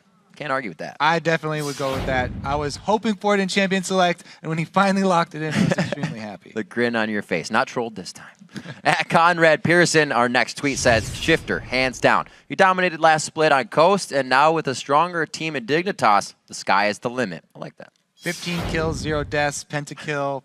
Don't have to say any more than that. Gift wrapped on that one. Happy early birthday. At Jake J. Walker says, the last tweet, you got to give the best performance to Link. Since coming back from Paris, he has taken his game to a new level. His Nidalee game especially, even though they did lose, he played extremely well. I have to say, I definitely agree with that one. He also has brought back a lot of information from Cloud9, which is a great team to get inside of and understand the inner workings. And we got many more weeks for the players to impress you guys. If you haven't shared your thoughts, it's not too late. Send your answers to @LOL Esports and be sure to use the hashtag LCS so we can use it on air. But now let's hand it over to Freak and Jat to take us into our next game. But as we go, Complexity know they are seen as the underdogs in the LCS, but they think they have found TSM's Achilles heel, their new bot lane duo. I'm not sure how Complexity would do this split, because the other teams all made lots of changes and their rosters look really strong. TSM have always been a team that traditionally have very strong laning phases. However, adding an aggressive jungler is definitely going to make the solos a bit stronger, but their bot lane arguably got weaker. It was no doubt that Xpecial was a world-class support, and together Xpecial and Wild Turtle made a world-class bot lane, and you take one half of the equation out, what happens to the other half? They need a lot of work in my opinion. They're kind of shaky. They had a decent series versus Coast, but that could have gone either way. Kind of see them lower in the standings, unfortunately, because the split's just really strong and all of the teams improved, and they're kind of coming in as the very, very new, fresh team. This is an opportunity for them. They're the underdogs. They don't have anything to lose. Being the underdogs is a new feeling. We went from the top of the amateur scene to the bottom of the pro scene, and we just have to prove ourselves. This is where we belong. Got to prove ourselves it's where you belong. That's actually, I think it's my favorite ending quote from one of these packages, actually. Yeah. It's like, I mean, it's true, but it's like true and you like kind of feel, I'm not saying it well at all. It's true on many levels. It's true on many levels. It's awesome. I like it. I don't know. That's all I'm going for. All right. You said it better than I agree, did. Freak. Thank you. We're good. On to our next game now. Team Solo Mid versus Complexity. Yeah, in their first game today, TSM actually had a big lead as they moved into the mid game, but then they allowed Curse to kind of hook themselves back in onto Wild Turtle multiple times. And that was that game. They still managed to win, so they should be able to hold through in this game. And historically, TSM does very well on beating up on the weaker teams in the LCS. They went 14-2 against the bottom 4 teams in the spring split just recently. And earlier, we also saw some good jungle pressure from Amazing. His Elise game was very solid, a big improvement from yesterday. And Bjergsen even said afterwards that they're developing some really good chemistry, so we should expect to see more roams to get their lanes ahead. It's looking pretty good for especially that player. On the other side, though, of the matchup, it's going to be Complexity. They've been playing together for longer as a total unit. Today, we saw them making mistakes, though, to give LMQ a pretty easy win. Yeah, there were definitely some miscommunications as Complexity tried to pick off members of LMQ to kind of regain control of the game. And obviously, they were coming up short because they were making risky plays when they're already behind. But, it's still early for Complexity. They have the right attitude. They're still trying to find their footing in this new league, this highly competitive North American summer split, and they do have time to grow and improve for now. Yeah, for now. They say you learn more from losses than wins. Hopefully they learn quickly. True. Yeah, see if they can do it. Check out the starting lineups on the blue side. Team Solo Mid, Dyrus in the top lane, Amazing in the jungle, Bjergsen in mid, Wild Turtle on AD carry, and Glebe on support. And on the red side is Complexity. Westrice in the top lane, Broken Shard in the jungle, Prawley in mid lane, Robert Exley on AD carry, and Bubba Dub on support. So it's interesting we talk about how these guys are going to play out because Complexity's brightest point, I think, was their duo lane in their game against LMQ. Got an early kill in the lane. Okay, more misplayed, but overall, Robert and Bubba Dub play very well. And they said, well, you've got a new bot lane going down there. I mean, Complexity is a team that would trade games with C9T. They're used to playing with Glebe down there. True. So this is a lane they could learn to abuse and get a win off that. Yeah, they have more experience against this bot lane than they would against any of the LCS teams, really. And honestly, even though Prawley had a bad game earlier on today, his mid laning early game has been very solid. Yeah. Generally getting minion leads here. We'll see if they can make this one pay off. Robert Exley's Twitch banned away at the start. Team Solo Mid saying, well, if your bot lane is your strong point, we'll remove the parts that are going to carry from there. Nidalee removed from Bjergsen. We'll see if there's going to be some kind of aggressive mid lane going on here. He's probably trying to push him onto a certain champion to win the matchup. It's very hard to push Bjergsen onto stuff, though. He's even picked up Soraka, which is kind of a testament to his willingness to adapt. I know a lot of super good mid laners in the past have kind of been stubborn about their champion picks, and they're saying, I don't want to play Soraka if it's too easy or something. But Bjergsen, when he has that as a threat, he just uses it in his arsenal and becomes even more powerful.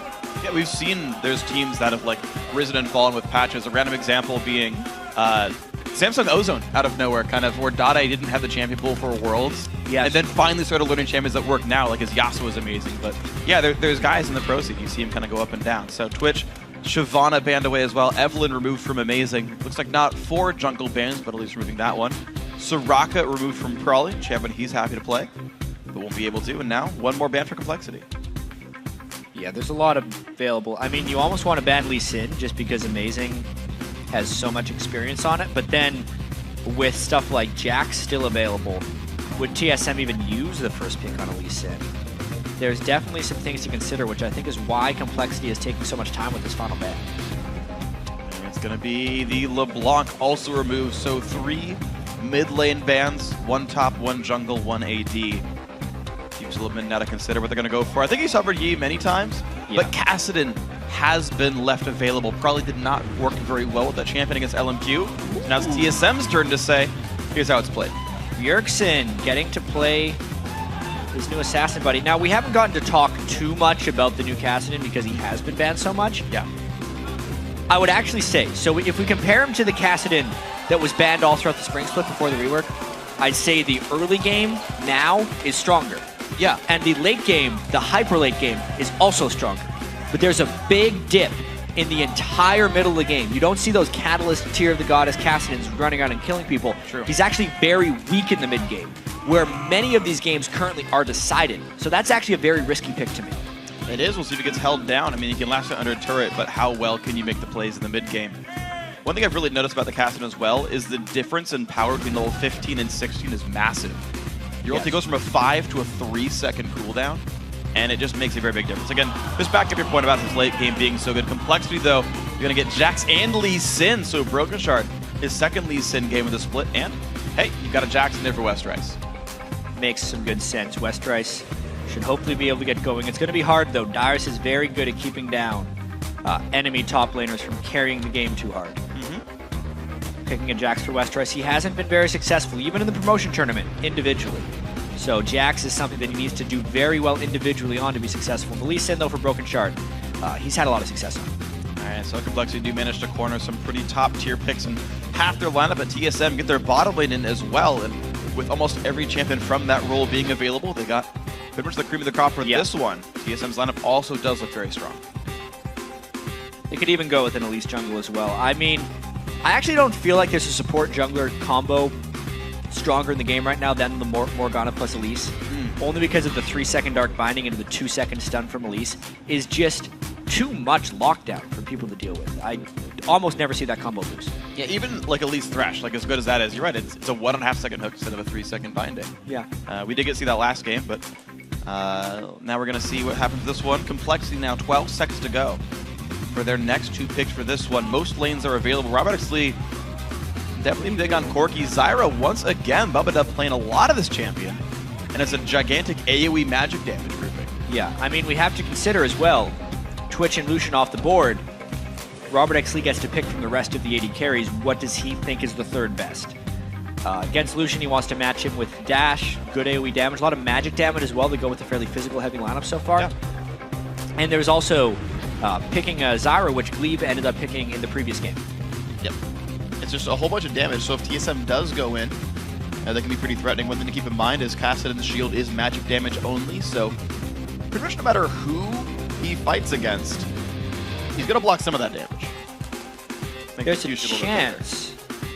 I mean, it depends on Prawley's champion pool here, because he's a Ziggs player by trade, but a Ziggs against a Kassadin isn't a fantastic matchup.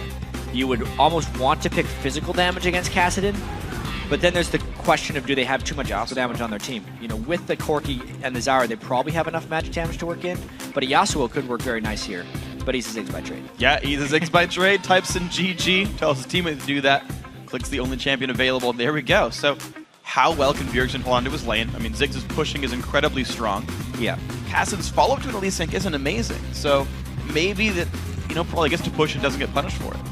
Exactly. We look at these team compositions as well. Complexity has a lot of pushing, especially in the middle and the bot lane, and a whole bunch of damage team-wide But then I'd say if I look at TSM's lineup, they have much more control. Yeah. The Elise and Morgana combos, but then you just add into the fact Kassadin's a slow bot. Renekton also has a very long stun if he wants to get it right. It's not a high damage team, but it's a high control team. And TSM wants to control Complexity, who always tries to make big plays. Sure. So they should be able to shut him down that way. We'll see if they can make it happen, if they can get the early game pressure and snowball out from there. There's a champion slide onto the Rift. Let's see who you guys voted to win. Well, 91% vote for TSM to win over Complexity. Another pretty commanding vote for these guys. Over 90. They had a lot of those last split. We'll see how many more of them they can get here. But you can also send your picks during the game by tweeting at LOL Esports. Use the hashtag TSMWin or COLWin. We'll be checking in on the vote periodically to see which way the winds are blowing. With no Yasuo in the game, it's hard to say. Yeah, well, there's no wall in the way. I mean, no Riven either. There's so many... No Janna. There's a lot of wind in League of Legends. There is, actually. But I guess with 119 champions, there's a whole bunch of everything. Yes, there is. Like, they need a physical damage mid laners. Like, there's like 17 options. Yeah. And no, not going to be the case for this one. Yep. Lee Sin, Jarvan, if you're frogging. Yep, back in the day. Yeah. Shinzao. Yeah, if you're Cardsman Bob or someone else. Those are fun. I like mid Sin Jows. They're Nocturne cool. mid. Pantheon. I fought a Nocturne mid. I lost to it. All right, we've proven our point. Yeah, so we have a game about that. We've kind of only hit like 11, but you know the rest of them are out there. Don't so worry. TSM would definitely need this win. They want to go 2-1. Yeah. Complexity would like to avoid going 0-3. This is an incredibly tough week they've been having as well. Oh, sure. And it's not getting any easier playing against Team Solid. Team Solid, the top 2 team from the last split. Plenty of fans in attendance. I like how anytime we mention a TSM member in the pregame, we're like, players to watch, and like he's on TSM chance to start. Like, I love the crowd for shouting out, like shouting out for their favorite players. It's a whole bunch of fun. It makes it great to cast here in live audiences. One of the big improvements over Season 3. Absolutely. Go Glebe. Welcome Yeah. to Summoner's Says the Rift. crowd. Glebe had a difficult time trying to protect Wild Turtle in that last one. Well, that's Wild Turtle's fault. That was, yeah. As I think we can all agree. He's got to play safer in this one on Lucian, but the team with a bunch of control will actually set up Wild Turtle for a very big game. He should have the finishing damage if they start getting this game rolling. Well, Wild Turtle right now, not learning his lesson. He's alone in the mid lane, in range of Prolly. He gets hit by the Q, by the way. The health bar has gotten chunked out, so 0 for 1 dodging skill shots, Wild Turtle. It's a bad ratio. Yeah. As of now. Wonder if we're going to see these delayed level 1s, if we're going to see the lane swaps. It's interesting because... Ooh. Prolly's 2 for 2. So they're going to scout. There's potential this is just for warding. And we've been seeing a lot more lane swaps, Freak. You and me were trying to have a very lengthy discussion about this. But there is some delayed evades. Amazing is late getting out. Wild Turtle gets spotted. Q hits a Spiderling. Wild Turtle gets over the wall, gets rooted up.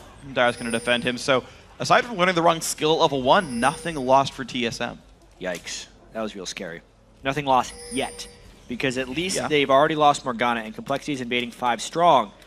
This could very well be a slightly late jungling start for Amazing because they have to abandon this blue buff. And it also dictates the formation of the lane. It looks like Complexity is going to have to stay up here if they want to keep experience, which means we get standard lanes. Yeah, I mean, kind of. It's upside down. We have Australian standard lanes. Complexity going to go ahead and try to get their 2 buff start. Lee Sin going to make his way to his own red buff, and Amazing and Dyrus going to start out down here, but realize that because the quote-unquote top lane is going to be forced to 1v1 lane, you don't get to double jungle for very long. Amazing grabs his red buff, the recall in from West Rice. He'll TP back into lane with a ward and some potions. And this kind of de-emphasizes slightly the AD carry and the mid lane's impact, because when we're having the double junglers happening, proportionally farm-wise, the mid laner and the AD carry are having a bit more strength, kind of like back in the old days of the AD carries really carrying games. Yeah. But now we're back to the standard lane. Everyone is a little bit stronger as long as it stays this way, which it looks like it will. Standard lanes, Renekton, bottom, going to have a really good game against West Rice. You know what's going to be weird about this, though, is West Rice got the blue buff. When they invaded, Broken Shard, I believe he smited for it, but the blue buff actually went onto West Rice. So he's got a bit of an extra bonus XP. So even though Renekton Jax is not a good matchup for Jax, maybe having a bunch of free mana will help him out. Yeah, it'll at least allow him to hopefully spam a few more last hits. The problem is he got to lane a little bit later than Dyrus. So despite the blue buff experience, he's still not going to have that big of an advantage. And if Dyrus keeps the lane shoved like this, there's no way West Rice will be able to engage. So it's kind of just to survive the early laning phase, if anything.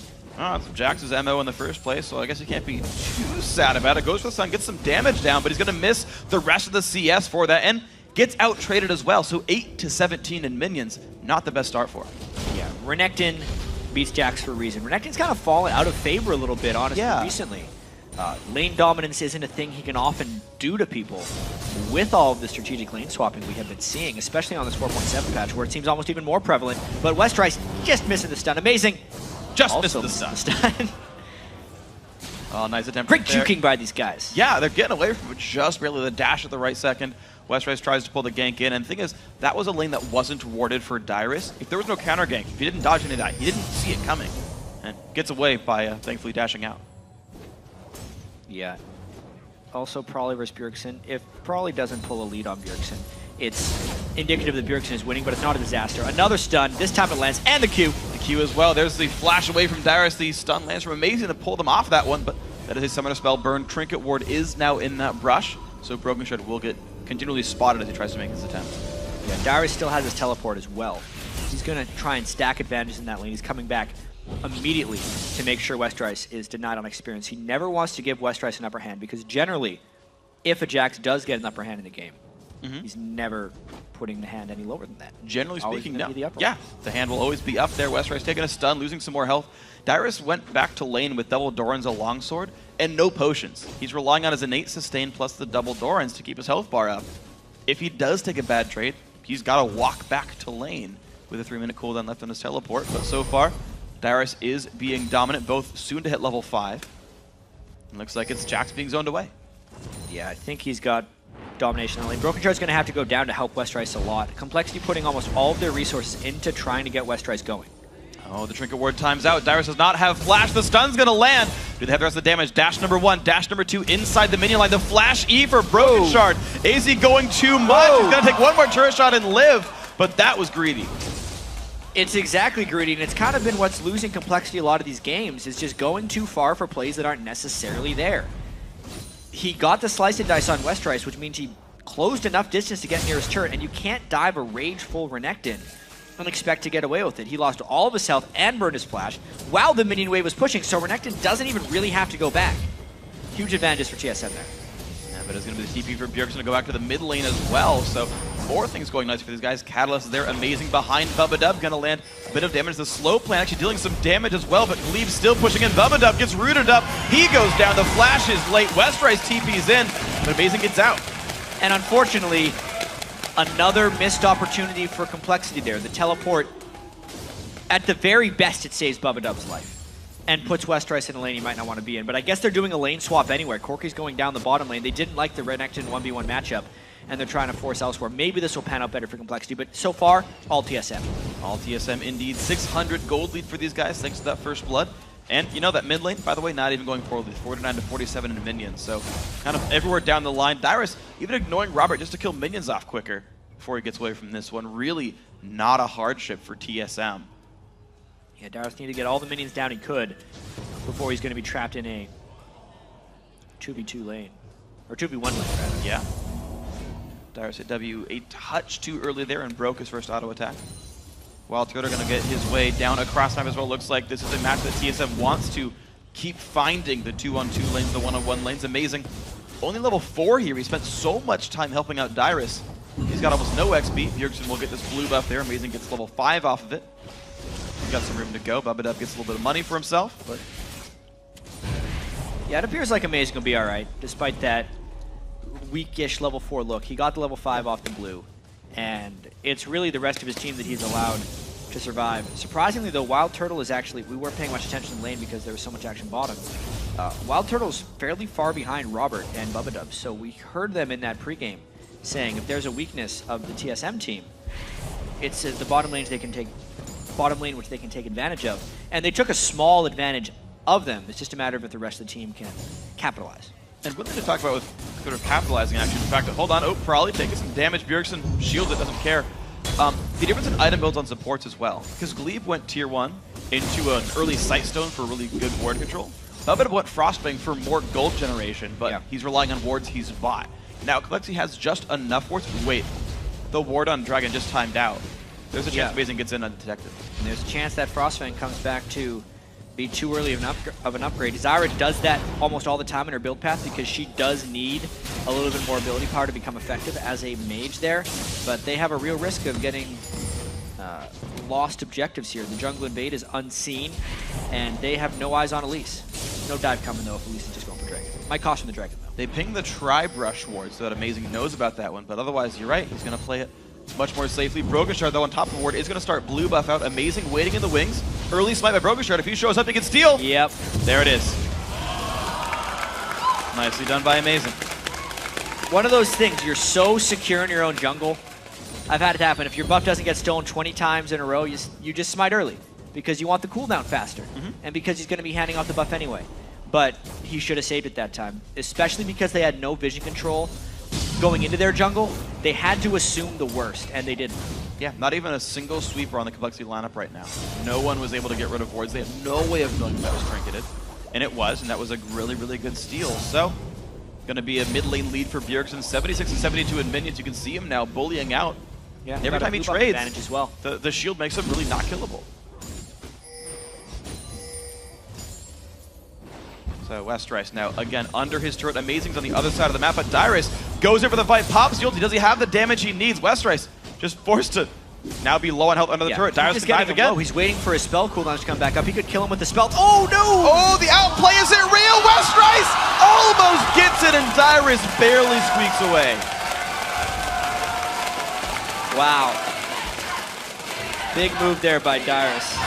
He was very nearly giving that lane back. That's one of those very risky plays that if he loses would be a bit disastrous, but he pulled it off, and I don't know if Westrice can recover now. And it's going to be a 30 minion difference plus actually equal levels right now, 8 to 8. But yeah, I mean, it's going to get worse more before it gets better. The makings of a Tiamat now coming in for Dyrus against Double Doran's Boots 1. Not the best start for the man, so it's going to keep getting scary and scary with this Renekton. And here comes the TP, the Plague looking for the bottom lane. Glebe gonna land the stun onto Bubba Dub. Nowhere for this guy to go. Brokenshard shows up, kicks Glebe into the turret and gets out using his body. Good 1-for-1 for that one. Nice play there by Brokenshard coming in for the save. He's missed a lot of those plays so far in the LCS, but he definitely makes that one work. He gets a kill back for his AD carry. Kill for Bjergsen, however. Tough trade. We got to take another look at this one as they lock down with Glebe. See the teleport come in. It's a safeguard to a flash to a different person. That was sneaky. Still, I have to watch that a little bit in slower motion. It's great. He flash kick support, then Qs to get away. Who needs safeguard when you've got resonating strike to get out of your fights? Pretty sweet play. Okay, 1-for-1 overall plus a 5-minute teleport down on Bjergsen. What I kind of like about the TP mid lane is even though you have less kill pressure, hold on, Westrice. Okay, some damage. Even though you have less kill pressure with Ignite, the fact that you can stay in your lane and farm the entire time, then only TP when you need to, you never miss CS on your roams. Or you miss very little, or less than you would normally. Yeah, absolutely. Just a little bit less kill pressure. And honestly, this game is only 1,000 in gold, which I still don't feel like it's close. I feel like TSM's team composition will have so much control. They brought double teleport in their solo lanes. I feel like they're just going to be taking over probably by the 20-minute mark. Well, for what it's worth, about 100 gold difference among the GP10, so that's 1/10 of the extra gold deficit. As Babadub's been out farming Glebe from the support role. Sightstone is done. Bjergsen's going to roam up. I don't know if that trinket actually saw him. Brokenshard and Westrice both going to recall back. I think that it was trinketed. They're playing towards the back. They're at least playing safely enough, but Dyrus... Yeah, he was just seen. Yeah, okay. Complexity now knows, so they're going to stay safe. Probably also trying to shove down the lanes to make Bjergsen pay for that roam. He's going to miss maybe a few minions here, but not a ton. Brokenshard's still around to go up to defend Westrice. Is 2-on-2 just to get Jax some farm. That baits some Coon out. Nice play. Tricky move. He baited out the free spell. Who got mana? All right, you're right. It's a human form spell. This doesn't do damage. He's got like 90% mana still, but hey, it's a cooldown burn. It was very flashy. I like that play. Still, 1,300 gold. Bjergsen farming very well. In the mid game right now, where Cassian isn't nearly as strong as he would have been in the past, but with the way he's farming and the way TSM is equipped to set up kills with all the crowd control they have on everyone, I think they're in a very good position to win this game. Look for maybe some dragon fighting, especially when Dyrus hits level 11. That'll be a big spike for the guys when his Tiamat comes in. Probably has it by the time he recalls, but just hasn't gone back for it just yet. 40 minions now the difference among these top laners. Between them specifically. Chain Vest also for the guy. A bit more tankiness. Gleave's going to sweep away Pink Ward. TSM, you know when their support goes for the Dragon area. That's when they're going to start it, is let's get the ward control, let's get this all set up.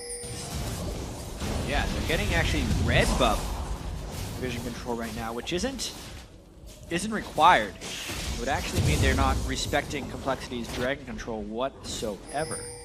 Yeah, they're playing around the fact their top lane's already winning. They say if we make plays up here, it's guaranteed to work. Westrice going to find a bit of damage, but gets stunned away out of range. Amazing gets out, heals up on the Golem, kills one, and Darius is completely zoning his opponent away from golden experience in that lane. Yeah, this would be the time where Complexity would say, hey, everyone, go to Dragon, but they're kind of respecting Darius' teleport and strength a little bit too much right here. They get the stun of Westrice, and everyone goes. Bjergsen's there as well. Westrice has the stun available, but he's taking way too much damage. Good kill picked up by Darius. The turret ends up falling as well, but this is a Dragon they've given up to Complexity. Not even the most beneficial trade, aside from the fact that it guarantees control over Westrice for Darius, which they're going to translate into more plays later in the game.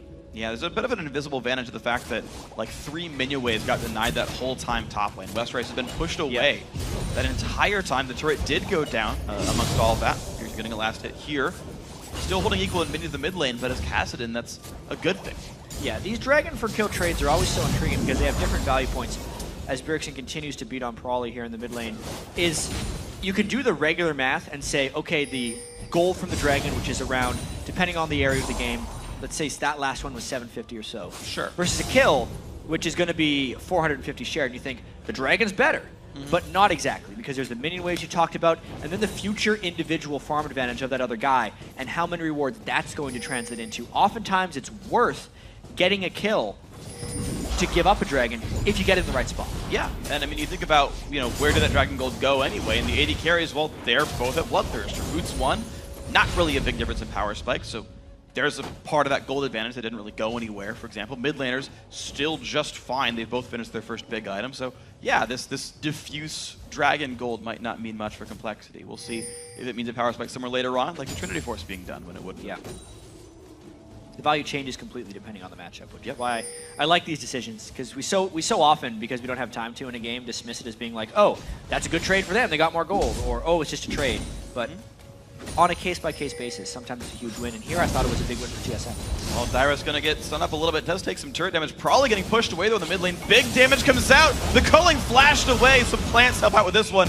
Ziggs bomb drops him to half HP, and the disengage. Yeah, now they're trying to get that mid lane pressure going. Well, Bjergsen is off in the bottom lane, getting more farm. 150 CS for Kassadin in 16 minutes is a lot. Westrice just keeps wanting to fight, too, as well. But yeah, oh, here comes Amazing. Does not land the stun, though. Westrice forced to flash.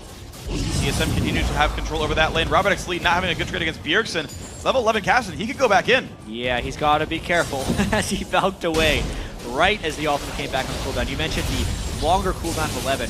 Bjergsen's really going to want to hit level 16, then he might take over. Just hitting 11 for now. Good job by Robert to know the timing by heart and be like, he could jump me now, so let my 50 mana get away. Wild Turtle and Glebe, though, ready to pressure this mid lane. Looks like the lanes have moved around. Bjergsen will solo bot for a while, but the mid lane is now being pressured. Amazing's here to counter jungle while this all happens. Look, this turret will be falling. Complexity cannot muster the forces to defend it in time. And we're now 2 turrets to 0 and 4 kills to 1. Complexity is very quickly running out of options. There is too much stun control, not necessarily enough vision control, and everyone of Complexity is just continually running away from this TSM team trying to chase him down. Westrice gets away with just landing a W from Lucian, no big problem on that one, but more of the jungle is being stolen away. You're seeing Amazing now, nearly level 11 for this one, taking camps away from Broken Shard, who's only level 9 for himself, so you're seeing advantages all throughout the map. The thing about counter jungling is the CS lies to you, because if you take the white, it's only 1 for 0. If you take the big golem, it's 1 for 1. Raze sometimes is a 1 for 3, but you're getting more value out of it.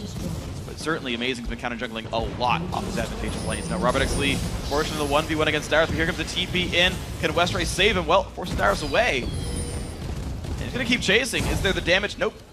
Jumps the wall. So TP for forcing Darius back. Not necessarily the best trade, is now down, which means TSM can aggress elsewhere. Good Sasha retreat there. Glebe will not land the binding. TSM, they're not going to lose this turret. Here comes a teleport and an Elise. All right, big plays coming in, but up very, very low. Puts the spam down. He will get away from Lucian, actually, at least for now. But Bjergsen over the wall finds one with the Force Pulse. And out they go. More kills for TSM for nothing lost. 2-0-1 onto Bjergsen and Distortion Boots, because he's going to be wanting to teleport a whole bunch more. And this is really, it feels a bit like a throwback game for TSM. We had mostly standard lanes.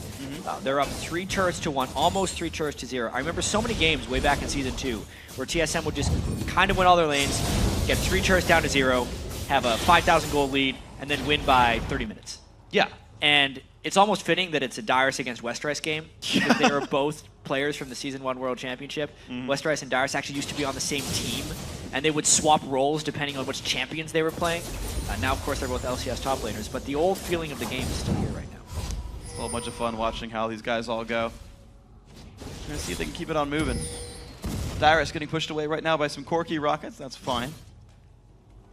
Their other ex-teammate, Double Lift, we'll be seeing later on in the day. Sorry, I felt like keeping the history lesson going as we wait for some fights. Called Epic Gamer. Epic Gamer. Only Salsi and Dan are missing.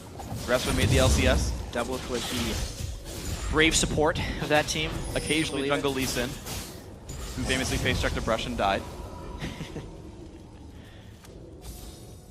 Now Crawley level 12 right here, gonna go ahead and keep the minions under his control as best he can. Didn't actually quite take that little Wraith right there, so still the gold going into Bjergsen's favor. Robert X Lee now, all of Complexity right now, instead of trying to make plays, they are freezing as close to their turrets as possible, trying to accrue gold and just catch up. And honestly, Dragon's up in 15. They need to try this type of style because they were losing pretty badly when they fell behind a little early, and they just tried to make plays all over the map and really press for things. And we're saying, you know, they should stop pressing for things and kind of let the game come to them. They're mostly trying to do that here. And it's funny because the plays they actually have tried to make, like the teleports from Westrice, have lost pressure for them on the map. And that's actually when they've gotten most of their deaths. TSM isn't really making any super creative, aggressive moves. They're using their double teleport to react to what Complexity wanted to do, which is honestly a very good game plan. The times Complexity has tried to make an action, TSM has reacted with something even better. And without the Ignites on TSM, their playmaking from 0 isn't that strong, and they know they can outfarm without it. So overall, it's a very solid strategy. You're seeing it work out for these guys. Almost a 5,000 gold lead. TSM looking pretty good. Winning around the siege, of course, very hard against a Ziggs and a Zyra. If your name starts with Z, you tend to be pretty good at killing minion waves, though. It's going to be Complexity. Able to defend for a while, and heck, if you can defend for a while, Jax can eventually catch up and start doing his thing. Westrice's not to the best start. Doesn't even have Trinity Force, though. Yeah. 21 minutes in. He's definitely been kept down. That's the fear of that early Jax pick against a TSM team, especially with Dyrus. Yeah. And they focused heavily on keeping Westrice down. Well, Stun's going to come out against Bjergsen, but he's forced to run away. I don't think he has the damage to pick up the kill, but he's going to try. Bjergsen putting the damage down on Westrice. Force Pulse is back up at the last second, but puts it down to a quarter, forcing him under the turret. He's going to go away on this one. And yeah, you mentioned the fact that Triforce wasn't done yet. Westrice had been bullied out by Dyrus so hard he had to stop and pick up a Ninja Tabi. 675 gold, which is take less damage in lane. Which is a disaster against an Elise Morgana team. And a Morgana, yeah. Because if he actually gets in a team fight, he won't be able to move, is the biggest thing. Actually, last game, Zion Spark started Ninja Tabi on Jax and sold them for Mercury Treads. And that was just against a Morgana as far as mid lane crowd control goes. Westrice won't be able to do anything. He can't split push against Dyrus because he's not strong enough, and a team fight is going to get hit by crowd control. It's a pretty rough spot now if you're Jax in this game. See if he can turn himself into something later on, but right now it's not the case. Dyrus walking away from the blue buff. We still don't see Complexity really holding any of their own jungle right now. You can see TSM's wards actually. 2 pink wards in the upper jungle trying to control the red buff and areas around that. And a few deep wards in the blue buff jungle as well. Yeah, now 4,400 gold lead. It's slowly accruing, and it's just the control that TSM has. Not an action-packed game, but they're getting to the late game of Cassidy, where he will just take over combined with the crowd control everyone else has. Wild Turtle's going to be hitting his items. They don't have to worry about late game, a super late game AD carry, because they're against Corki. It's like a mid-game AD carry that's kind of scary. Yeah. If anything, they have to worry about the siege potential of Ziggs. Yes. Which will really have to be their main focus. This is interesting is actually how well can TSM, just keep playing the gold game versus actually closing the game out. We've actually seen a couple of games now today, just today actually, where a team gets the early lead and then can't quite make the right moves. Dignitas's earlier game, TSM against Curse actually went back and forth for a while. And, you know, they talked about in both cases where it's like, yeah, you know, there's plays we could have made that would have been working out a little better. Brokenshard getting stunned up, though. A lot of CCs got nowhere to go. Finally, Wardhouse, but the culling is going to be enough, and Wild Turtle takes one. Nice shot right there by all of TSM. The Dark Binding landing just to the culling. Now they can teleport in, trying to force a Baron. That was the small window they were waiting for. They have the smite down. If anyone comes for them, they're going to stun him and lock him up to kill him. But unless it's a full engage of a fight, they're not going to be able to stop this Baron from being taken by Amazing's smite. Well, there we go. Brokenshard dead for 8 seconds. Rise of Complexity still trying to show up for it if they can. Bombs come out. Some good harass does come through. The ultis are available. Can they spike down? Can they get rid of it? There comes the spam. The damage comes out. Smited away by Amazing. But the battle has begun. Dyrus falls 1 for 0 so far. Here's a push away in the back line, but a nice amount of CC from Glebe might make it good. So far, 2 for 2 in this battle. Probably Westrice trying to fight up against Amazing. That bomb's going to miss the chase in. There's the repel. The damage output pretty massive. Another kill picked up. Westrice turns it back around. 3 for 3. Westrice, can he go back in for anything? The stun not going to land. Jumps to a ward, though. Bjergsen claims that one. Brokenshard going to turn back around. And even though there's only 2 people currently wearing it, the Baron gold does go to TSM as a whole. Let's take another look at this one. They took a lot of damage inside the pit, which was rather dangerous. But remember, it was a 4v5, and Glebe got off a great start to the ultimate, which scattered Complexity. Kassadin and Elise thrive on scattered team fights because of their mobility. That's how Bjergsen is able to hop over the wall, finish him off, stick around for Westrice. Despite his little stun juke right here, he's able to just jump on and finish him off again, and that's a very fed Bjergsen approaching the late game, and a slightly larger gold lead because of the eventual results of that Baron fight. I like how well Bjergsen actually timed his Riftwalk as well. He was mid-cast animation when the stun ended, and he was like on top of him. Like, the instinctive timings of these players is really impressive. And I'm pretty sure in the middle of the fight, he actually let it refresh because he needed the mana cost to reset. It doubles every time you cast it. He spent a large part of the middle of that fight letting it go down. And one other thing, TSM got 5 sweepers. Yep. They had so much control of the map, they didn't care about where Complexity went, and they were just looking to starve their vision. That's the whole reason they got the catch on a Brokenshard in the first place, is because they'd starved that vision. Bjergsen goes for the juke towards the top side, gets some good damage on Westrice. He's got to be careful. The Kale's forced to be used, but Westrice is like 2 hits from dead. Bjergsen goes in, takes him down in the 1v2. Yeah, the mana return mechanism on his W was very prevalent there. He was actually out of mana at the start of that. Hit champions a few times with it, got enough to Riftwalk him to death. Now Glebe gonna pop the ulti and the Zonias, and here comes Dyrus as well. The burst comes in, they pick up 1, but Robert X. Lee now is on the wrong side of the fight. He's gonna go down to Amazing. Probably on the wrong side of Dyrus as well. 2 for 1 so far. Elise claiming some kills. Now Bjergsen gets 1 more for the squad. 6-0-2. The cast is 3-0-5 on Amazing's Elise. Yep, and just like that, all the vision denial, the champions reaching their point, and the vision controlled the map by Bjergsen. That's that level 16 Kassadin taking over. Whole bunch of damage comes out right there. Maximum W last 3 points in that one, but up to the top inhibitor they go. Wild Turtle, Amazing, and Dyrus all put damage. Only Westrice alive. This will mean at least the turret, likely the inhibitor as well. Now 12,000 gold lead. It has just ballooned in the past few minutes here. 15 kills to 5. Easily taking this inhibitor, and Bjergsen is a force to be reckoned with on Kassadin. Gigantic. Rod of Ages, Void Staff, and Azonia's Hourglass just to make sure nothing really happens to him. At the mid lane under fire as well. Bjerg takes the aggro, doesn't care too much. A couple of skill shots land. Do Complexity go in? He looks for it, but jumps back to a minion. No major damage, but Cocoon did land on the Corki. He's got to be careful. Amazing in the front lines as well. More AoE comes down. Do TSM stay with the Baron buff? The juke away, just barely reaching that one. But 3-man root and Westrice goes in. The damage comes out. Zyra ulti as well. The team's forced away. Repel still in the air. Amazing getting out. But there's still regen from Baron buff. Yeah, they're wanting to get this second inhibitor down to greater secure their advantage in this game. And with how aggressively they're posturing their Freak, there's really not much Complexity can do. They landed the 3-man root from Zyra and could not follow. Let's take another look at this team fight, though. It was Glebe getting a little bit caught out, and then he just ulted Zonias to delay for everyone to come in.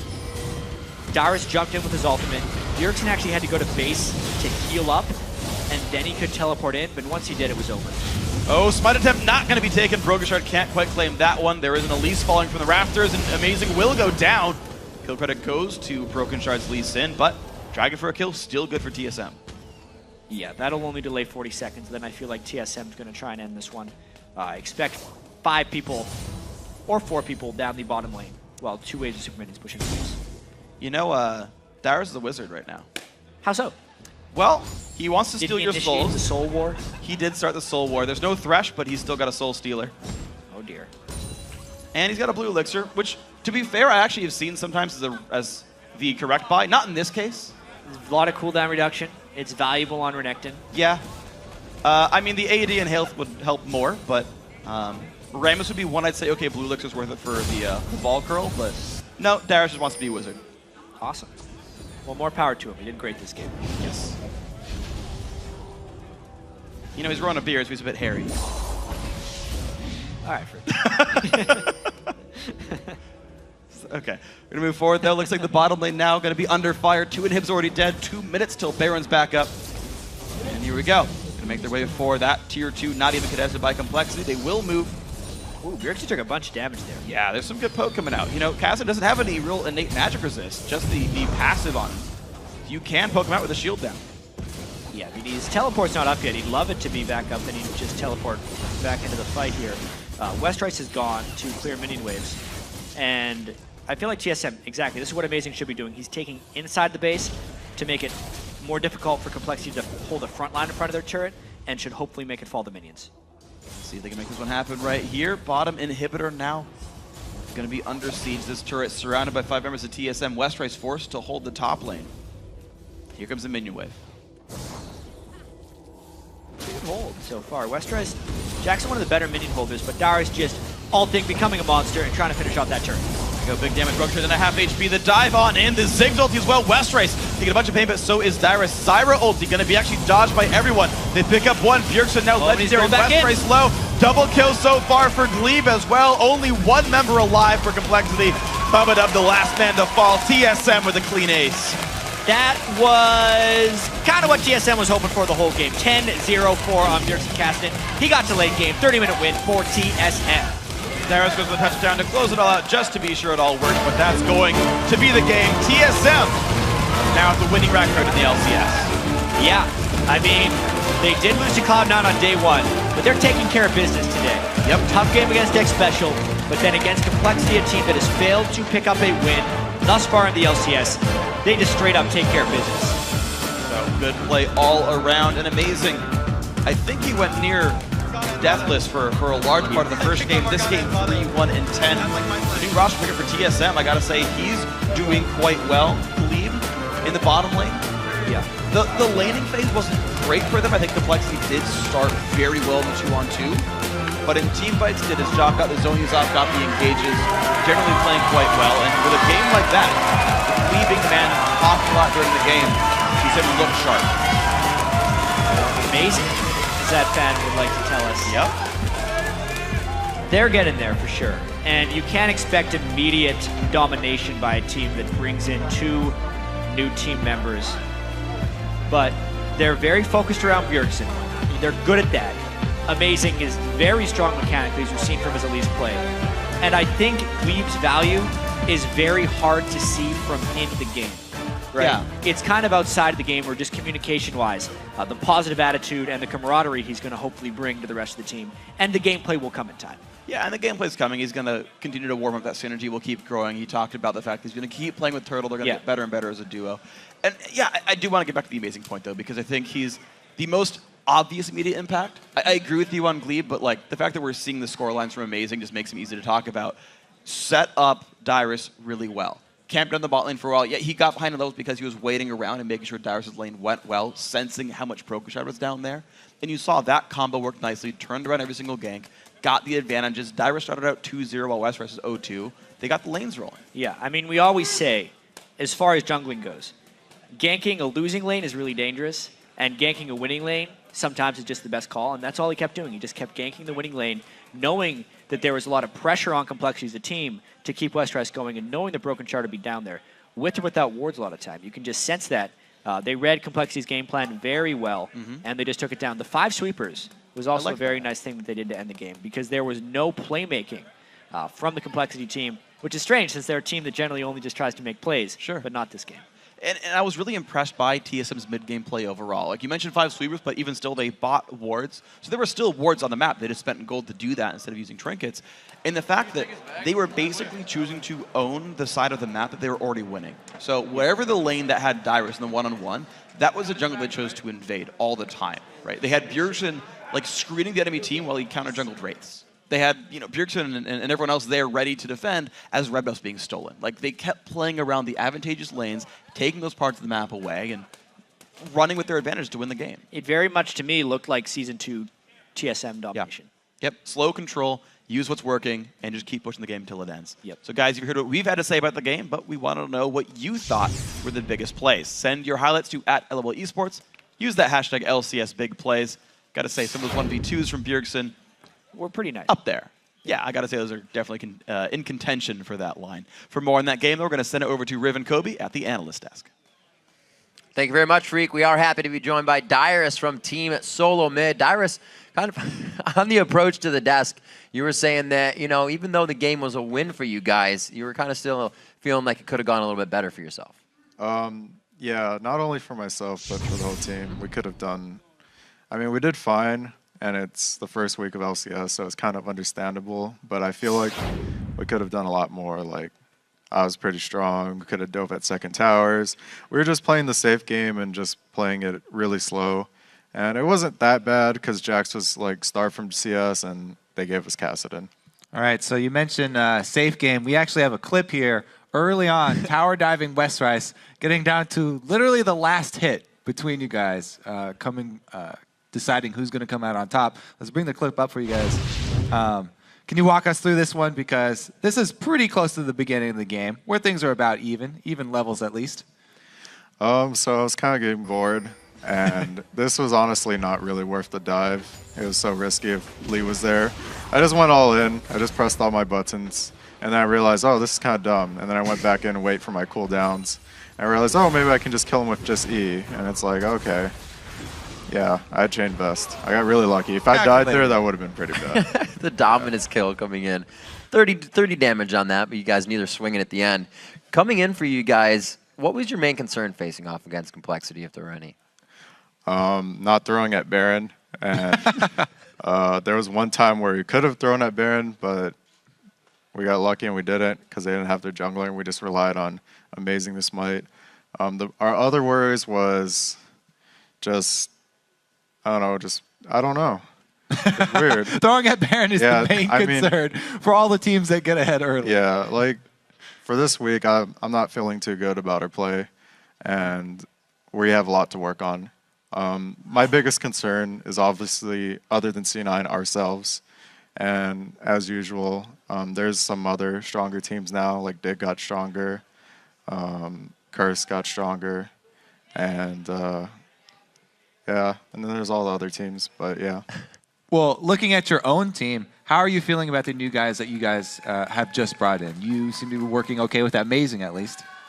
Yeah, Amazing is really like straightforward guy. He's European, so if you play bad, he'll tell you, and if he's upset, it'll show it. But at the same time, he's very straightforward. You can find your mistakes quickly. We just discuss things, and we're trying to be more like, you know, together. Like, if someone's not waking up, go and wake them up. With our other, like, without... What I'm trying to say is before, we didn't really wake each other up and care as much. Like, for example, C9, like, they pick each other up all the time, but on TSM, we were pretty selfish back then, and now we're kind of more like a team.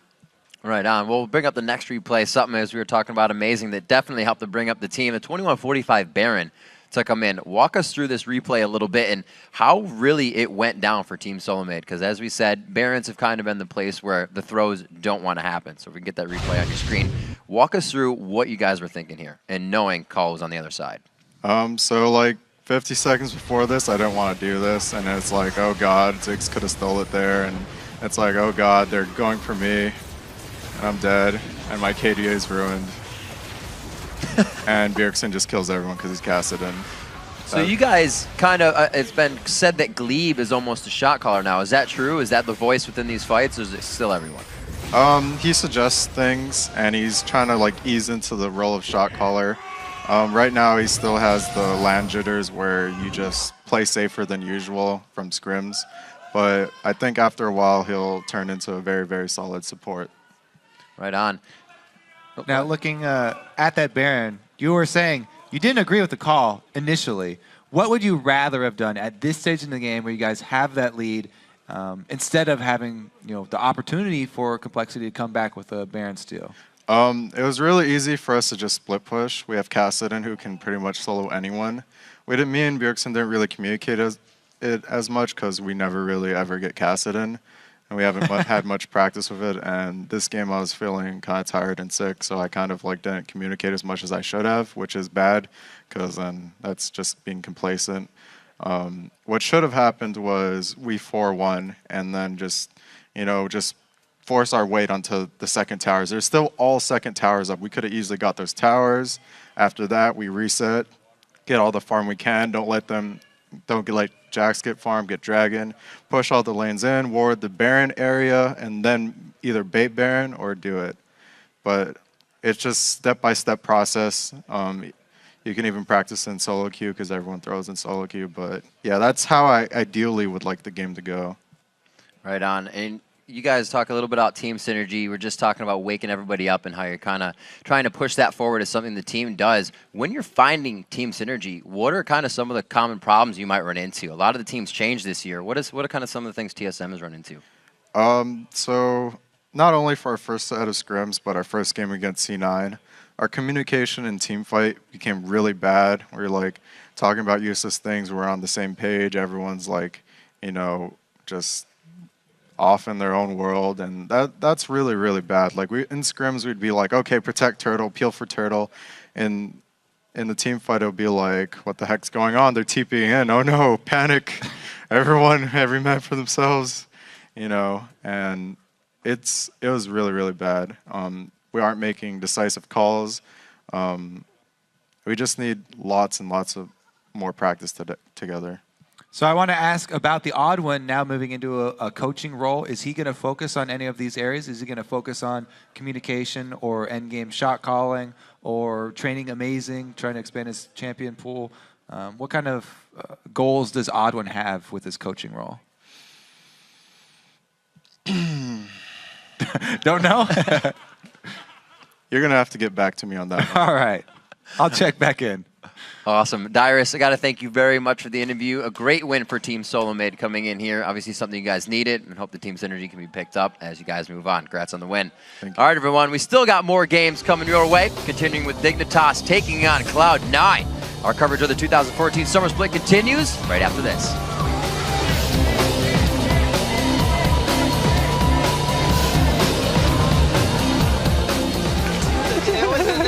Okay, so second ban will be Shyvana. Now be low on health under the turret. Dyrus dies again. Oh, he's waiting for his spell cooldown to come back up. He could kill him with the spell. Oh, no! Oh, the outplay is it real? Westrice almost gets it, and Dyrus barely squeaks away. Leave gonna pop the ulti and the Zonias, and here comes Dyrus as well. The burst comes in, they pick up one, but Robert X. Lee now is on the wrong side of the fight. He's gonna go down to Amazing. Probably on the wrong side of Dyrus as well. 2 for 1 so far. Elise claiming some kills. Now Zyra ulti gonna be actually dodged by everyone. They pick up one. Bjergsen now legendary. Westrice low. Double kill so far for Glebe as well. Only one member alive for Complexity. Bubba Dub, the last man to fall. TSM with a clean ace.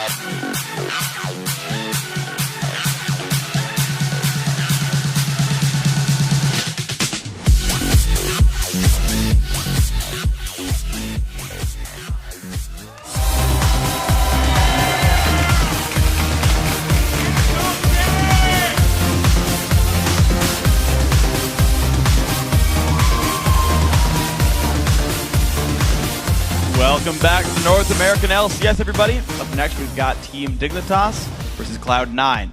And chat, there were questions with, how well would the team do with High rejoining the team, being out for a little while, but so far they seem to be pretty good, Cloud9. Yeah, I mean, Cloud9, this is only their second game. They looked pretty good in their first game against TSM. They were a little cautious, but there was never a doubt as far as who was going to win that game.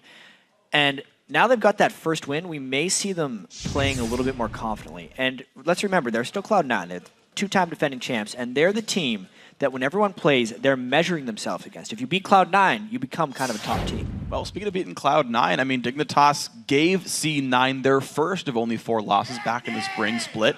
Dig's looking even better now than they were before as far as lineup strength is concerned. This is a good team. The addition of Zion and Shifter has definitely made them much stronger in all 3 lanes. And the team can create those early game leads as we've seen. But in just the short 2 games, we've seen them stumbling a little bit as they transition to the mid game. Earlier, 2 games ago against Evil Geniuses, they were in complete control. But then there were some indecisive calls that allowed EG to nearly take the win in the mid and late game. Yeah, so we'll see if they can change those up. Of course, Team Dignitas made that big shakeup on their team, bringing Zion and Shifter in. But according to Cloud9, that isn't the solo lanes that make Dig vulnerable. So for as far as Dignitas goes, they got 2 new laners. They got Zion Spartan and then Shifter from Team Coast. With a lot of roster changes, Cloud9 stayed the same and they were already the strongest, so I definitely think that they have the most potential to be the first place team. The issue of Dignitas was never their laners or their laning. They've always just had issues of shot calling correctly, so maybe one of them will step up or another teammate will. But if they get better at shot calling, then I think they'll be a formidable team. We had some close games with Cloud9, but we had trouble closing it out. Just like team decisions and things, and we end up losing it. For example, High, while he may not be seen as the strongest mechanical mid laner, he does a lot of shot calling and he does a lot for his team that's under the scenes. Coast also had the same kind of issues where they couldn't really know what to do, like end game, things like that. I'm not sure if them putting these 2 teams together will make their late game decision making any better. This season though, we have amazing solo lanes now, and we have very good concise shot calling, so I actually think we'll give Cloud9 a run for their money. Yeah, we'll see if they can take those games though. Run for money means a close one. Yeah. See which way it goes. If I had to make an upset pick for the day, I'd say it would be Dignitas over Cloud9. They always played them close, even before the addition of Shifter and Zion. Well, we'll see if that's going to be enough to tip it over the line. Tip it over the line for these guys.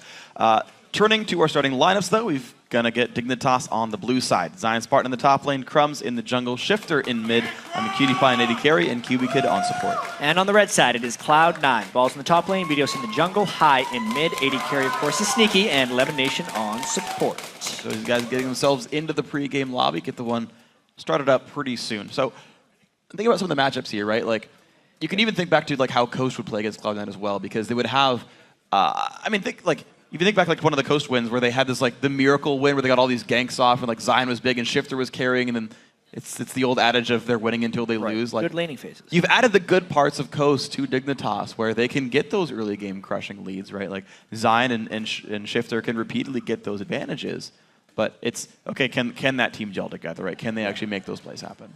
And I want to see if we get to see standard lanes in this one as well. Cloud9 has been doing standard lanes when they can, more so than almost any other team, because they're really valuing their individual laning skill, especially Sneaky and Lemon, are really making a case for themselves as far as bottom lane skill is concerned. Plus, they're coming off that all-star experience. They played against world-class mid laners from every region. True. Feeling real confident. There's going to be a lot to learn on these ones, and especially you consider the fact that, considering continuing to talk about the 2-on-2 lanes, actually, the fact that the 2-on-1 lane game is changed again, right? Like by the end of the spring split, it was 4v0s, and people got comfortable with that one. And then with All Stars, we saw it was a different manner of, and it was kind of like slow pushing, but you'd still get that first turret down pretty quickly. You'd get it low, AD carry would finish it. Now it's entirely different again. Exactly. I feel like the patch changes almost sped that up into a fact where the fast pushing isn't nearly as effective. The 30 damage reduction being on for the first 7 minutes on those turrets is just turned it into farm denial. And it's putting the AD carry back into the AD carry role where he's the one getting as much farm as possible. Yeah, but you got to think about it. When you're Cloud9, you've got a top laner like Balls, who many consider the best in North America, and so far hasn't been dethroned from that one. You don't want that guy to have no impact on the game. You want him beating up other people from the start. Yeah. So does Dignitas. They got Zion Spartan. The guy was the first carry top laner to really start carrying games in the NALCS. I think more than any other player. First Jax for sure, where we saw really start crushing it. Yeah. Here we go, though. Picks and bans coming through. Jax is banned. Yep, Jax banned away. No real surprise for this one. Elise away from Meteos, Soraka away from High. We've only seen Cloud9 play one game in the NALCS, so you don't necessarily know what their comfort picks are just yet, but they're going to try to take the best stabs they can at removing them.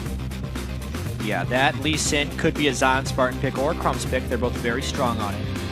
Meteos, of course, is victorious with Lee Sin yesterday. What are they going to be picking on the backside here? Well, that's going to force a Kha'Zix pick on the first rotation. Maybe Twitch Kha'Zix. Yep. Twitch Kha'Zix. Yay! Well, you figure one of those 4 S-tier junglers left available. You've got to grab that before it gets stolen. Lee Sin, though, again, yeah, Zion or Crumbs, we'll see where that ends up being. Balls on Twitch is just, or not Balls, but Sneaky on Twitch. I mean, finally you get the name synergy going. I'm always happy when that actually happens.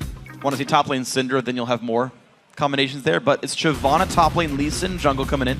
Shifter most likely on Lulu as well here. Played that more than once and done pretty well with it. Yeah, strong laner to get as much farm as possible on Lulu where he can add teamfight impact. I've never been tremendously impressed actually with Shifter's Lulu. He seems to get good farm advantages, but then has somewhat suspect usage of spells in teamfights. We'll see if he performs better in this one against Cloud9, who is just a fantastic team in teamfights. So the Morgana comes in to help protect that team fighter. The Trundle as well up against Shyvana, and they're waiting on their mid lane pick. I mean, partially they can guarantee that's not a Kiwi Kid support Lulu, but they're waiting for this lineup to just lock in everything else. So, all right, they're going to toss what's the rest of your champions? Well, AD carry support. They know exactly what they're going up against, so Cutie Pie and Kiwi Kid get to pick their poison here. The Quinn worked out great for Cutie Pie last time. Not so much. No, not really. There we go. Lucian's still on the board. Answer it. Cutie Pie is indeed not Cop. Yeah. And Desire once again for Kiwi Kid. So Zyra's gotten really, really popular again in the recent history. In the last couple of months, she's really shot back, and we didn't see her at all, almost at all, in the spring split. I know. I thought we were going to see a lot more of her as soon as the Spell Thief's Edge was changed, because the plants proc the gold and damage for him. For her. Yeah. For the player. And then it just didn't really happen. I feel like it's a little bit back because AD carries are more worth protecting again, kind of. And when people try to dive on AD carries, you're forcing them to dive on Desire, which is very effective. Plus, I think the just Magic Pen build, people rediscovered how much damage Desire does. Yeah, it's entirely massive, and especially when you've got more utility mid laners, that you can add damage back in late game when a champion like Lulu would fall off. Might work well. Hai, though, going to lock in Twisted Fate for the mid lane, so it's going to be a lot of boots around the map. It can synergize up with Meteos on Kha'Zix and make things happen everywhere. Very interesting, actually, with that Twisted Fate pick, because I normally see Twisted Fate picked against things that are ridiculously difficult to initiate on. And, I mean, even though Lulu is kind of difficult to chase, you can find fights against him. It's not like they're running Nidalee. Yeah. You got to be in range to do things as Lulu. Yeah. So, I mean, we'll have to see Hai test his mettle here against the Lulu, and then if he can teleport safely in with the Zyra around. True. Teamfight teleporting against a Zyra is extremely dangerous because she can put multiple things right on top of your cars to screw you over. Well, I guess it depends on the build you go for, because if you rock Zonias, you can Zonias through the root and not really care. And if she ults just you, you're like, great, I wasted Zyra ulti, guys, go kill him. And we'll see how Hai builds it. But as the teams are loading into the Rift, let's see who you guys voted to win this one. And with 81% of the vote, you're tipping this in Cloud9's favor. Yeah, we'd also like to remind you to send your picks to @LOL Esports and use the hashtag DIGWin or C9Win for the team you think will come out on top for that live voting we get to see.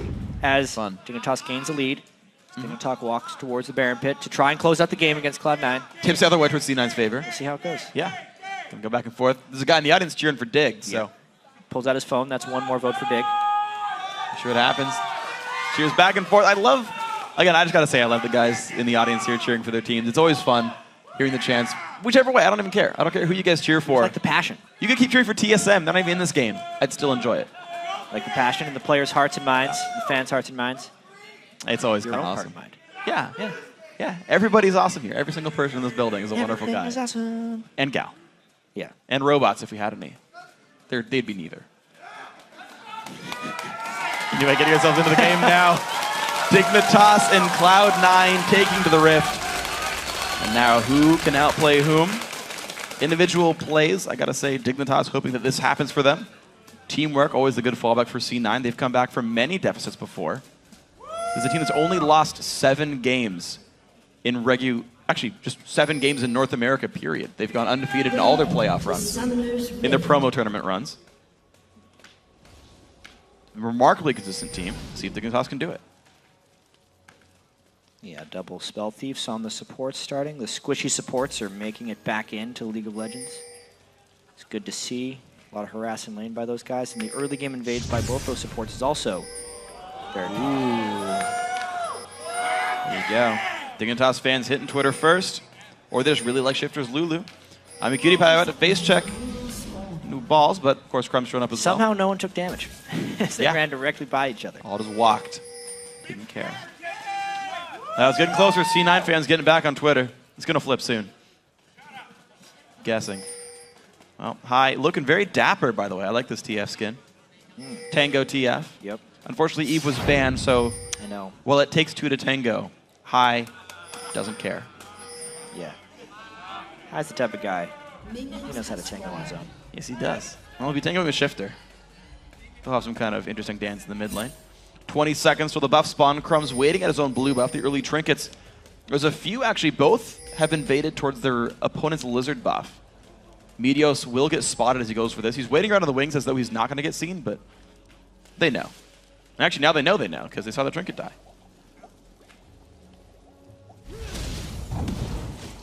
Crumbs lands Q on the small one. You can stand behind that camp and you get it for free, but... Not the best jungle opening from Crumbs, but, you know, surprisingly, teleports down. That's interesting. Wow, Shifter with a really good trade on Hai, though. Already the first potion burned. Hai's been losing a bit of health on this one. 42 MR. He is running magic resist glyphs, so he'll be a bit tanky, but he'll dodge that glitter lance. But it's level 2 first for Shifter. He took a lot of damage at level 1, Hai did, just from Shifter. And that's what we said, like, even though Lulu isn't a crazy lane bully like she was before the nerfs to help picks, Shifter has successfully bullied a lot of people with Lulu, and Hai's going to be mainly looking to just survive and then pick his windows in the game. Yeah, and also keep in mind that you talk about the Lulu nerfs, they don't even really do anything until level 8, right? The duration nerf, you have to get like 25 CDR before you can land 2 Qs anyway, and the base damage on help picks went down at later ranks. So, heck, the early lane is just as strong. And something I was thinking about as well, and talking about Lulu mid, for Shifter is, I know W's not a damaging ability, and so the levels 14 through 18, you start losing damage spikes compared to champions like Kassadin or Ari or whatever. Yeah. But like at level 13, you've still got 2 max damage abilities, and like you have similar-ish burst scenarios. Someone else, okay, no ulti, right? But like your ability to fight in the early laning and up through level 13 is still pretty reasonable, and I think that's part of why we still see Shifter play it so much. Yeah, especially those mid-game team fights where Dignitas wants to take control of the game. Mid-game is often where a lot of these games are decided, especially Cloud9 games. They're so strong. Just to give you an update on High, he had a quick particle bug in one of his games, just a quick restart to see if that fixes the issue. It usually does. We've honestly had a pretty clean run here in the NALCS. I'm knocking on the desk right now. Yeah. It's our first pause. Good run. 2 days here in NA. Yeah. And it's going to be a short one. Hopefully it is. Now. Hopefully they're very short pause, like a baby puppy. Or kitten. Or kitten. All right, so sorry, I completely killed it. I shouldn't have done that joke. I apologize really profusely. Okay, so standard lanes, right? We got the 2-on-2 in the top lane, whatever. 1-on-1 in the bottom. Shyvana versus Trundle. It's interesting. I know when Zion was on Coast, they were getting pressured by their staff pretty heavily to start learning more of those like meta top laners, the Shyvana, the Mundo, the Renekton, and I never really loved it for Zion. But it seems he's gotten better and better at the roles, and the Shyvana, he's playing it pretty well. Shyvana was always his best of the three. Of the three. I remember even before this most recent season began, when Shyvana was just coming into play, it was Zion that I saw playing it first. So it's something he's actually always trending towards, and it's his best of the trinity that we once had. Trundle in the mix as well. Of course, Jax being very common, forcing a lot of bans now. People knowing to respect that one. The early harass coming in. Looks like Kiwi Kid and Cutie Pie are getting the pressure lead in this lane. Up 8 minions already. They sought out the 2-on-2. They found it, and they're winning it.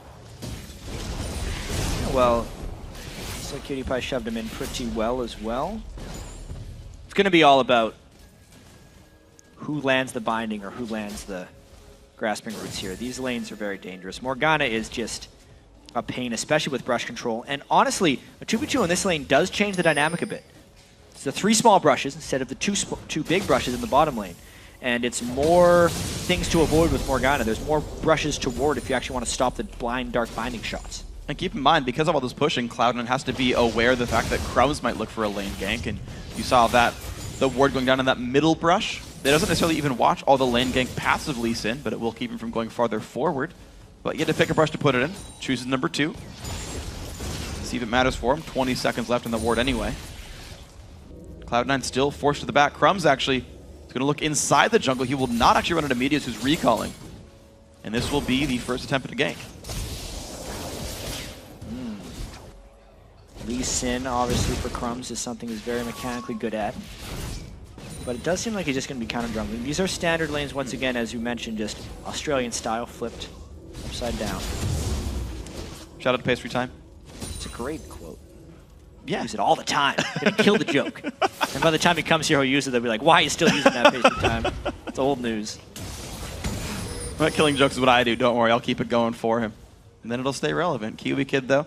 Sneaky. Everyone else kind of pushing the lane back. Look at that, though. Great damage comes out from Lucian. C9 already losing most of their potions. Sneaky no longer has one. Yeah, that's a tough lane early on for Sneaky. I mean, the gank is arriving at the right moment for Dignitas, because Sneaky is incredibly weak right now. Ooh, can they stop the recall, though? The Q's still going to be on cooldown. He will get back to base, but now Lemon is alone. 3 versus 1. Binding on cooldown.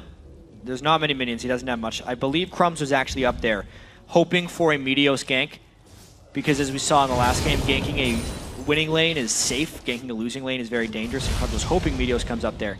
When he realized he wasn't there, he just went back to clearing out that pink ward in the jungle. Wow, okay. So no actual dives going in there. I guess with the lack of information, sure, that's a safer choice right there. Wow, Shifter taking big damage. The Ignite on as well. High! Trades nicely with stacked deck. Got to be a little bit careful in this one. Also now an aggressive ward in the jungle from Meteos. He also saw Crumbs sweep the pink ward out, so he's going to counter jungle his second camp now. Wraiths and Golems being stolen away. That will set Crumbs back. Yeah, fun little chess match going on between these junglers, because the lanes are all getting pushed up by Cloud9 right now. And they're safely doing that because of the deep wards Meteos was able to get in. Meteos doesn't just counter jungle. He counter jungles in order to place deep wards and allow his lanes to play more aggressive. That's going to work now. Ball's level 6 first, although I guess they're pad at this point. Balls is taking some damage, but he can sustain back up with R if he needs to. Right now, Zion, with all of summoners available, probably doesn't have to be too afraid of Meteos ganking, so he will stay in this lane for now. Potion's still not used by Balls, actually just now used it, so he'll keep his sustain going. Crumbs will look for this gank. I don't believe he got seen on his way over. But still, Balls is very healthy. Ganking level 6 Trundle is an incredibly difficult task. All the resistances he can steal while he gets dived upon. Crumbs has looked around a little bit. He's definitely wasted more time than Meteos this game. And I'd say the overall pressure advantage is definitely going a bit in the way of Cloud9.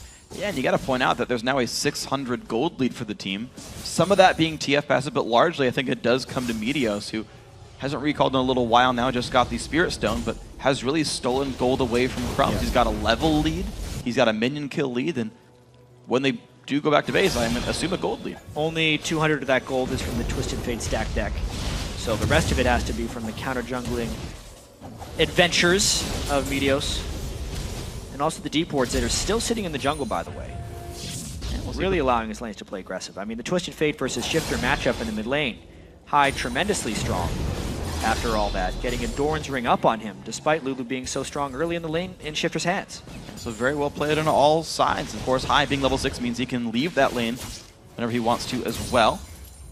Kiwi Pie still holding on to a maybe 15 minion lead. Of course, this wave can be killed off by Sneaky to equalize this somewhat, but Elimination only able to earn so much gold with Reminded Soil. Shifter, where's the blue of Meteos? Has not started blue though for High, so you'll have a momentary lead in buffs. Dig has to wonder, did he take blue for himself, or did he just not go for it yet? Yeah, at this point you'd almost feel like Meteos takes it. Oftentimes Meteos will take almost all the blue buffs from Cloud9. High is completely okay with that, and instead just makes everyone else work. With 2 Doran's Rings, he actually could quite easily do that, although we'll have to see what happens. Looks like Crumbs will look for the mid lane. He is level 6, so we can maybe make that play. Ward goes over the wall to make sure no one's around. Meteos still setting up the blue. Oh, the Q misses from Crumbs. Meteos pulled it so far back, but they're still going to catch High. He sees them, but it might be a bit late. Flash Double immediately. Flash by all these guys. The knock up there as well. The Ignite is on High, taking massive damage. That's going to be first blood. Secured by Crumbs' ultimate. And the blue does go to Meteos. Yeah, but a great read by Crumbs. We were saying they were wondering where that blue was going to be coming over, and as soon as High starts cheating over there, they knew he was going to be there. Surprising they stayed even after missing the Q, almost sensing that Meteos was going to be pulling it back. Oh dear! Big damage, elimination forced to flash away, but low on health. This is a good lane lead now for Dignitas, who, even despite their kill, aren't quite holding onto a gold lead, but are trying to get themselves in to a big spot. Yeah, that really equalized things, and the power of this Dignitas bot lane in the top lane is quite strong. Meteos trying to catch Shifter going over, but that really just says since they're too weak to fight that 2v3, tell Sneaky to get out of there. And he's hiding around at the kind of edge of experience range as Elimination comes back in. Sneaky aware of exactly how much dive potential there is and stays around as much as he can, but the roam from Shifter does secure the first turret of the game. And Dignitas now lead by 500 gold. High gonna stop Crumbs' recall. So that's good stuff for Dig.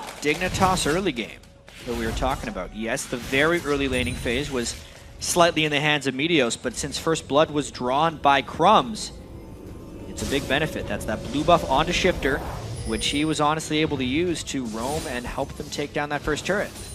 Now it potentially is about the Dragon and how quickly the bottom lanes transition down into that area, because if Dignitas does it first, they gain Dragon control. They're going now.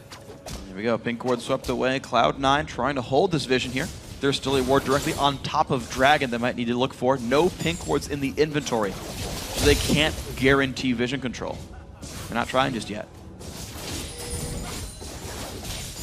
Yeah, gold completely even at this point. I feel like Sneaky's got to be doing his last wave up there. He's sitting on 1,540 gold, so he needs to get a few more CS and then get down to the bottom lane. And Balls is actually perfect timing to swap back up because his teleport is just going to be coming back off cooldown. Wow. And they could realistically compete 5v5 at that Dragon Pit. Well, this is going to be an interesting one. Then Elimination and Crumb's going to spot each other. Big damage comes in. Lows for the jump back. He's got to be careful though. Black Shield is on. Gets some damage. Shifter. One auto attack. He gets the damage in. Another kill comes in for Dignitas thanks to Crumbs and Shifter. More damage comes in. Knock up there. Crumbs stays alive. TP comes in. Vito's not going to get it. Here comes Balls with the pillar. Anyone looks like not Zion Spartan in the fray. They dodge away from the cards. Dignitas on the mid lane.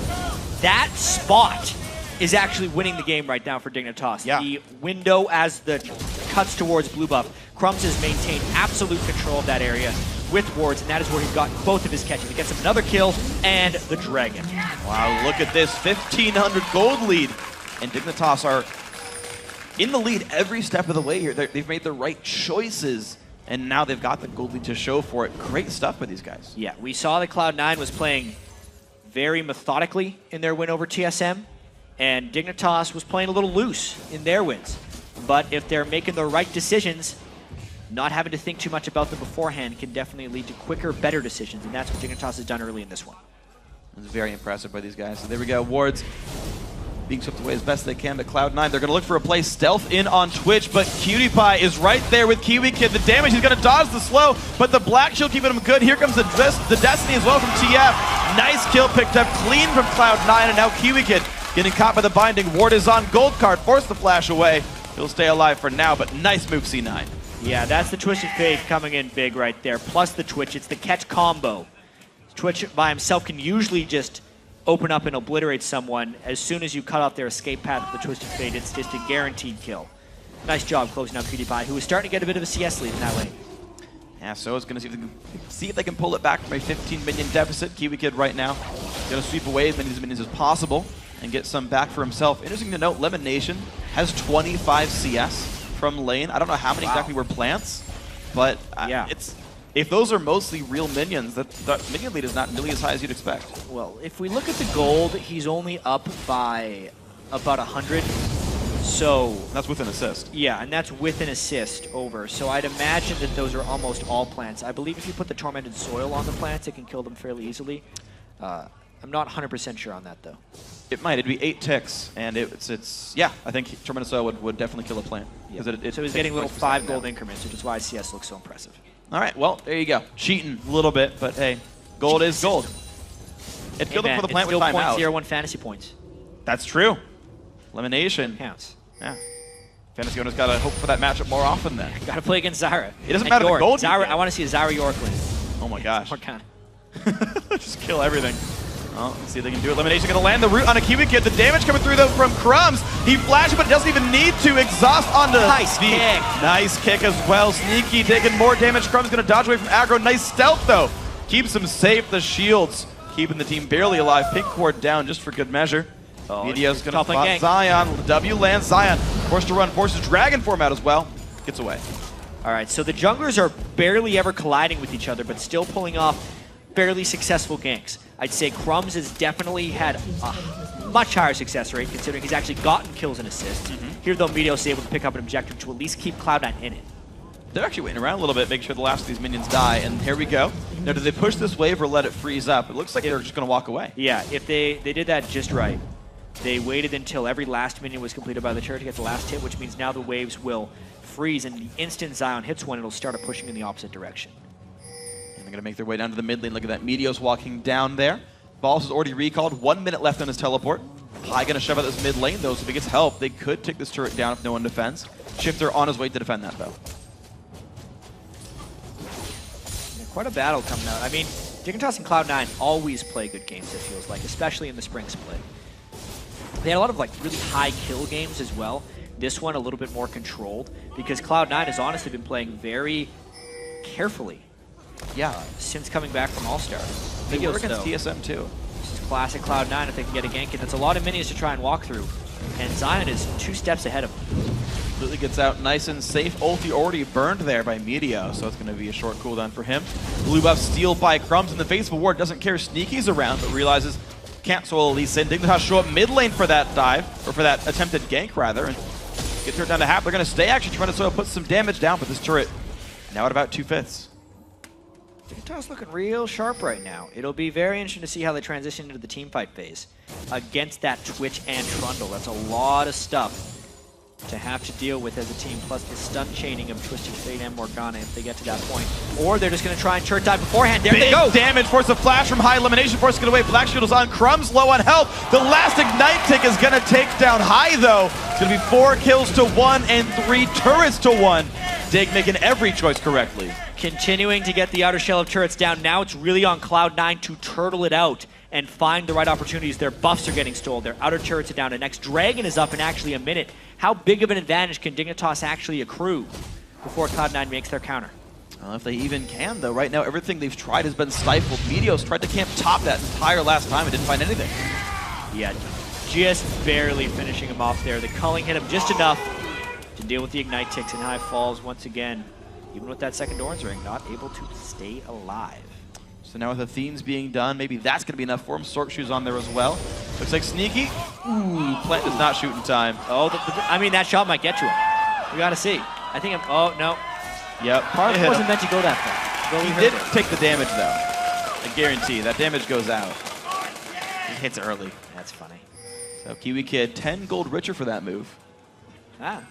He did get the Frostfang proc, and this Dragon fight is huge right now. This is the spot Dignitas has controlled all game. Cloud9 has pink wards in it because they need that spot back, but Dignitas is the stronger force right now with Balls having to shove out top lane. And 4 sweepers on the team as well, 2 pink wards in inventory, plus 2 sight stones. This is a Dignitas squad that could definitely control this area. And C9, how much do they want to force it? Yeah, yes, they've got TP. Yes, they've got TF ult. And they got harassed down pretty low just from some wildcards. Kiwi Kid is in dire situations there. This is so dangerous with teleport up. Dignitas basically has to bail out right here or find a great fight. So dangerous right now. Well, Trundle has teleported in. This is still them dancing back and forth. A couple plants are down. Cutie-Pie trying to zone the team away. How good is Steel going to be? Pillar comes out. A lot of CC comes in. Balls down to 1/3. He's forced to run away. The smite battle goes to Crumbs. Meteos forced to flash over the wall. 0 for 0, but Dragon goes to Dignitas. Woo. And they didn't even have to bail out after that one because they returned enough fire onto Balls that it wasn't a realistic fight for either tank to initiate. Really gutsy call. I mean, that's the kind of risky stuff Silent Spartan was talking about in their game that they just had earlier today. Yeah. But that wasn't necessarily going well. But that time, they never fully commit. They never got initiated on, and they walked away with an objective. But C9 did deal enough damage that they got him away for that one. So mid-turret for Dragon is the real trade. You talk about either tank really being able to be in the front line, but compare the builds. Balls rushed to Ruin King, and so he was taking really good damage from the culling. Yeah. Whereas Zion rushed Sunfire. You could take Dragon shots and not care that much. Yeah, especially for now. If we get into the team fight, though, especially once Balls gets some health under his belt, he will steal a bunch of resists from Zion and make him a hopefully easy target for Sneaky to shoot through. If you're looking at Cloud9 right now. There we go. Ward goes down, and Dignitas now trying to own the red buff. A couple of wards are out. You see that nice one in the top right corner of the screen. Helps secure one of the roots in. And Crumbs will be giving the red buff over to Cutie Pie. Will not be stolen by the Elder Lizard unique passive. Balls going to go to this top lane, but the thing is there's a bunch of people right below him that C9 aren't completely aware of. And here comes the movement on up. 4 guys in this lane. Crumbs looks for the play on the Balls, gets rooted up though. They've got to be careful on this one. Will he go in any farther? No, they just pushed him away from experience range for now. This turret is going to fall. How much are they going to push, though? They get that one down because there's 2 people down in their own bottom lane. They're going to be doing a push of their own. And actually a Twisted Fate. No, just a teleport. Did the Twisted Fate go off as well? I just could have sworn. There it goes. He just pops it now. It's Zion Spartan, though, in a 1 versus 3. Dragon forms nicely on the other side of the wall. No one's going to stop him, but that does mean a turret. A lot of Twitch decision-making has to be made right now. There's 3 people bottom of Cloud9. They will push fast. Where does Dignitas respawn? Because they could have went for Baron. They pinged it, but then ignored the ping. They're going for defense. All right, Zion Spartan, how well can you defend this? Meteos ulti is on cooldown. Good damage could come in from high. Blue card plus stacked deck. This turret will stay. A nice ward over the wall keeps them safe, and C9 backs off. And Crumbs is actually coming around from the flank. They've sent a lot of people down. If he can get the right type of kickback, he could put them into Shifter. It's going to be tricky, though, because he is so far away from home. Okay, kicks back. Meteos keep him safe. He's still walking through wards, though. Can he re-engage and find the fight? His team is around. Zyra is right above, goes in. Ward hops back, but Crumbs, he's going to lose most of his health. Nice save by Shifter, who flashes the wall. High dodges the cube, but the damage comes in. 2 kills for Dignitas. Meteos will make that a 3rd. Big battle. And Dig gets 3 kills off of that, and it was all Crumbs right there, keeping Cloud9 interested as long as possible. They get the rewards. Balls will get a tier 2 for himself, but honestly, worth it for Dig, who now with the number advantage, looks for the mid lane. Shifter, spamming the laughs. He knows the team's in good spirits. They're doing a good job of this one. Kiwi Kid getting the gold. Oh, that binding's going to hurt a lot. Takes his shield back. Good Black Shield keeps Lemon safe, but 2-2 turret for 2-2 turret, and 3 kills for Dig. Look at the size of that Lulu shield, too. Jeez. This is the mid game that Dignitas wants to control. taking another look at this one. Right after getting the damage on Q, he jumped back to his W, and it was Shifter who got the Wild Growth plus the flash over, and the Dignitas squad that was pushing the mid lane managed to collapse as well, which is why that fight was so damn one-sided. Excellent play by the whole roster here. These guys are doing awesome stuff. 3-0-3 on the new mid laner. This Lulu doing very well. His mid-game decisions are working nicely. Shielding the targets, ulting the targets, keeping them alive. Only 1 kill total given up by the squad. Yeah. This is a Cloud9 team that is not used to being held to 1 kill. Even in the games they lose, they're generally quite close. This is a very controlled, smart Dignitas team. Only death actually being out of PewDiePie, which was forced by Cloud9 with a nice twisted Fatal. Outside of that, it's been Dignitas calling all the shots. Oh, Shifter gonna grab the blue buff there. Zion went for that one. The old teammate synergy still sticking around for that one. Nice job by Zion to make sure he gets it. 3,000 gold lead. To be fair, we've been singing Dignitas praises all the time. They are up 6 kills, but the turret game is actually only 1 apart. A 3,000 gold lead not as big as you would think. And earlier today, Dignitas had a 10,000 gold lead on Evil Geniuses, and still barely closed the game. Not to mention, that was against a Twitch, who Cloud9 commands as well, with Sneaky. So this game by no means over. Dignitas is just looking pretty good because, remember, this is against Cloud9. They lost 3 times in the summer split of 2013 and 4 times in the spring split of this year. I think I messed up a year somewhere. They've only lost 7 times in the LCS regular season. Yeah. Let's remember. 7-1 overall. Dignitas going for broke. All right, well, the Dignitas Baron, the attempt is there. Twitch is still bottom lane. TF ulti pop to reveal everybody. Meteos does have flash. There's the ulti in. It stops the Meteos sleep. He can't get back out. Nice fight right there. The ulti from Kiwi can clutch, though. Well, let's see how much Cloud9 can get back. Doesn't look like much. What an ult by Kiwi Kid right there with his Zyra pick to make this Smite steal not a real possibility. Does Dignitas decide to fight in? Crumbs, can he do it again? It's a 4 versus 3. They know TF went bottom there to help out with Twitch. They don't go for the engage, but Baron for a tier 2 turret's a good trade. And now the siege, will it begin mid lane? Absolutely. I mean, they still have a decent amount of health. Kiwi Kid playing very aggressively. Crumbs will be healing up with the Baron regen, and control of the bottom lane has been regained by Zion Spartan. All good things for Dig. So here we go then. How much can they do? Of course, there is still wave clear available on the lineup. Realize that they're still pushing up against a TF with reasonable AP. Right? Sieging has never really yet worked for Dig. It was a bunch of Baron plays till it worked and they got a bunch of kills. So now, how can they close it? Yeah, well, they want to close it before High has time for Zani's Hourglass, because that's really when TF can become involved in these team fights. Up until then, he is mainly just a person to wave clear, and since they see him in the other lane, Dignitas is going to go really strong to push this turret, but their tank isn't actually with them. Zion's beside them. Wow, but Ball's down to 1/3 HP on that one. Even more poke coming through at the end of it. Binding's going to be dodged. Meteos, he's waiting the wings, but he's waiting on top of a ward. Dignitas don't completely betray that knowledge, and Zion Spartan splitting the bottom means another turret for the squad. Look at this, 6 turrets to 5 maybe. How could Cloud9 find their fight? They could get a nice rat-a-tat for Sneaky somehow. If they land a binding on the right target. This is a Baron up Dignitas playing exceedingly well here against Cloud9. Okay, well, the minion wave's getting cleared away one more time. This turret, though, down below half HP. The bindings, they've all been dodged so far, but if that one hits, you know Meteos coming in to follow up on this one. Some poke goes back and forth. Nothing found just yet. Wards, when will they be used to keep the vision control? Kiwi Kid does have Morella Namicon as his first major buy. He's got CDR for more plants. Q lands on from Crumbs. Big damage, though, down to 1/3, but the turret's gonna fall. The first inhibitor now laid open, 7-5 in turrets. Dig gonna disengage very safely. Yeah, 2 minutes left on their Baron, but they see more rewards on the map. They broke the inhibitor wall, even though they didn't get the inhibitor, and now they can just go and take this dragon uncontested. And a couple of them actually recalling back, but it looks like their ward control's enough that they're not going to get punished for much here. Actually, they'd be able to defend if C9 went for a counter push, so Dig get a very secure dragon based on their ward control. And they should be able to get the rest of the minion waves as time moves on. Yeah, lead getting bigger and bigger. 7,000, the Baron was taken without consequence. Everything going well. Balls, though, is farming pretty well. Sneaky has a lot of CS, not necessarily items, and High will be able to get his Zanyas for the next set of fights.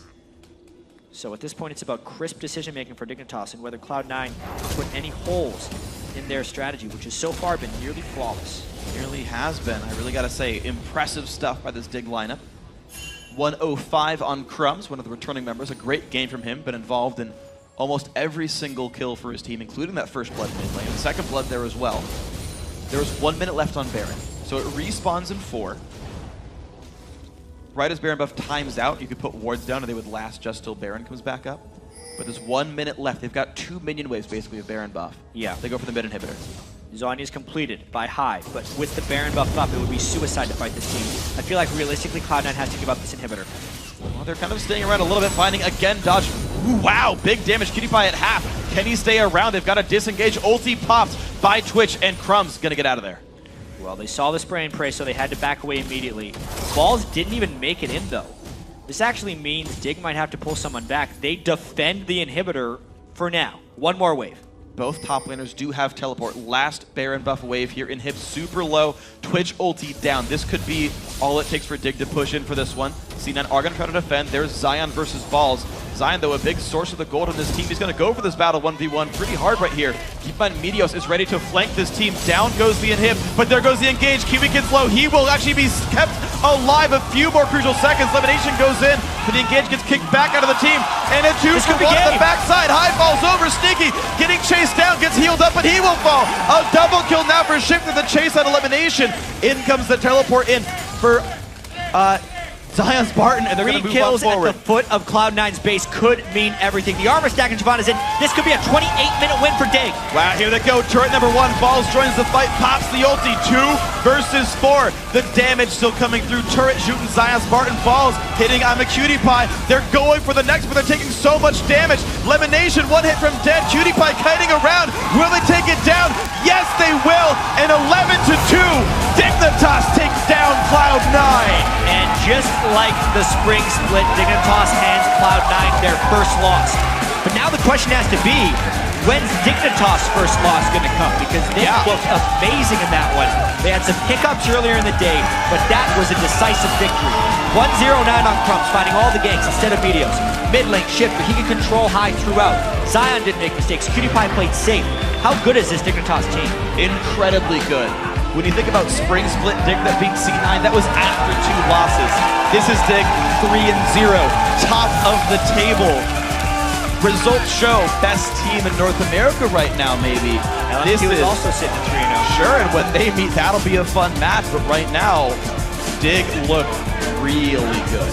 Yeah, that game, I mean, Cloud9 wasn't hesitating in their pick and ban phase. They were locking those things in right away. Twitch chasms.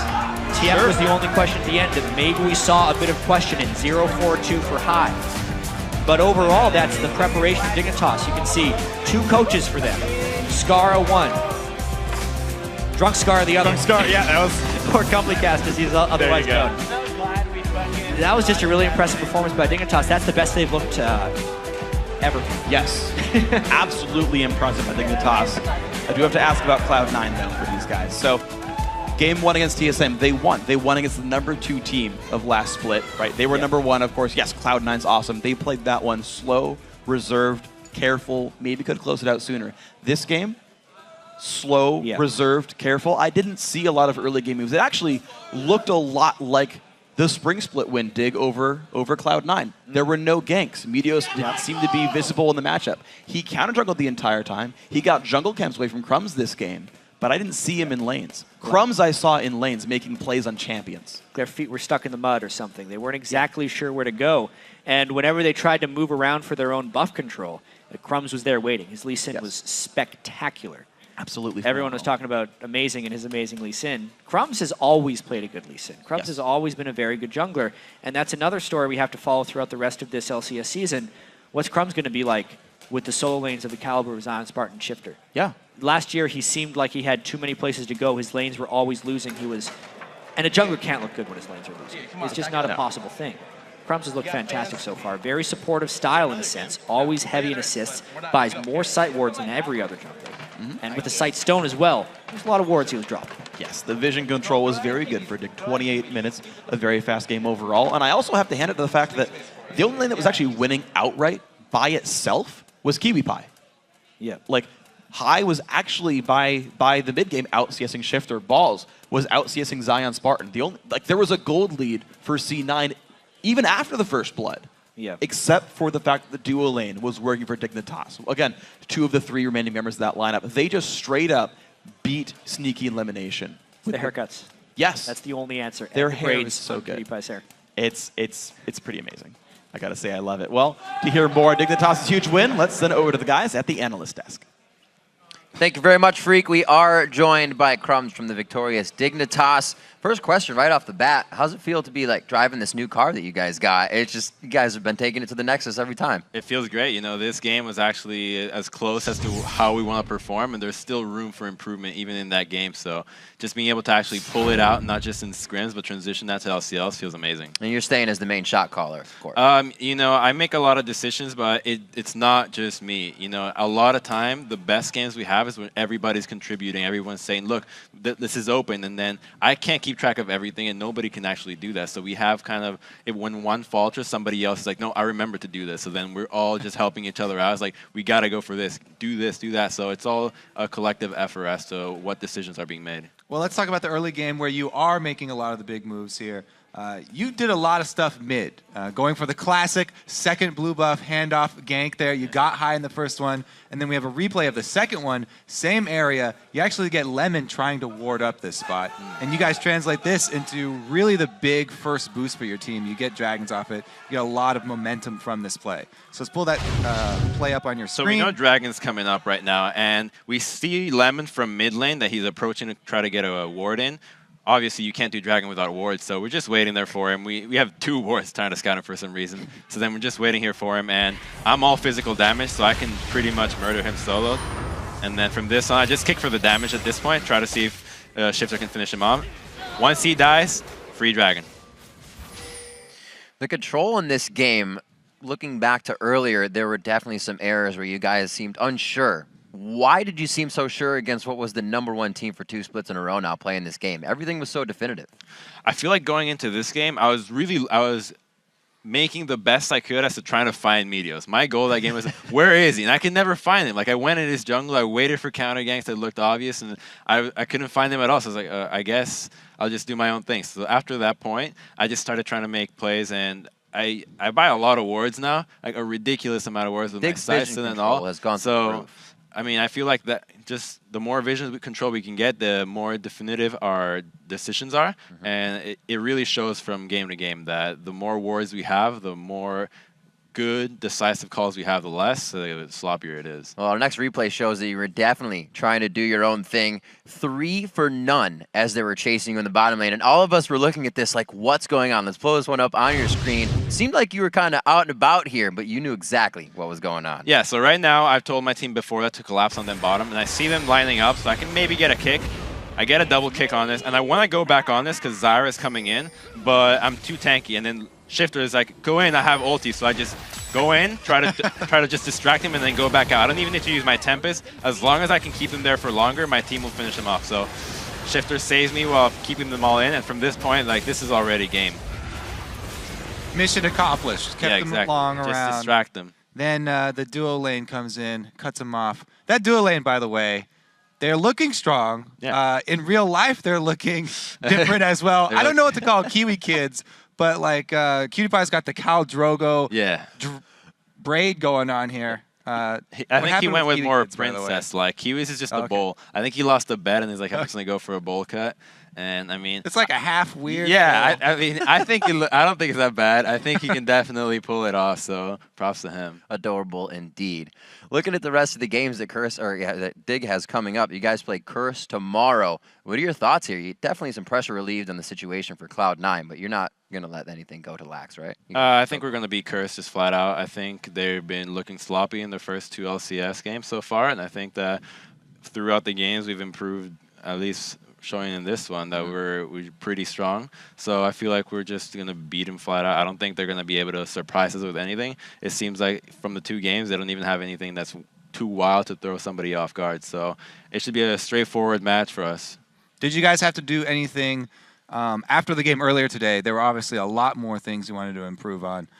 Did you guys have to set down any ground rules, or what did you come to? Nothing really happened. Even though it was a really sloppy game, we know we had a crazy early gold lead. We had a great early game, but we knew the mistakes we made, right? I mean, everybody that made them, which is everyone, we all knew what happened. So we didn't even look back on it. We're like, yeah, we know what happened. Like, we'll look at it later. Don't even worry about it, because then you start thinking about that when you're placing 9. Maybe you have that in the back of your head, and that just throws you off. So we didn't even look at the replay. We don't know what really happened that last game. Okay. We'll talk about it tonight. Continue to play with confidence. Exactly. That's how you go up against the top team. Yeah. Jumping back a little bit to what you were saying about Meteos, it's something he said as well, is that he always wants to find the other jungler. What kind of triggered that for this game and made you just want to go for him?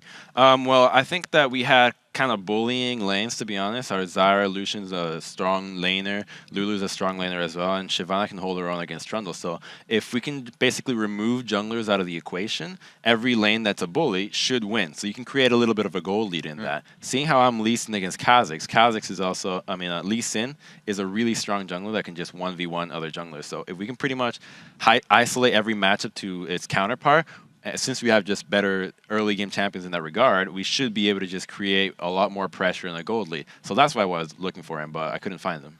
What do you think about the current state of the junglers, and what would you do in a situation like TSM Amazing was faced with, where they ban out those sort of top 4, the Evelynn, Elise, Lee Sin, and Kha'Zix? Then what do you kind of dip into? I think there's a crazy variety of junglers right now. If you're only focusing on those 4, then I think you're making a mistake. There's a lot more stuff that you can run around that's strong early game that can defend itself against other champions. So I don't think that's a really poor situation to be in, and I don't think it's a crazy strategy to just go for. So I think just people need to expand their champion pools a little bit more, be able to adapt to outside of the meta picks to be able to just function in case a situation like that happens again. And we talked a little bit about Dyrus. Final question for you, Crumbs, about the team synergy and how they're kind of growing with new players on the team. What do you guys what have you been doing with Shifter and Zion at the house, besides practicing to get, kind of that camaraderie going? Well, I mean, we went out to eat every day for the last week. So every night we just go out to eat, and then we have a buddy system to clean dishes. So we always do a queue, go to the gym together all the time. So I mean, before they came in, we'd go like three times a week, and now we can go up to 5 times. So cool. It's not bad. We can just go, hey, let's go to the gym. Oh, let's go out get food. Let's go do this. So it's more of a buddy system into almost everything that we do now, and that's good for building synergy, of course. Well, it seemed to work out very well. You guys removed Cloud9's silver lining on the second day of the summer split and tarnished that record. Best of luck on the rest of the ride for Dig. All right, everyone, we got to take this last break before our final match of the day, Evil Geniuses versus Counter Logic Gaming. We'll be right back.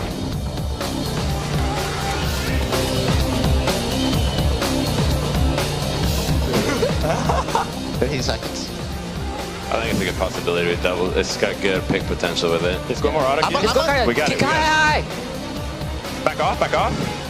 Kha'Zix. She has not Argos. I got hit Twitch with a kick. Yes. Twitch.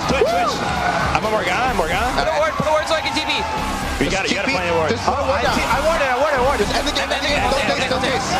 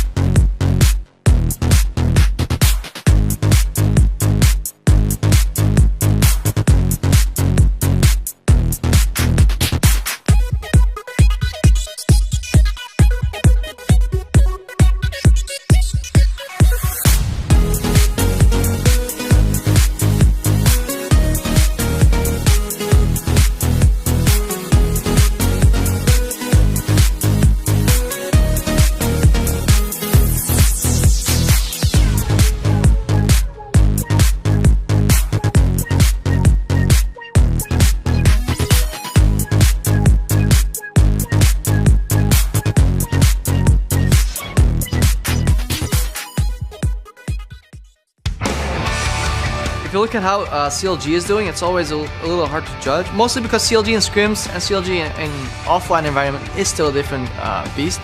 But it's going to be really hard, I feel, for Seraph to communicate with all the other members. I feel he's very mechanically gifted. He's a solid player. He knows a lot about the game. But I think in the long run, CLG will definitely benefit from picking up Seraph. Welcome back for a sixth and final game of the day. Evil Geniuses versus Counter Logic Gaming. Now, Jat, this is CLG's first game of the day. They've had all day to think about their hard-fought loss to LMQ yesterday. Yeah, and it was a very hard-fought loss. That was a super close game that just as easily could have gone CLG's way. There was a few missteps, some really clutch plays by LMQ, some nice kicks by Dexter, all that stuff happened, and it just ended up that CLG lost the game. We also saw Seraph getting an early lead with Jax in the top lane, but wasn't really able to do much about it. That kind of had to do with the new pick, and it also just had to do with Ackerman doing a great job against him. Seraph will want to bounce back, as will the rest of CLG, in this matchup that typically favors them. Yeah, we'll see if they can keep it going with the new lineup. Of course, in the blue corner is Evil Geniuses, also hoping for a rebound. They've started the split out 0-2. Yeah, and they just had a hard-fought loss to Dignitas as well today. And they almost overcame a big early deficit to take a win. I mean, a lot of the credit of that had to go with Pobelter, who was able to turn team fights with several well-played shockwaves on Orianna. And also, the new acquisition, Altec, who was really strong on that game with Twitch. And we'll see how they do in this game as well. Like 8 kills or so on that after losing lane, just trying to scrap together team fights. So a lot of standout performers here on Evil Geniuses. Let's check out the starting lineup, though. On the blue side, EG, Inox in the top lane, Snoopy in the jungle, Pillbelter in mid, Altec on AD carry, and Crepo on support. And spawning on the red side this time, it's going to be CLG. Seraph in the top lane, Dexter in the jungle, Link in mid, Doublelift on AD carry, and of course, Aframu on support. So as we get ourselves ready for this game, I do want to kind of touch on individual performances, though. Both these teams now have a new player in there. Altec new into the bot lane, the new AD carry there with Crepo. How good is their synergy? It's a very important question. So far, the lane didn't go great against Dignitas, but the team fights for Altec went exceptionally well. His Twitch was awesome. Yeah. Meanwhile, CLG's new pickup, Seraph. Now, I know they said it was going to be a long road, that they weren't expecting big things initially. It was going to be about how well they could set themselves up later on. And so they're not surprised by the fact that he's had not the biggest start of the season, but they know he's only going to go up from here. Yeah, Altec had a pretty big start, and Seraph definitely did not. Yeah. So both these teams are really just going for new things that they can hope can turn them around. This could not be the end, or this may not be the end of all of EG's roster changes at this point. CLG is hoping it's the last of theirs. Yeah, sure. I mean, and the thing is, their roster changes largely have worked out exceptionally well. Dexter is awesome. We saw his big play early this morning. He's generally been very, very good. The second he got to start playing in the LCS for CLG back in the spring split, he was explosive. You saw that team just turn on and was awesome. Aframu, in the spring split this year, he's been great. I agree with you that I think Aframu and Doublelift are probably the best bot lane in North America, and they can continue to show this as they win their games and put themselves up here. Also, Doublelift, heck, he's 2 for 0 getting first blood. Yeah, Gotta that's say, a lot a new of one. work. I mean, it used to be that if you get first blood, you lose the game. So they're 1-1 on that bet. Yeah. I want to see the bot lanes in this game, especially if we get standard lanes, because let's think back of what we've already seen today. Okay. Dignitas' bot lane did incredibly well against Cloud9's bot lane. Yes. Right? EG's bot lane did incredibly well against Dignitas' bot lane. Yeah. In team fights. I think the lane was still rough for them. The lane was pretty it was close. Okay. And then in I team fights, misremembered. they were able to come back from there. Okay. And then the question will be, how is Altec going to do against Doublelift and Aframu, who are probably the strongest laning duo of the ones we've seen in the LCS. Yeah, I remember when we talked to St. Vicious last split about various lanes he'd fight against. He was like, yeah, I fought a lot of these different lanes and didn't care too much about many of them. But when he said, when I fought against CLG, it was night and day. Every other lane I could hack it, right? They would play fairly passive. We just kind of CS back and forth. But CLG would make me fight for everything. And it was nerve-wracking having to fight these guys, being new to the role. Also, of course, not new to AD carry, but new to the LCS. Yeah. And CLG's bot lane is the intimidating bot lane. It's the one that's going to fight you. Yeah, and I wonder how Altec's really going to be doing in the high-pressure situations. He did well in his first LCS game. He did not necessarily do that well in the promotion tournament when a lot of pressure was on him. So young guys, youngest player in the LCS. Pobelter, damn close to being the youngest player in the LCS too. These guys used to be just the young kids. Now they're old enough to play in the LCS. How are they comboing up with the veterans on EG to try and take down a very old-school team in CLG? It's true, and it's fun to see how the teams sort of graduate over time as well, because I remember when EG got together, it was just a scattering of players, right? 3 guys from the old Evil Geniuses lineup. Of course, now one of those guys is off the roster as well. Pobuds are coming in, Inox coming in. And how those players have grown. Inox kind of, to me, had the biggest growth throughout the split because he had a really, really rough start of the season, had really bad Yasuo games and whatnot. Now, in his first game, he went like 4-3-4 on Kha'Zix against LMQ. The most recent game they played against Dignitas, pulled it back on Lee Sin, had a pretty good game. So it's another player I think has improved exceptionally well throughout the split, and I want to see how much more EG can grow. Just had a tough game against Silent Spartan. Yeah, he started out 0-3, got a couple kills back though. Well, here we go. First few picks and bans coming out. Shyvana, Nidalee removed away from CLG. Seraph losing his best pick. Link losing one of his most comfortable. Inox's Jax is gone, as is Altec's Twitch for good reason. I would not give Altec Twitch either. Especially after his performance. Lulu being banned. Got to keep that away from Link, and you'd almost expect Soraka to be banned, but it's not. I don't know if EG actually plays Soraka, though, whether it's part of Pobelter's champion pool. It most definitely is part of Link's champion pool. And there's a heavily banned champion so far this weekend. Gotta think what else is available. The Lee Sin from Inox top lane. There's a gigantic pool of junglers still up. None of them got banned out, so maybe you don't have to rush pick any of those. But you figure, you know, maybe top lane carries is a big deal for these guys. You know, the Soraka Yasuo debate is an interesting one. Again, I agree with what was said recently on the analyst desk, where it's pretty much a 50-50. So yeah, maybe the Soraka is worth grabbing early, depending on how you feel about the matchup. But EG definitely taking their time. Morgana, like, there's a lot of these roles that haven't been touched in bans at all, right? Like, maybe you take the S tier from that. Definitely. With the Lulu, Nidalee ban mid lane, they're scattered around everywhere, too. 2 top lane, 2 mid lane, 2 bot lane. They actually give the LeBlanc to Pobelter, hoping they can assassinate whatever CLG decides to pick. Oh, true. Speaking of mid lane assassins, though. Yeah. Well, Kassadin, you know, Kassadin's actually fairly reliant on getting a rotation of spells out, and if you can silence them before you can get them all pressed, yeah, there's a good lead for you. But he has a basically instant cast magic damage shield. If you can hit the button before he gets silenced, he'll block most of the burst from Pobelter. Of course, LeBlanc will aim for other champions in team fights, but still, as far as a lane matchup goes, that's pretty good. Well, they're just hovering it, not selecting it yet, which would generally show towards them not locking it in. But you never know with these tricky counter logic gaming fellows. There we go. Half from Moose Thresh. Lucian is off the board, so is Twitch, so they're forcing a more diverse AD carry matchup, therefore they don't have to pick them right away. And they get Dexter his Spider. Okay, so of all the junglers in the world, Dexter goes for Elise early on. One to deny from Snoopy, one of his favorites, as well as getting it for himself. How good of plays can he make? Also, Thresh going in with no support bans, so CLG showing their most important picks in these roles.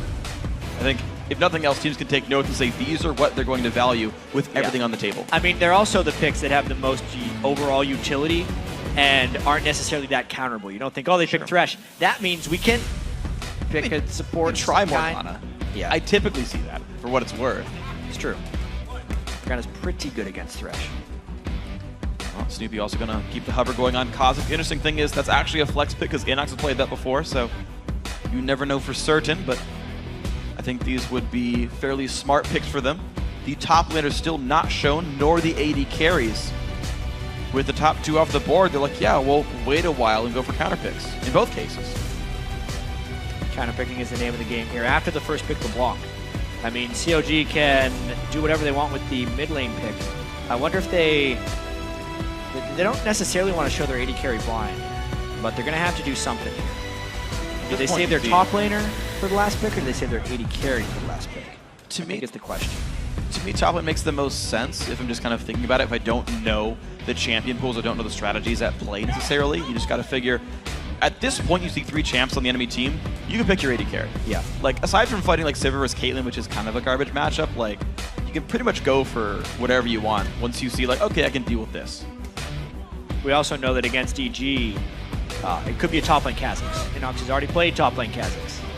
And they do a Sivir, so they're saving their top lane, even though Altec has the freedom to pick Caitlyn if he likes.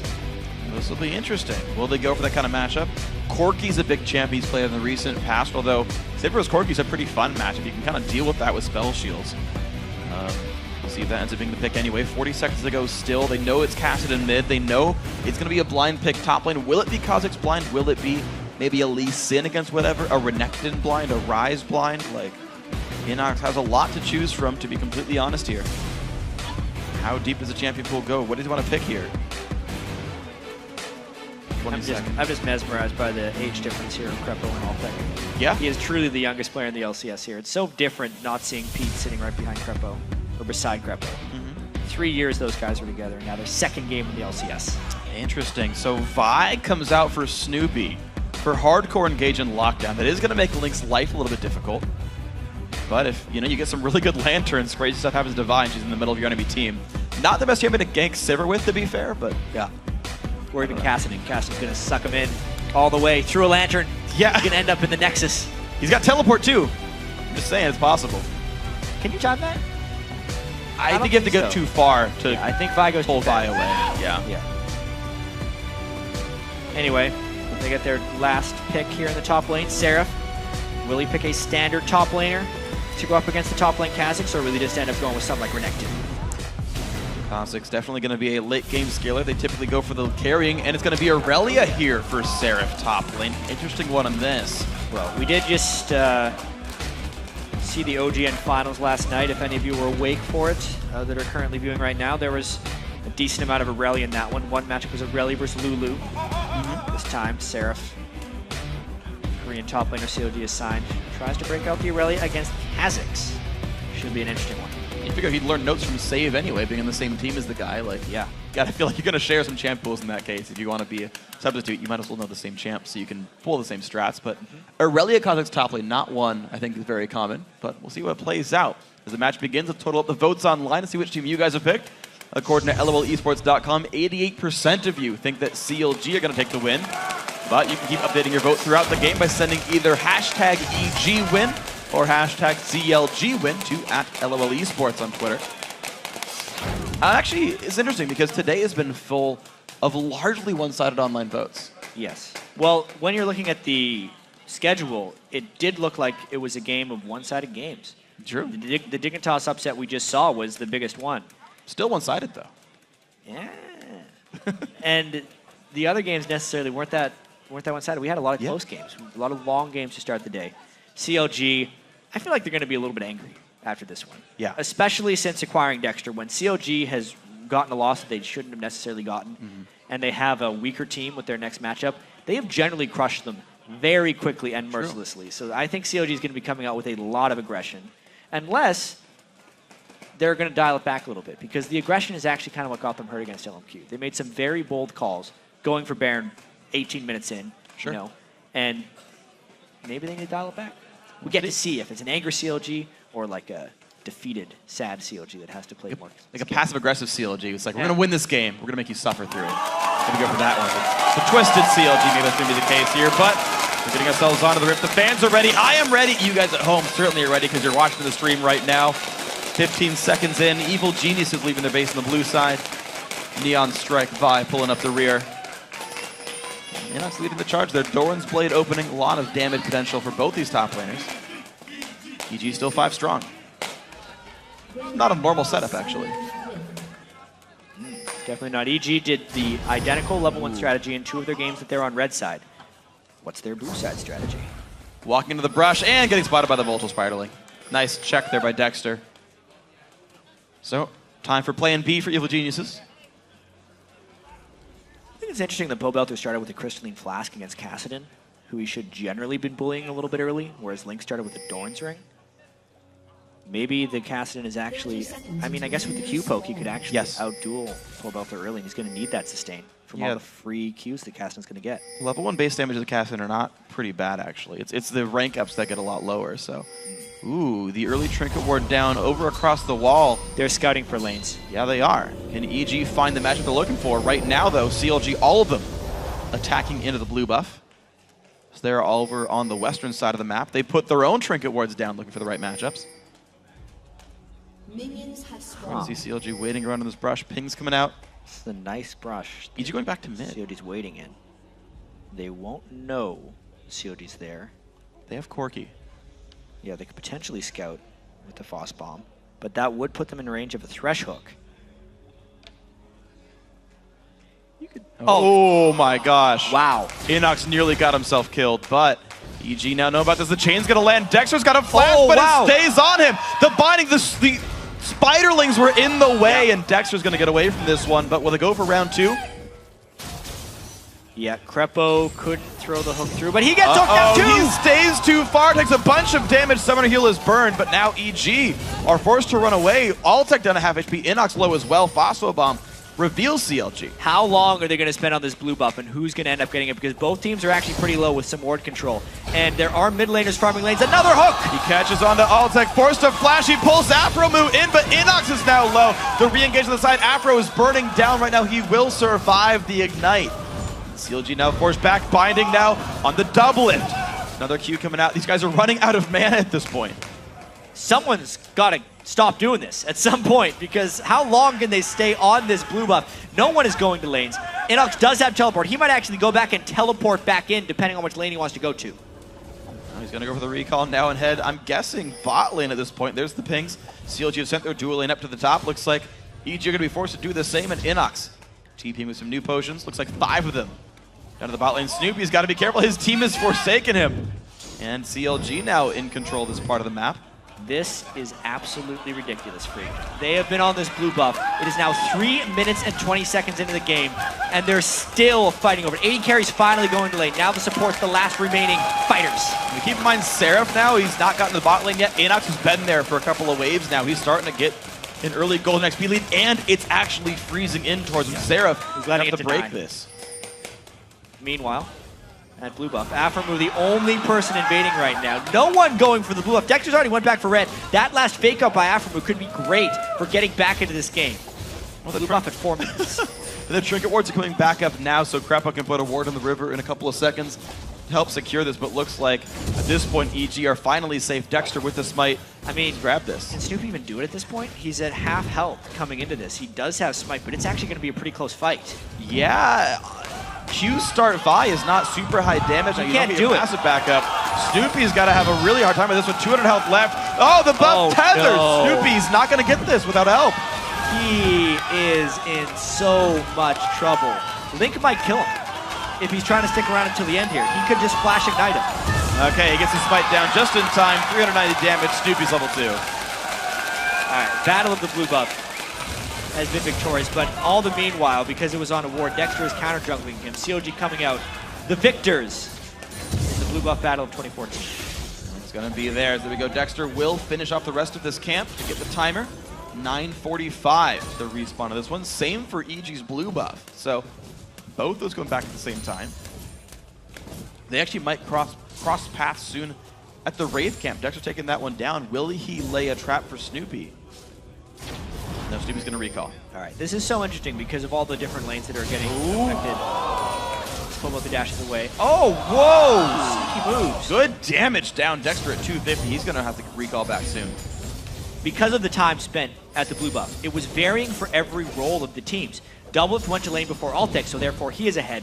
But Seraph went to lane later than Inox, so Inox has an edge on there. It's the teams playing to their strengths. Even if Seraph doesn't do well in this game, it's because the team kind of forsaken him early on in favor of Doublelift. No mana now on Dexter. He does get away towards the white camp, but can he keep himself safe? Pope Elter going to go back to the lane. Seraph running interference, keeping his teammate alive. But this is a Seraph that's 2 levels down on Inox right now. This lane, the Forsaken lane actually, is going to hurt him a little bit. Yeah, I mean, 2 levels against a Kazakhstan lane on Aurelia who needs to have some early levels to be able to hold their own. 1 point in every spell is all he's been able to muster. Luckily, there's no backup because obviously both junglers are completely experienced now in this game to create any type of dive, and he should be able to turtle out at least a few levels. Okay, well, here we go. Now 4-5. We're going to see if this one can keep going well for CLG Seraph. Snoopy now level 3, only on 1 buff. Looks like Dexter will now grab his 3rd, refreshing the blue buff, the buff he stole not too long ago.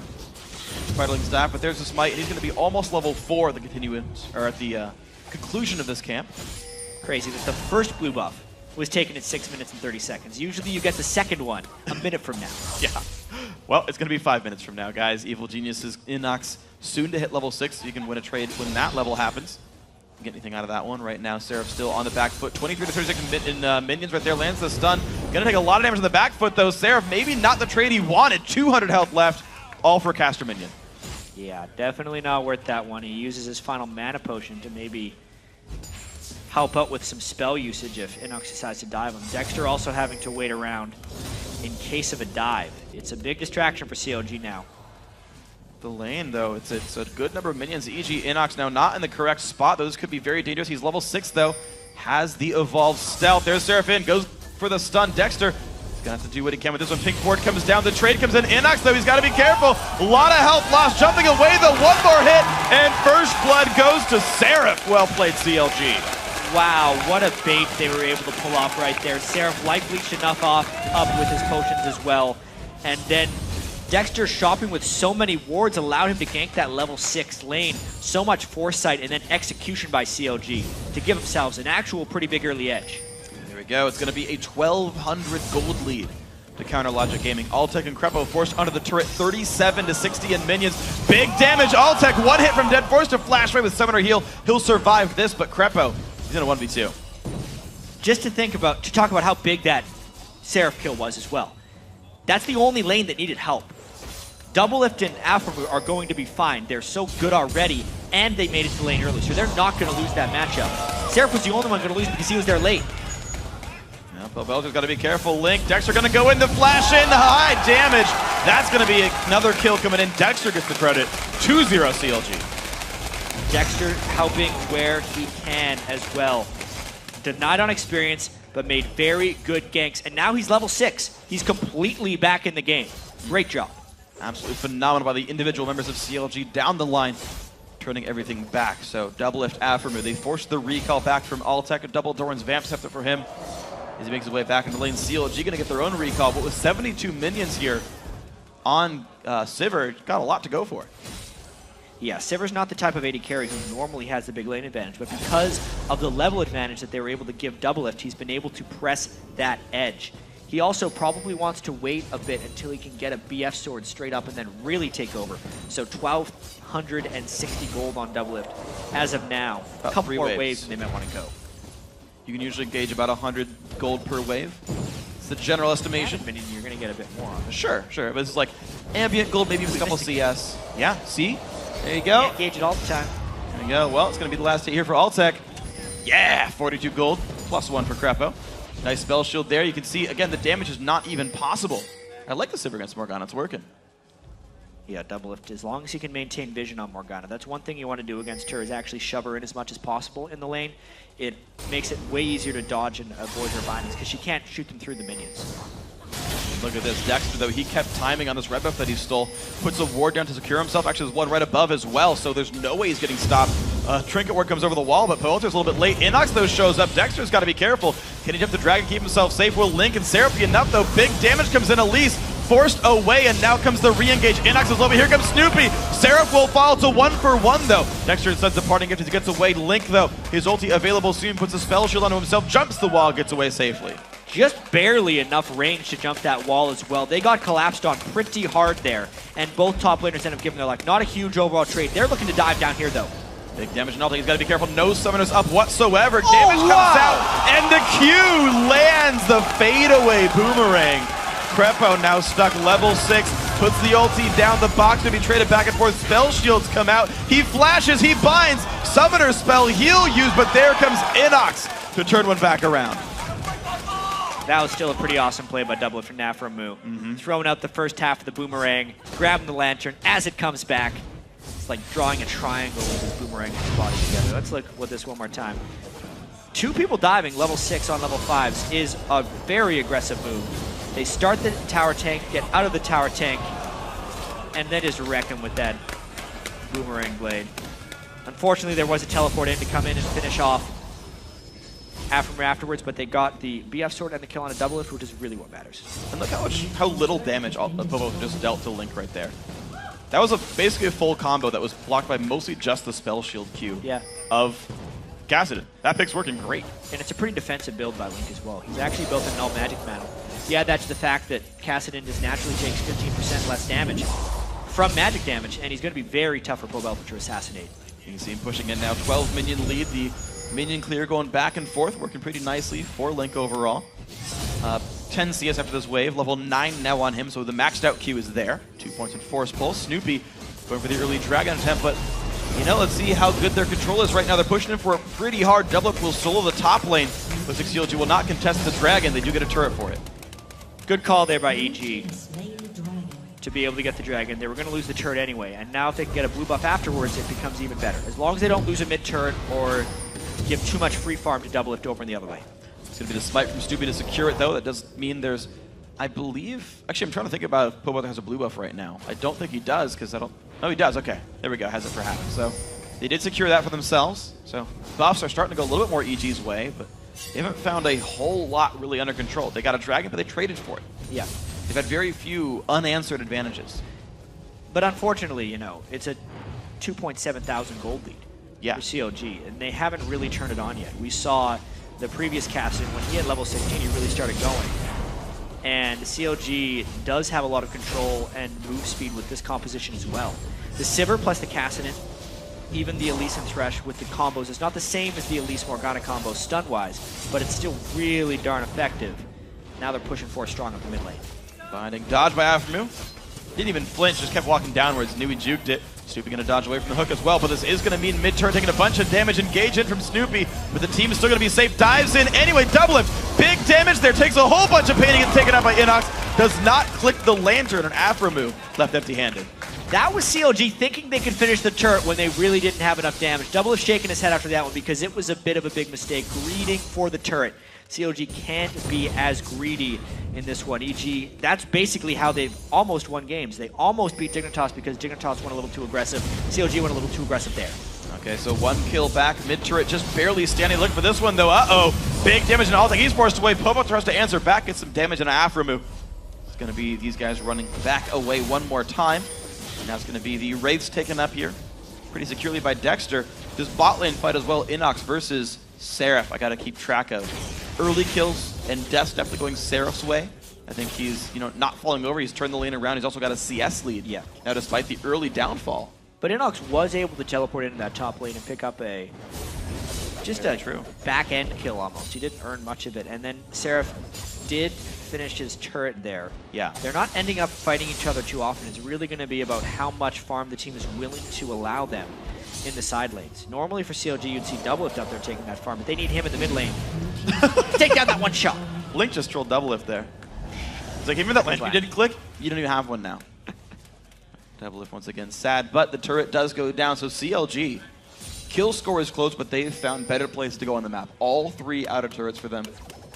Definitely a big part of the fact that they're up 2,500 gold. That's basically exactly what you get from 3 outer turrets. It's very close to that mark, so yeah. They've answered for the Dragon by other means, and their gold lead is their turret so far. 80 carry farm still very much at the side of Double Lift as well. The Twitter vote heavily trending towards CLG. I think those are the exact same numbers. I think they were both 88%, so... never mind. Well, after 3 turrets down, yeah, different numbers. Oh, they want to go for an assassination on the Blanco. Rather tough target. He was hoping to draw out aggression from Pobelter there with the shift in, but Pobelter wasn't biting. Level 10 to level 10 on these guys. Pretty far from rank 2 ulti for Belter. Have to take some time on this one. Link gonna wait for his power spike as well a little bit. Dexter's coming down though. This is a 2-on-1. LeBlanc does not know about this. He went down around the wards. There goes Link in for the slow, but there comes Snoopy to counter gank. It isn't gonna be enough there. The teleport's in as well from the top laners. Link taking gigantic damage. Will he fall? Oh, he jukes away and gets out. And here comes the cavalry, CLG. Showing up for more. Snoopy will go down. Only one man left alive. That is Inox. He's got nothing to do. Box comes out just to keep the bug caged up. This will be one more. Double Lift stays alive and claims the kill. 7-3 CLG. Baits on top of baits right there. Both mid laners trying to get each other to commit, and then it was just about how well the backup arrived. And it was CLG. You can see everyone on the map moving towards there, so it was a 2v2, and they only had to wait for them to arrive because they were going to beat them to the spot. Teleports used on exactly the same time very close to each other, so they cancel each other out, and it was just about Link barely outplaying the 2v2 with himself and Dexter. And then the backup just cleans things up. 3 kills, 4-0, CLG in control. Wonderful job by these guys. So, yeah, Inox eventually dies off. He tries to get after move, but support player plays it right, going for the tanky early build, rushing the face of the mountain, keeps him healthy pretty well. Doublelift will be adding the Last Whisper to his build, so very caster-centric build on this one, but he's up almost a full item over Altec. And that is pretty important because Altec was really one of the only bright spots for EG in their close game against Dig earlier today. Put off the other one there. And, you know, 0-2-1, none of those guys are really putting up the great performance they need. Yeah, 4,000 gold as well. Link picking up enough assists, creating kills where he can. Will turn into a late game powerhouse. If he gets there, hits level 16, gets a 3-second cooldown on his ultimate. Those are all very important things. But another blue buff steal by EG. Seraph's going to have to make his way down before Dragon. Yeah, wards are down, though. EG really want this one, but CLG in the vicinity. No teleport from Seraph. Exactly, 5v4. How good's the smite?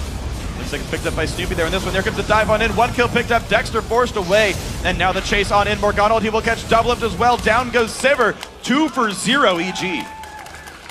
Really bad call by CLG to try to contest that. They knew it was a 5v4. And then when Dexter used his Q in aggressively, he's basically just daring to get caught by binding. If he does, the team loses the fight straight up. They just don't have enough people here.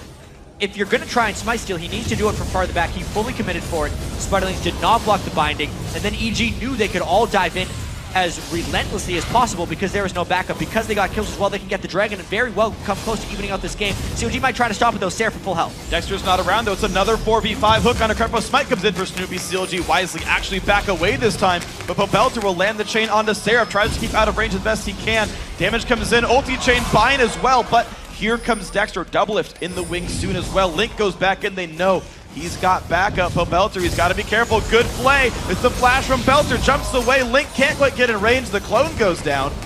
EG still trying to run. Cocoon. Wow. Out of range with Black Shield just to secure it. EG back away with the Dragon. They barely escaped that one. So many chains from Pobelter. Now, what can CLG take off the back of that one? It doesn't actually seem like much because their minion wave, at least where Doublelift just went, was already pushed in. EG hasn't been doing that great early on in the game, but their mid-game movements, especially today, hasn't resulted in victory yet. They're definitely making some good calls, though. Down to 2,000 gold. They're still down 3 turrets, and they kept the game within 2,000 gold. So they're finding fights, they're finding the right moves. CLG making the suspect calls that are allowing these, though. EG going for what the advantages are, CLG giving them more when they go for it. You're going to see now the wave clear coming in. EG are going to hold that one. Altec going to be given some of the farm. He is rather far behind, though. When I watched Altec during the promo tournament, he was off split pushing, getting gigantic gold leads most of the game for himself to transition into team fights. He's 124 minions at 20 minutes, a very low mark. This is a difficult thing about sometimes players joining new teams is there's only so much farm on the map in any given game. And teams generally need to decide who they give that farm to.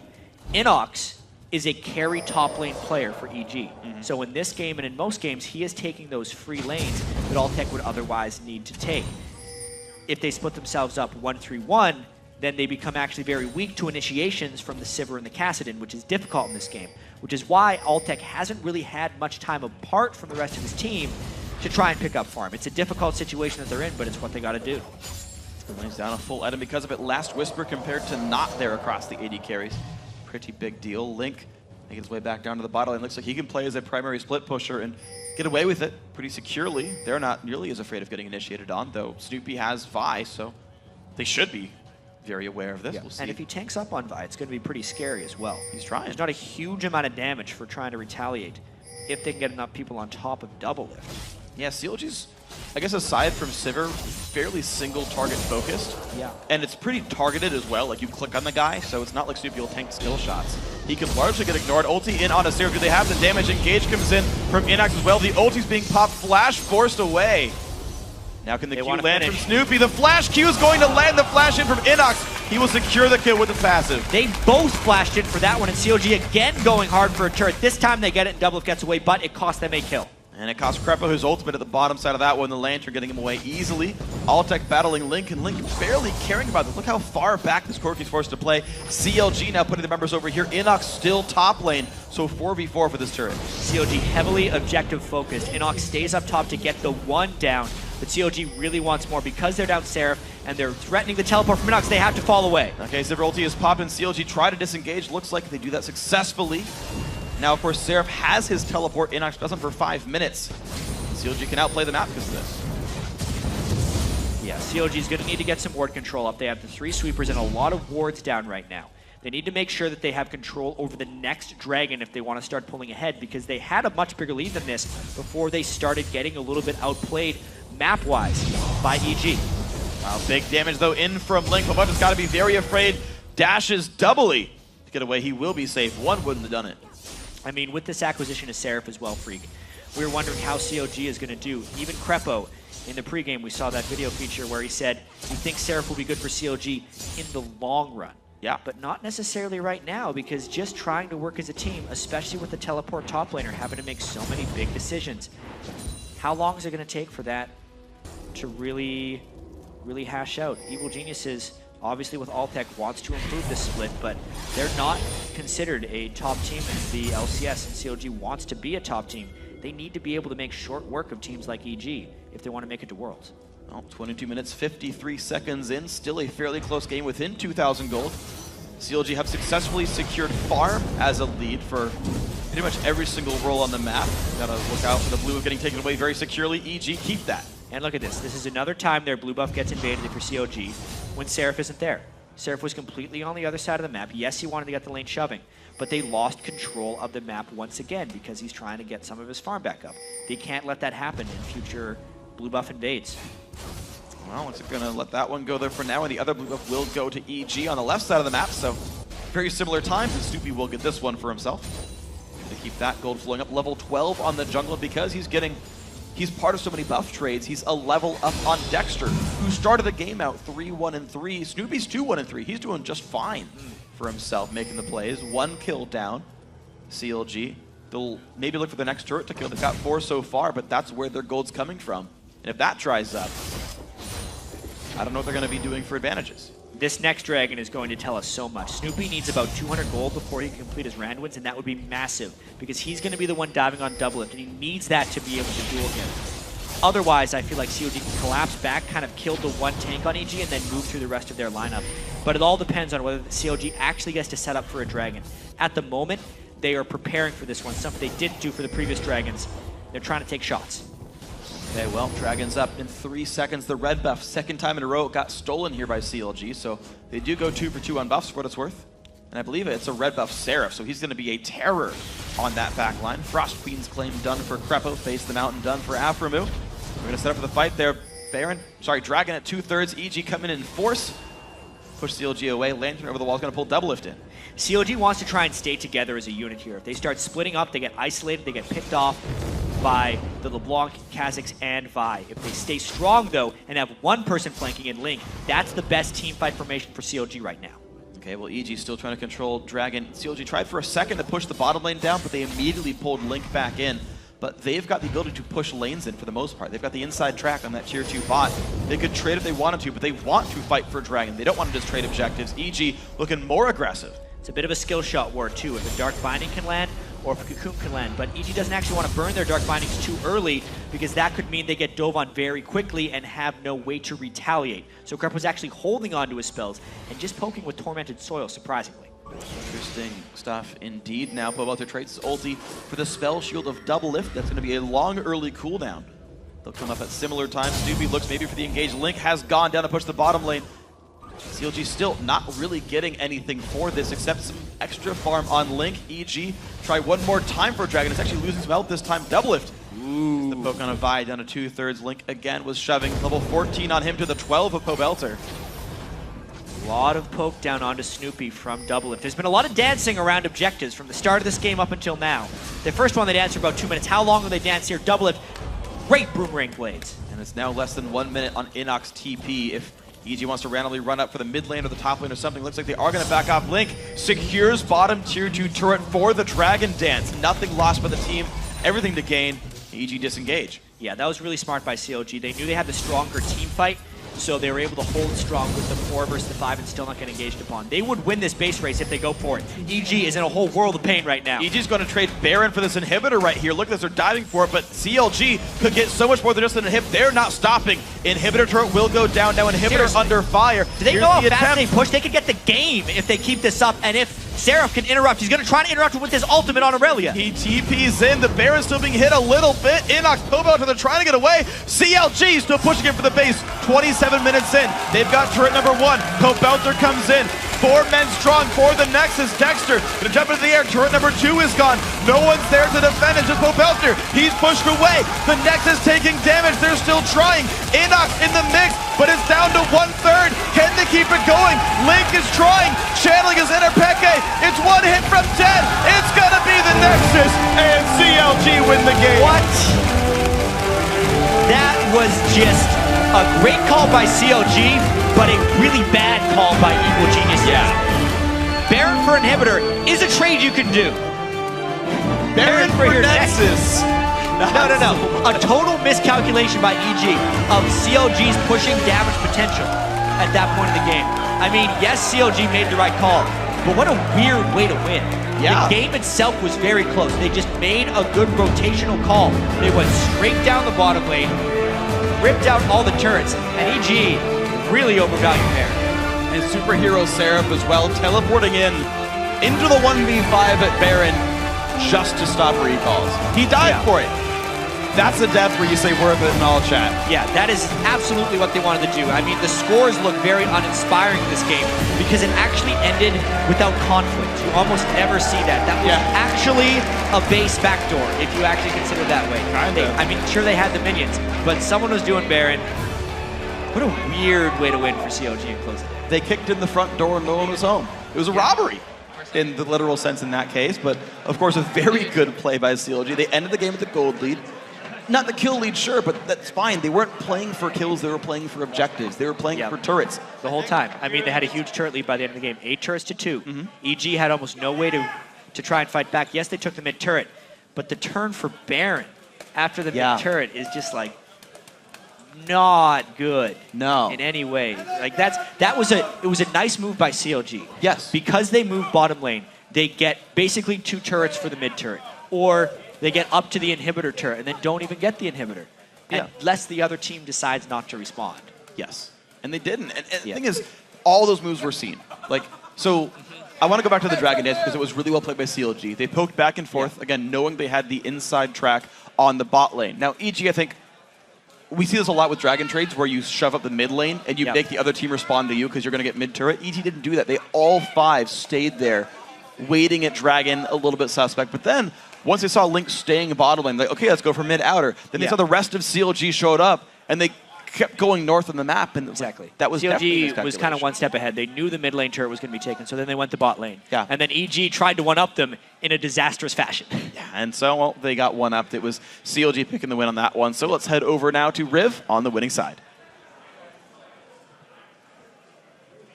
Thank you very much, Freak. I am joined by Afro on the victorious side after they take down Evil Geniuses. The pressure play on that last one, what were you guys thinking when you saw them continuously going for Baron? Well, before that, we were doing the little dragon dance off, and I kept telling Link to just go bottom, and we were really hesitant because he was afraid that Vi would just engage on us, and I was like, it's okay, man, just go bottom, keep going bottom. Literally, we're like 10 times, I'm like, go bottom, it's okay, and all right, Cassidy's the bottom tower, back up, guys, and then they finally stopped doing dragon. They're like, go do Baron, because Cassidy's across the map, and I'm like, okay, Peter, Sivir ulti now, let's go bottom, boom. And then Doubleth was the one who made the call that Seraph TPs to go stop their recalls, and then we just ended the game right there. Very good. A lot of talk has been about team synergy today and whatnot, camaraderie, and you have been quite vocal on social media with Seraph. What was that kind of bond you guys had going into the CLG house, and how does it help the team? Well, I guess he's more talkative towards me, and usually if he has a question about what he doesn't understand and stuff like that, he talks to me. So I make it my job during our games to relate what everyone's saying to him so he understands it and make sure he understands it right after the call is made. So I guess we're best friends. All right, guys. The results has been a little back and forth this week. Cloud9 tomorrow. How's CLG feeling about this? Pretty good. First week will definitely be shaky, just as you've seen. We're having trouble closing out games and stuff like that. And played against LMQ, our drafting phase was a little poor, a lot poor. But it'll be exciting against C9, and I was surprised that Dignitas beat them today, which was good for us. How are you feeling for what's already been seen in the rest of the split? Has anything so far surprised you? Final question. How much stronger the other teams have gotten strategically. All right, thank you very much, Afternoon. Congratulations for CLG on the win. Best of luck versus Cloud9 tomorrow. We got to throw it back to the Dash the Freak and Jap to close out the day. Final question answered in 8 words. Yeah, well, but it's a true. good answer. It is. Strategically. I like the pause, the ellipsis there, just to make sure you all knew what was going on. Anyway, Rave, thank you very much for the toss, of course. So we have a replay, actually. It's really interesting. It's the Baron and Seraph working together, basically to stop the EG recalls. It's really interesting, actually. If we do have that one ready, we can pull that out. But it's the play that Doublelift made to close the game out. This was mainly Seraph coming in. Doublelift called it, as we heard from Afremu. He's just going to try and get as many with his ultimate. But Kha'Zix feels like he's safe on the outside. Watch Inox here. But you see that little puddle there from Baron? That's a knockup. And it didn't quite hit the LeBlanc. If he had made it back there, because Seraph didn't interrupt that recall, that may well have made CLG lose a bunch of people while trying to kill the Nexus. I think CLG still would have won the game, but man, that could have made that game a lot longer and more dangerous for CLG. Yeah, so Seraph, finally does die. And I'm actually surprised a little bit. You saw a couple of members of EG still chasing the kill down. Like, Crepo went back to the brush and recalled, but the fact that, like, Snoopy's still chasing that You need one person to chase the kill down. Yeah. To keep him away from the others. Yeah. But the Baron knockup was there. It definitely helped. Kha'Zix did rejoin the fight. CLG had the damage. It was really well played all around by those guys. So 6 matches more under our belt. Let's see where things stand in the table. LMQ now is comping the top spot. They're sharing first place with Dignitas. Both teams have a spotless 3-0 record. Yeah, and then in third place it is Counterlogic Gaming, who is tied with TSM. And in fifth place, surprisingly, the 1-1 Cloud9. Curse holds 6 with 2 losses, and sitting in last, Complexity and Evil Geniuses 0-3. But tomorrow's another day. We've got 5 more games lined up to put these teams through their paces. We start the day with LMQ versus Curse, then Cloud9 faces off against Complexity. After that, we'll see Evil Geniuses battling TSM, followed by Team Curse versus Dignitas. Finally, CLG and Cloud9 will finish up the week's games. The action kicks off Sunday at 12 p.m. Pacific, 9 p.m. Central European Summer Time. Now, as always, you can get our complete season schedule over at lolesports.com, but we're excited to announce the European LCS Roadshow will be making a stop at the SSE Arena Wembley on June 21st and 22nd. Yes, do not miss your chance to see the best League of Legends teams in Europe battling out in one of the UK's most legendary sporting and entertainment venues. The SSE Arena Wembley has hosted events from 2 different Olympic Games, as well as countless other professional sporting events, but they've never hosted League of Legends. It's an improvement over everything else they've ever held. That's going to be my line for that one. Tickets will be available Tuesday, May 27th at 5 p.m. Greenwich Mean Time, 10 a.m. Pacific Time, so be sure to lock in your spot. The road to London starts here. Now, we've got to put our own time on the Rift and, get some games in before we cast tomorrow. So, for Jat, Riv, Kobe, myself, the entire live broadcast crew, not Riv, thanks for watching, and we'll see you back here tomorrow.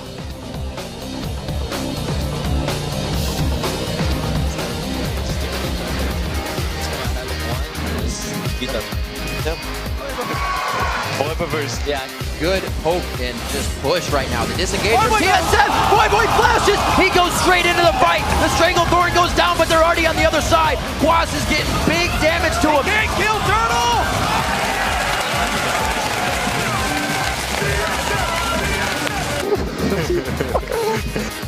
Here's the damage. Huzzah! Whoa, where'd Prolly come from? It's like Robert X. Lee just hatched a Prolly, and it looks like they are going to be out of that one. The Venom, the poison, and he's dead.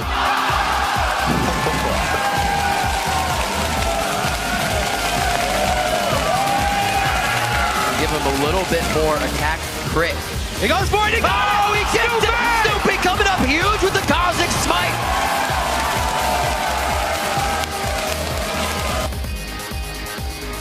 Now be low on health under the turret. Dives again. Oh, he's waiting for his spell cooldown to come back up. He could kill him with the spell. Oh, no! Oh, the outplay is it real? Westrice almost gets it. They pick up one. Bjergsen now legendary. Westrice low. Double kill so far for Glebe as well. Only 1 member alive for Complexity. Bummed up the last man to fall. TSM with a clean ace.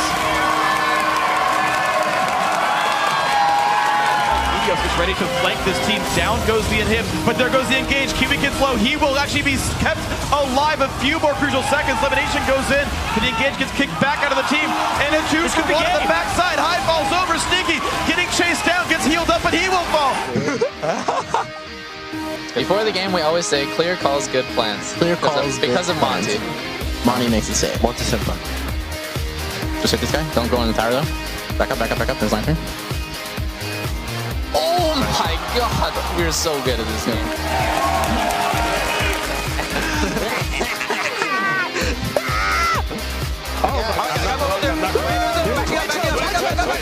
Twitch is stunned. Twitch is stunned. Twitch is stunned.